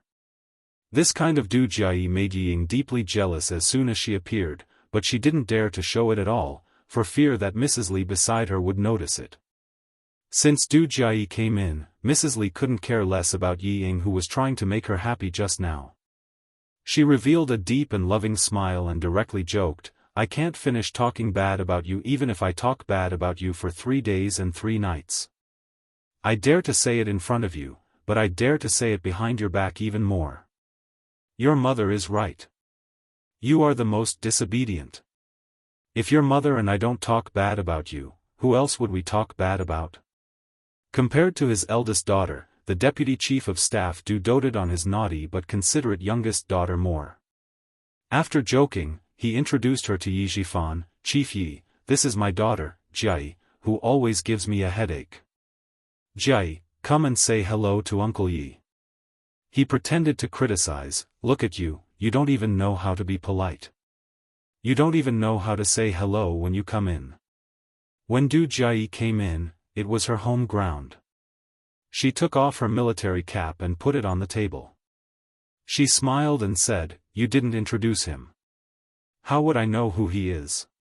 She stretched out her hand and took the initiative to shake Yi Zhifan's hand. Hello, Uncle Yi. I'm Jia. The bad things my parents said just now were all lies. Please don't believe them. She was generous, decent, and experienced in dealing with people. Yi Zhifan could tell at a glance that Yi Ying was not as good as her. He had been an official in the southern province for a long time, but he had never met a superior who had a daughter of the same age as his daughter. Even if there was one, it would be the daughter of a subordinate who was inferior to him. In comparison, he felt that his daughter's temperament was outstanding. Now, compared with the daughter of the deputy chief of staff Yi Zhifan could not help but sigh with emotion. He said to Mrs. Li and the deputy chief of staff when I see Miss I really understand the meaning of the saying, dragons give birth to dragons, phoenixes give birth to phoenixes, and the son of a mouse can dig holes. In one sentence, the three members of the Du family were praised. Jia said in her heart, it's a bit interesting.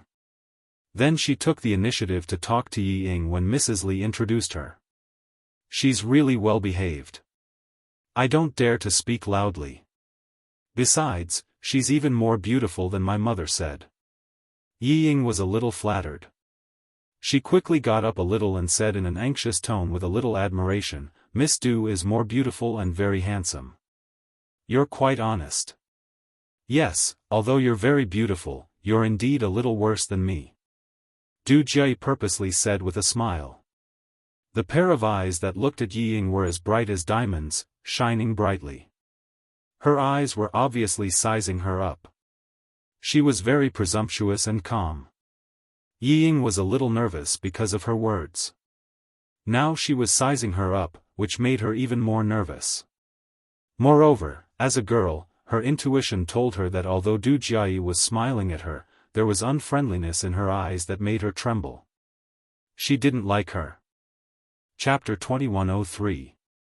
This discovery made Yi Ying's palms break out in layers of cold sweat.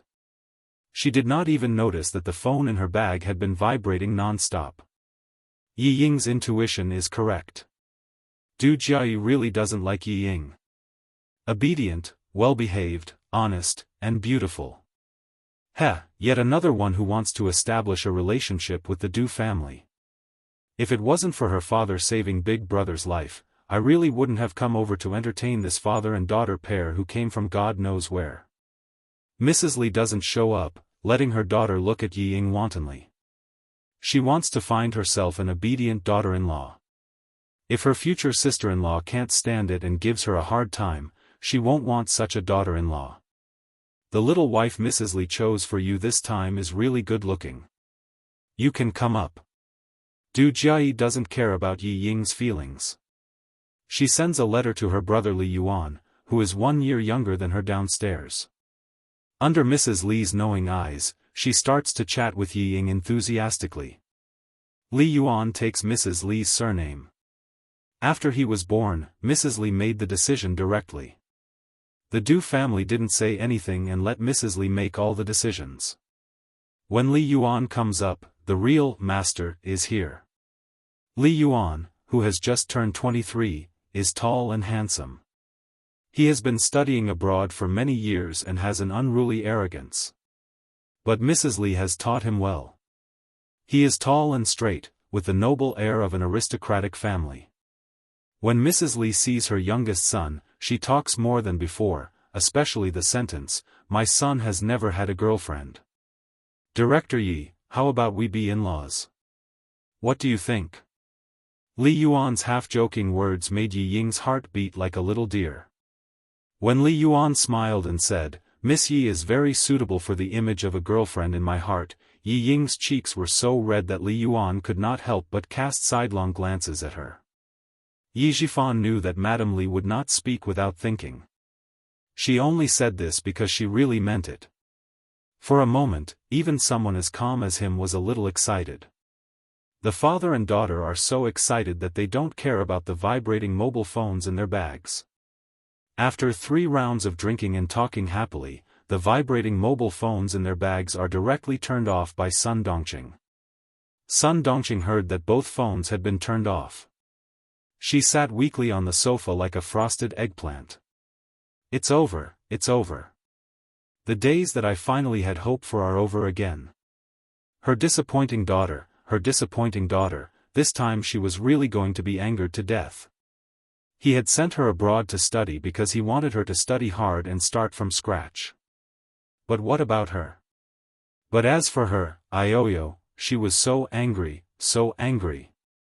But she actually hung out with those blonde guys from overseas, and even allowed them to put their hands into her clothes and grope her all over. She even curled up on the sofa with the 2 men and kissed them here and there. She was infuriated. She didn't look like a student at all. She was just a slut. Sun Dongqing, who was shocked by the contents of the videotape, was really angry. Although she always defended Yi Ying, she was a woman who came from the countryside. What she hated the most was debauchery. The things that she couldn't bear to see the most, her daughter had done them all. Everything was done. God damn it. The whole family was disgraced. Sun Dongqing, who couldn't get through to her husband, burst into tears. It was too embarrassing. Too embarrassing.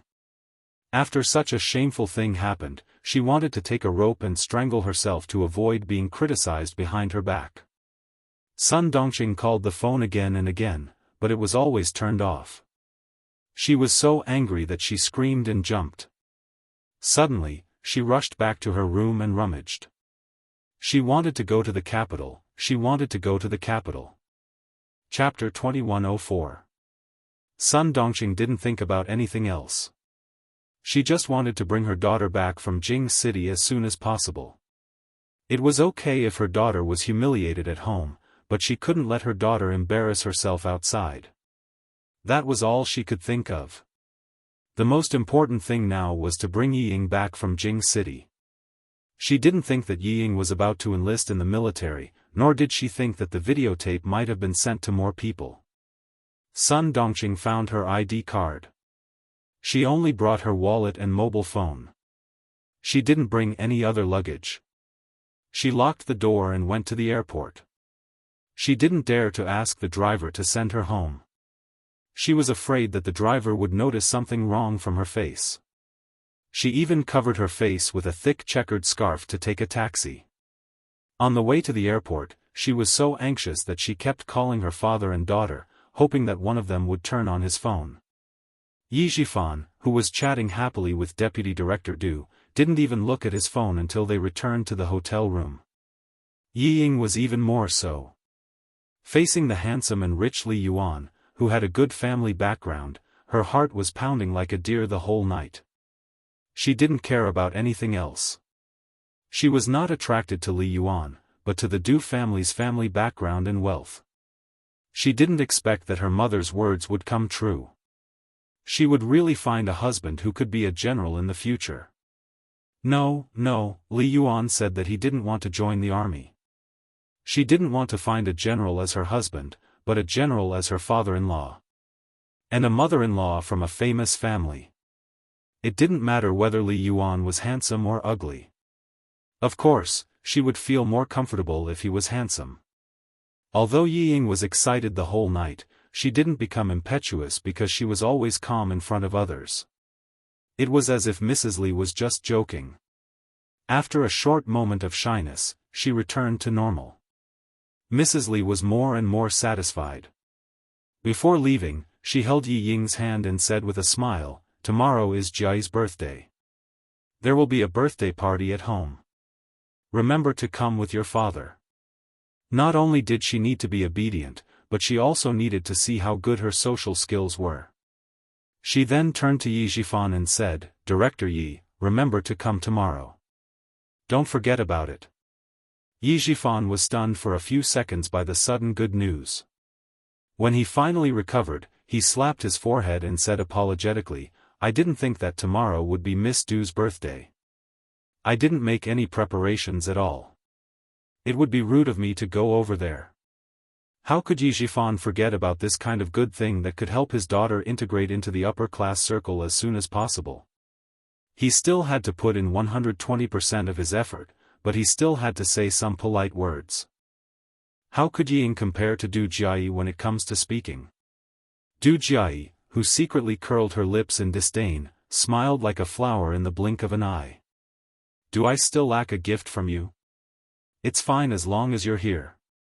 I'll introduce a few friends of your age so that you can play with them during your holidays." How could Yi Ying not notice the hidden meaning in Du Jiayi's words?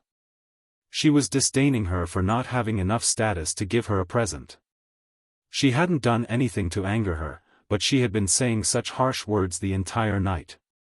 Yet, on the surface, it sounded like she was being magnanimous and polite. Isn't she just afraid that I'll steal Madame Li's attention? Chapter 2105. A lady from a prestigious family? Bah! She's so narrow-minded. If it weren't for her surname, I wouldn't have bothered with her. Yi Ying, whose heart was in turmoil, continued to pretend that she didn't understand Du Jiayi's sarcasm. Maintaining a sweet smile, she said calmly, "No need, no need. I'm already very satisfied to be able to attend Jiayi's birthday party. There's really no need to trouble Jiayi to introduce more friends. I'll take my time." Mrs. Li had been paying attention to their conversation the whole time. Seeing that Yi Ying was polite and a little domineering in her daughter's reply, she nodded with satisfaction in her heart. Not bad, she didn't swallow her anger. When pushed too hard, she knew how to fight back gently. It could be seen that she had a soft but firm character. She wouldn't be too weak and let others bully her.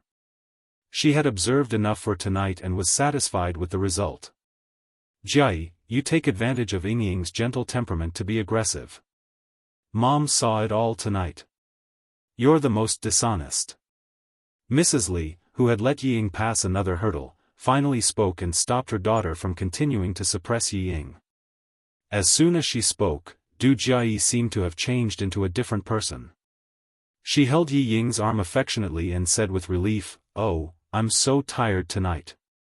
Mom, don't call me for this kind of thing in the future. I didn't know how tiring it is to be a bad person until today. Oh, I'm so tired. I don't want to be a bad person for the rest of my life." Yi Ying was stunned. She didn't understand what was going on in front of her. "I'm sorry, Ying Ying. It was my mom's idea tonight. It really had nothing to do with me."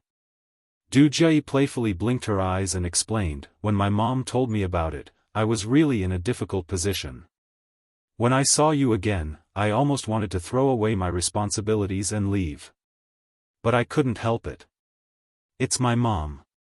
As long as my mom says something at home, it's like an imperial edict. Even my dad doesn't dare to disobey. As her daughter, I don't dare to do anything." The more she spoke, the softer her voice became. In the end, she whispered into Yi Ying's ear, giggling as she continued, "Let me tell you a secret. My mother is quite satisfied with you. As for you, you only need to coax my mother in the future. As long as my mother is happy, the whole family is happy." Yi Ying, who understood what was going on, actually wanted to avoid it. Her body had even stiffened from the contact with Du Jiayi. She did not feel any warmth from the hand that was holding her arm. Instead, she felt her heart tighten. "Well, I'll see you tomorrow." Go to bed early tonight and come over early tomorrow to help me receive the guests. Du Jiayi had always been strong-willed. Regardless of whether Yi Ying was willing to come over early or not, she made the decision directly. To her, letting the daughter of a small bureau chief come over to help her in advance was already giving the other party a lot of face. She could only rush over, how could she refuse? Madame Li, who was already strong, did not think that her daughter was strong. Instead, she thought that her daughter's arrangement was good. She smiled and said to Yi Ying, "Okay, I'll send a driver to pick you up early tomorrow. You don't have to prepare a gift. Your sister Jiayi doesn't lack anything. You don't have to worry about your outfit. Just use the same makeup artist as Jiayi. You'll definitely look more beautiful and elegant. She'll send a driver to pick me up tomorrow." Yi Ying, who was initially displeased by Du Jiayi's words, was delighted. That's right, Madame Li was the one in charge of the Du family. As long as she could make Madame Li happy and marry into the Li family, would she still need to be afraid of Du Jiayi? Chapter 2106. She was just a married daughter. How could she compare to Li Yuan? Li Yuan even followed Madame Li's surname. It was clear how high his position was in Madame Li's heart. Yi Ying quickly glanced at the handsome figure who was on the phone in front of her. The smile on her face became even more gentle. Du Jiayi's eyes flashed with a hint of contempt as she quietly observed her mother's expression and actions. Maintaining the smile on her face, she continued to hold Yi Ying's arm tightly as she pouted and acted coquettishly. "Mom, you're so biased. None of my friends have ever received a single word of praise from you." "Me too, it's been a long time since you've praised me." Did she really think that she could marry into the Du family just by coaxing her mother? She sure knew how to daydream. For some reason, Du Jiayi disliked Yi Ying. She had been prejudiced against her since the beginning. Madame Li glared at her daughter who was beginning to misbehave again. Although she said she was glaring, her eyes were filled with affection. "If you were half as good as Ying, I would dote on you every day." Even the deputy chief of staff Du joined in. He laughed and said, "Your mom is right. If you were half as obedient as Ying, I would dote on you too." Polite words were enough to be taken seriously. Yi Zhifan quickly flattered back. The atmosphere was so pleasant that everyone's faces were filled with smiles. Du Jiayi looked at Yi Ying, who was getting more and more uncomfortable, and sighed. "Ying, your arrival has caused my status to plummet. I don't care anymore. I'll leave the important task of making my mom happy to you in the future." The intimate and witty words made the three adults laugh even louder and louder. Yi Ying had no idea what Du Jiayi was thinking. Her whole body was bearing the weight of Du Jiayi's body. She tried her best to smile naturally and said gently, "Jiayi, you're making me happy. It's my fortune to be able to make Madame Li happy." Du Jiayi was sometimes cold and sometimes hot. The things she said, the things she did, and the expressions she showed were all different. Her words were obviously sarcastic, but it just made the adults laugh loudly. Yi Ying couldn't help but feel afraid of such a Du Jiayi. She couldn't help but feel more envious and jealous. In the face of power, Yi Ying was not as arrogant as she was when facing Yi Qian.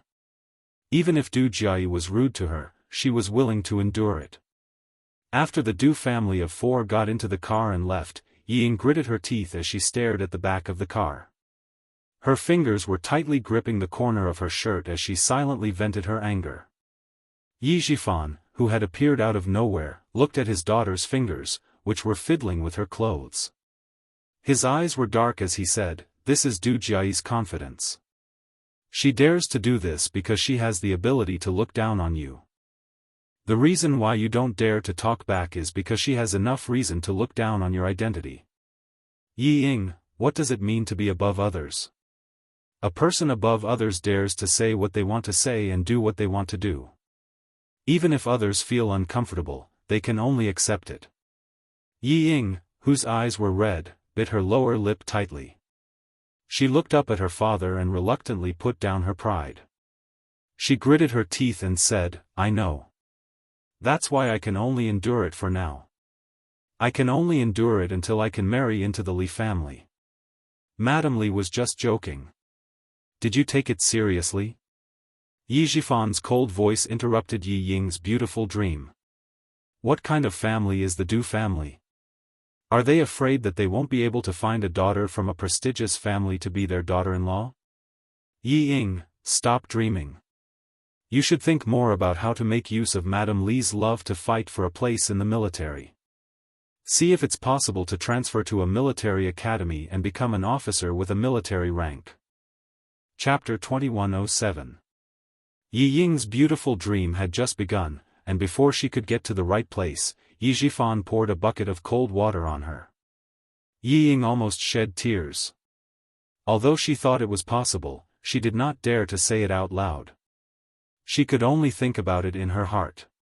Go back to your room and have a rest. Get up early tomorrow and wait for the driver sent by Mrs. Li.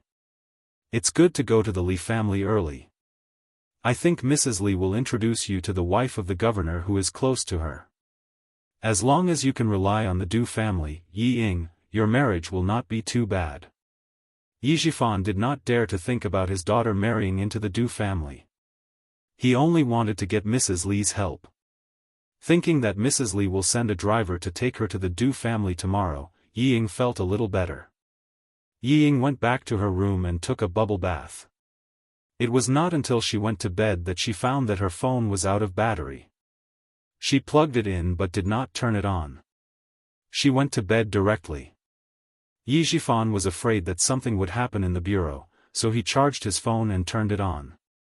As soon as he turned it on, countless text messages beeped. It was either the home phone or Sun Dongqing's phone. There were nearly 30 text messages in total.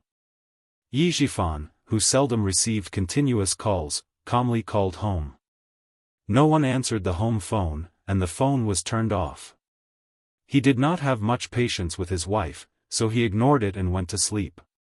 At this time, Sun Dongqing was sitting in the luxury cabin flying directly to the capital. Other passengers had fallen asleep, but she was not sleepy. She was looking forward to getting off the plane as soon as possible with her eyes wide open. In the car, Mrs. Li was asking Li Yuan about his impression of Yi Ying. Li Yuan did not think much about it, nor was he interested. He just said to please Mrs. Li, she is not bad. At least she is pleasing to the eye. She is not like the women I have seen before who think they are so great. She seems to have a good personality. She doesn't look like someone who will make trouble. Mom, it is useless to ask Li Yuan. As long as a woman is beautiful, he will like her. Du Jiayi smiled coldly and did not hide her disdain for Yi Ying. She is not bad-looking, but I don't see anything good about her personality. A dog that bites will not bark. People like her are like this. She's not causing trouble because she doesn't dare to cause trouble at my house. She doesn't have the guts. Madame Li had long seen that her daughter was against Yi Ying. Although she didn't say anything, it didn't mean that she didn't know. Hearing her daughter's words, she smiled and looked at her daughter, who had always had sharp eyes. She praised, your eyes are indeed more accurate than Li Yuan's. Yi Ying doesn't make trouble, but it doesn't mean that she is really weak. Her character is quite gentle. I admire her forbearance. She's also a sweet talker, just like her father. She doesn't give people the impression that she's trying to flatter them. I just feel that she's a little smart. Considering her age, she's quite tactful in dealing with things. She's much better than the girls your brother has dated before. The deputy chief of staff Du, who was sitting at the front, turned his head and said to his son and daughter, your mother is very satisfied with her. You two can just go along with what she says. Your opinions don't count. Dad, you've always been on Mom's side. Turn around and look straight ahead. Don't speak, don't interrupt. Du Jiayi leaned over and raised her hand to cover half of the deputy chief of staff Du's face. She pushed him back and said, we'll talk about our own things. Just listen to us. Okay, Okay, okay. I won't say anything. I won't say anything. You two continue to talk. The deputy chief of staff Du, whose face was pushed back by his daughter, laughed. He never cared about the things at home. It was enough for him to have his wife. If she said it was good, it was good. If she said it was bad, it was bad. Chapter 2108. Mrs. Li patted her daughter's arm with a smile. You're so rude. Sit up straight. Don't affect the guards driving. I haven't finished yet. Du Jiayi sat back with a smile and continued to say what she disliked about Yi Ying. I don't like her very much. It feels like she's pretending. She blushes all night and she's so shy. It's as if I'm so thick-skinned. I don't like her. And, Mom, didn't you notice that her eyes were a little flirtatious? When Li Yuan came in, she quickly glanced at him and lowered her head. I really thought she was shy at that time. But in the end, you said you wanted her to be Li Yuan's girlfriend. Ha! Du Jiayi snorted softly with a mocking look on her face. She started to stare at Li Yuan from time to time. She's not looking at him shyly. She's just sizing him up. Does she want to see if Li Yuan is good enough for her? She's just the daughter of a little director. What right does she have to think that Li Yuan is good enough for her? Du Jiayi's words had a great impact on Mrs. Li. After a long time, she nodded and said, You're all young people. Looking at young people with the eyes of young people, sometimes you can see more clearly than adults. Hearing what you said, it's possible that Yi Ying deliberately behaved well in order to leave a good impression in front of me. But, although Mrs. Li agreed with her daughter's words, she did not directly deny her love for Yi Ying. But she's really gentle and filial. You can see it from her pouring tea for Yi Zhifan from time to time. She turned to ask Li Yuan, who was not interested, What about you? What do you think? Her daughter's thoughts were important, but it also depended on her son. As long as she's good enough for you and my sister, I have no objections. Li Yuan shrugged indifferently. Yi Ying's beautiful face flashed in his mind, and his eyes were a little more interested. Her father is not bad. Southern Province is a rich province. I want to go there to develop my career. If I have Yi Zhifan's guidance, it should be smooth. Du Jiayi rolled her eyes at Li Yuan. Do you need Yi Zhifan's guidance to develop your career in Southern Province? Isn't it enough for you to have uncle's guidance? Eldest uncle, second uncle, and third uncle can also help. Do we still need Yi Zhifan? Sister, you're dreaming. Uncle will only help Li Jinyan. Why would he help my mother? It was already good enough that he didn't go against his mother. Third uncle doesn't want to count on him either. He's been hiding abroad for so many years. What can he do to help me? At the mention of his grandfather's family, a layer of darkness appeared in Li Yuan's eyes. With eldest uncle and second uncle around, what can we do? If you don't even try to fight for it, how do you know you can't do anything? Third uncle was forced to retire from the army and go abroad by first uncle. Now you can join forces with third uncle, right? There's also first aunt. She's his second wife, and she can't wait to get rid of Li Jinyan. Don't you know that you should join forces with first aunt? Hearing this, Li Yuan glanced coldly at Du Jiayi, who had simplified the matter. No matter how much eldest aunt wants to get rid of Li Jinyan, she won't help me, who also wants to divide the Li family. What are you arguing about? All of you, shut up. Madame Li glanced at her son and daughter angrily. The smile in her eyes was replaced by dark clouds. Your second uncle will be here tomorrow. Don't talk about his past.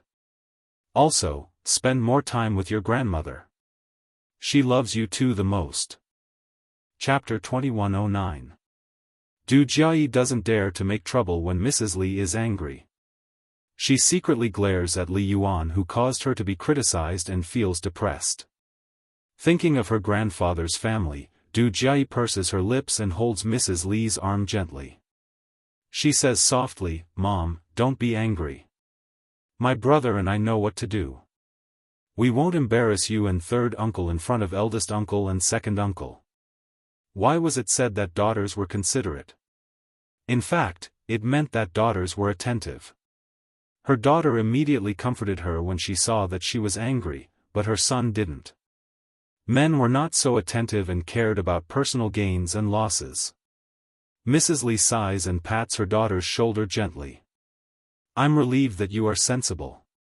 Don't tell your brother that he needs to rely on his uncles in the future. They are unreliable. Your eldest uncle and your grandmother are like fire and water. It's good that your second uncle doesn't care. Your grandmother doesn't have to worry about it. Your third uncle has just come back. How can he help your brother? What's more, there is Li Jinyan. He alone is enough for your grandmother and your third uncle to worry about. Let's solve our own problems. Don't bother your grandmother." Mrs. Li is not in a good mood when it comes to her family. Du Jiayi sees that she frowns and doesn't want to talk about it. She nods obediently and lowers her eyes to hide the complicated feelings in them. Her grandfather's family seems to be rich for generations, but their relationship is not ordinary. Her grandfather was a playboy all his life. He married her eldest grandmother and gave birth to her eldest uncle and second uncle. In the end, he raised her younger grandmother and gave birth to her third uncle and mother. What surprised her more was that, her younger grandmother and her eldest grandmother were not blood-related sisters. Her younger grandmother was adopted by her eldest grandmother's family. Later, the affair between her grandfather and her sister-in-law was exposed.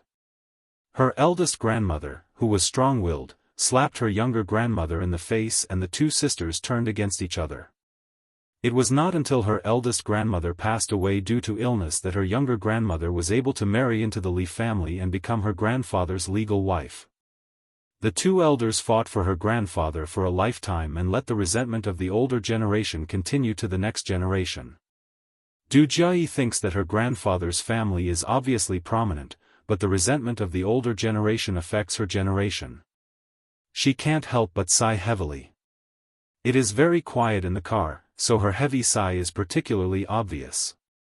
Madame Li, who was already in a bad mood, felt a little amused when she heard this. "Why are you sighing all of a sudden? Is there anything in the family that you need to worry about?" "Mom, I am thinking about my grandmother." Adjusting her sitting posture, Du Jiayi asked softly, "Mom, tell me what happened to grandfather's family back then. Why did eldest aunt pass away in an accident, and why was third uncle forced to retire from the army and leave for a foreign country? Tell me, I really want to know." Li's mother's mother. Li's aunt's mother's.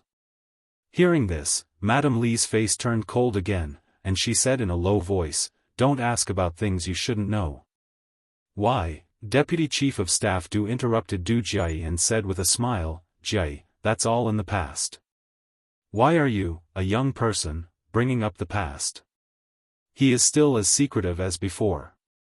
His face changes as soon as he mentions it. Du Jiayi reluctantly says, "Oh." She thought about it and said, "Didn't Li Jinyan say that he is back?"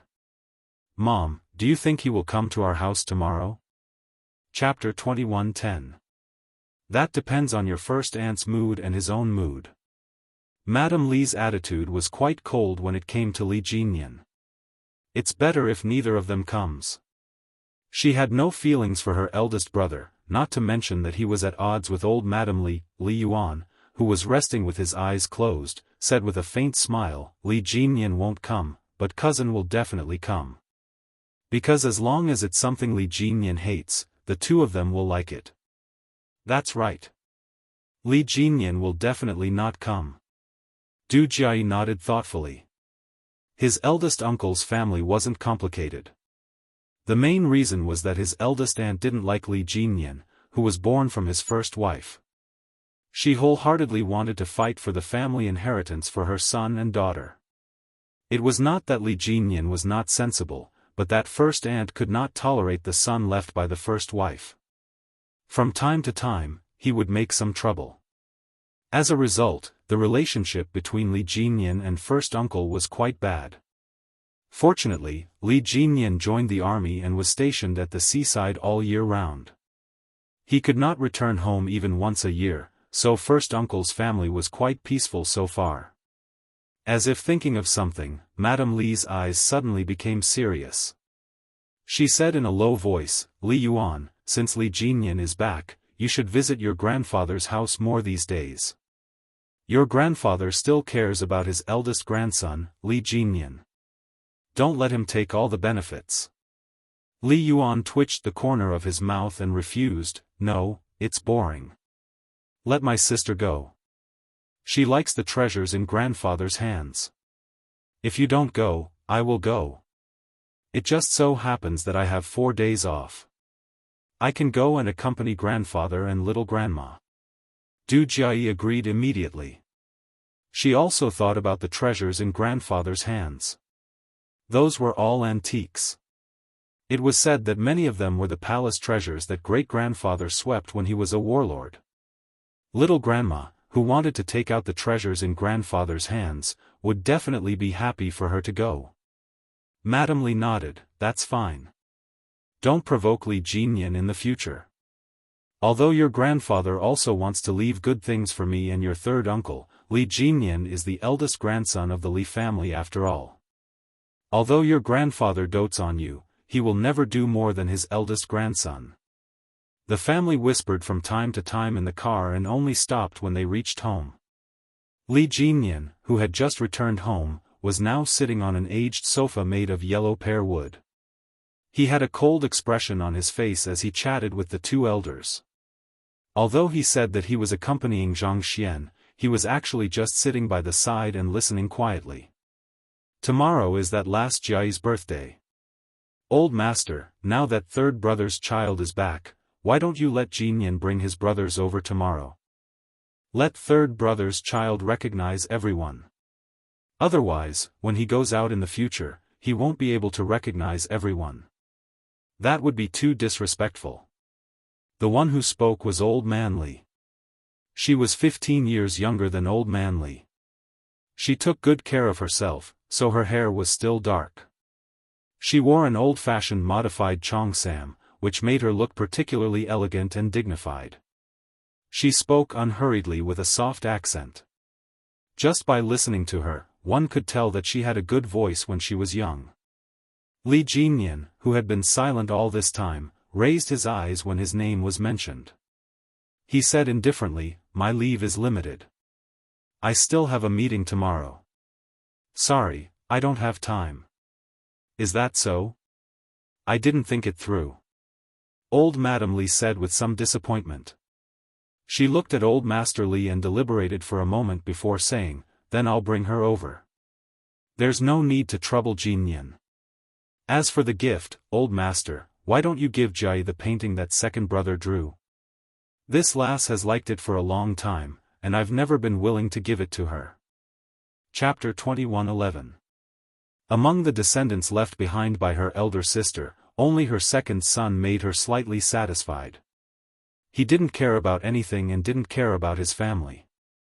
He carried a picture clip and walked the world, becoming a famous painter both domestically and abroad. She had several of his paintings in her hands, and any one of them was worth hundreds of thousands. Li Jinyan had no interest in these things. Seeing that it was getting late, he got up and said to the white-haired and white-bearded Old Man Li, who was sitting on the sofa, "I won't disturb you anymore. Rest early." He nodded slightly at Old Lady Li, put on his military cap, and left. Old Lady Li, who was watching his back, secretly clenched her fists. She didn't even want her old face anymore. She just hoped that he would say something and let the old man open his mouth and give the painting to her granddaughter. In the end, he was the same as his father. He just didn't let her have her way. It would be good if everyone in the first branch died outside, so that one or two of them wouldn't come to anger her.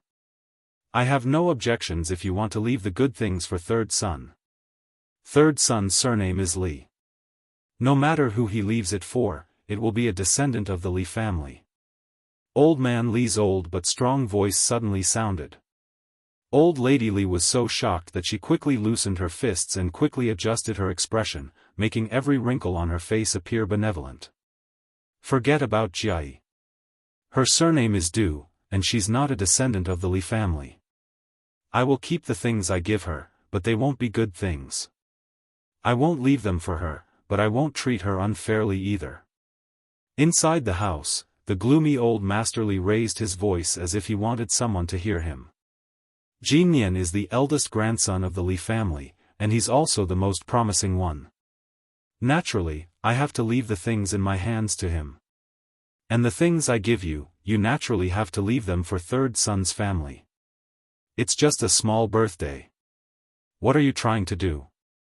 Do you need the eldest grandson of the Li family to congratulate you? Did they come to Jinyan's birthday? As his grandmother, have you ever thought of giving him something good? The more she spoke, the more respectful old Lady Li's expression became.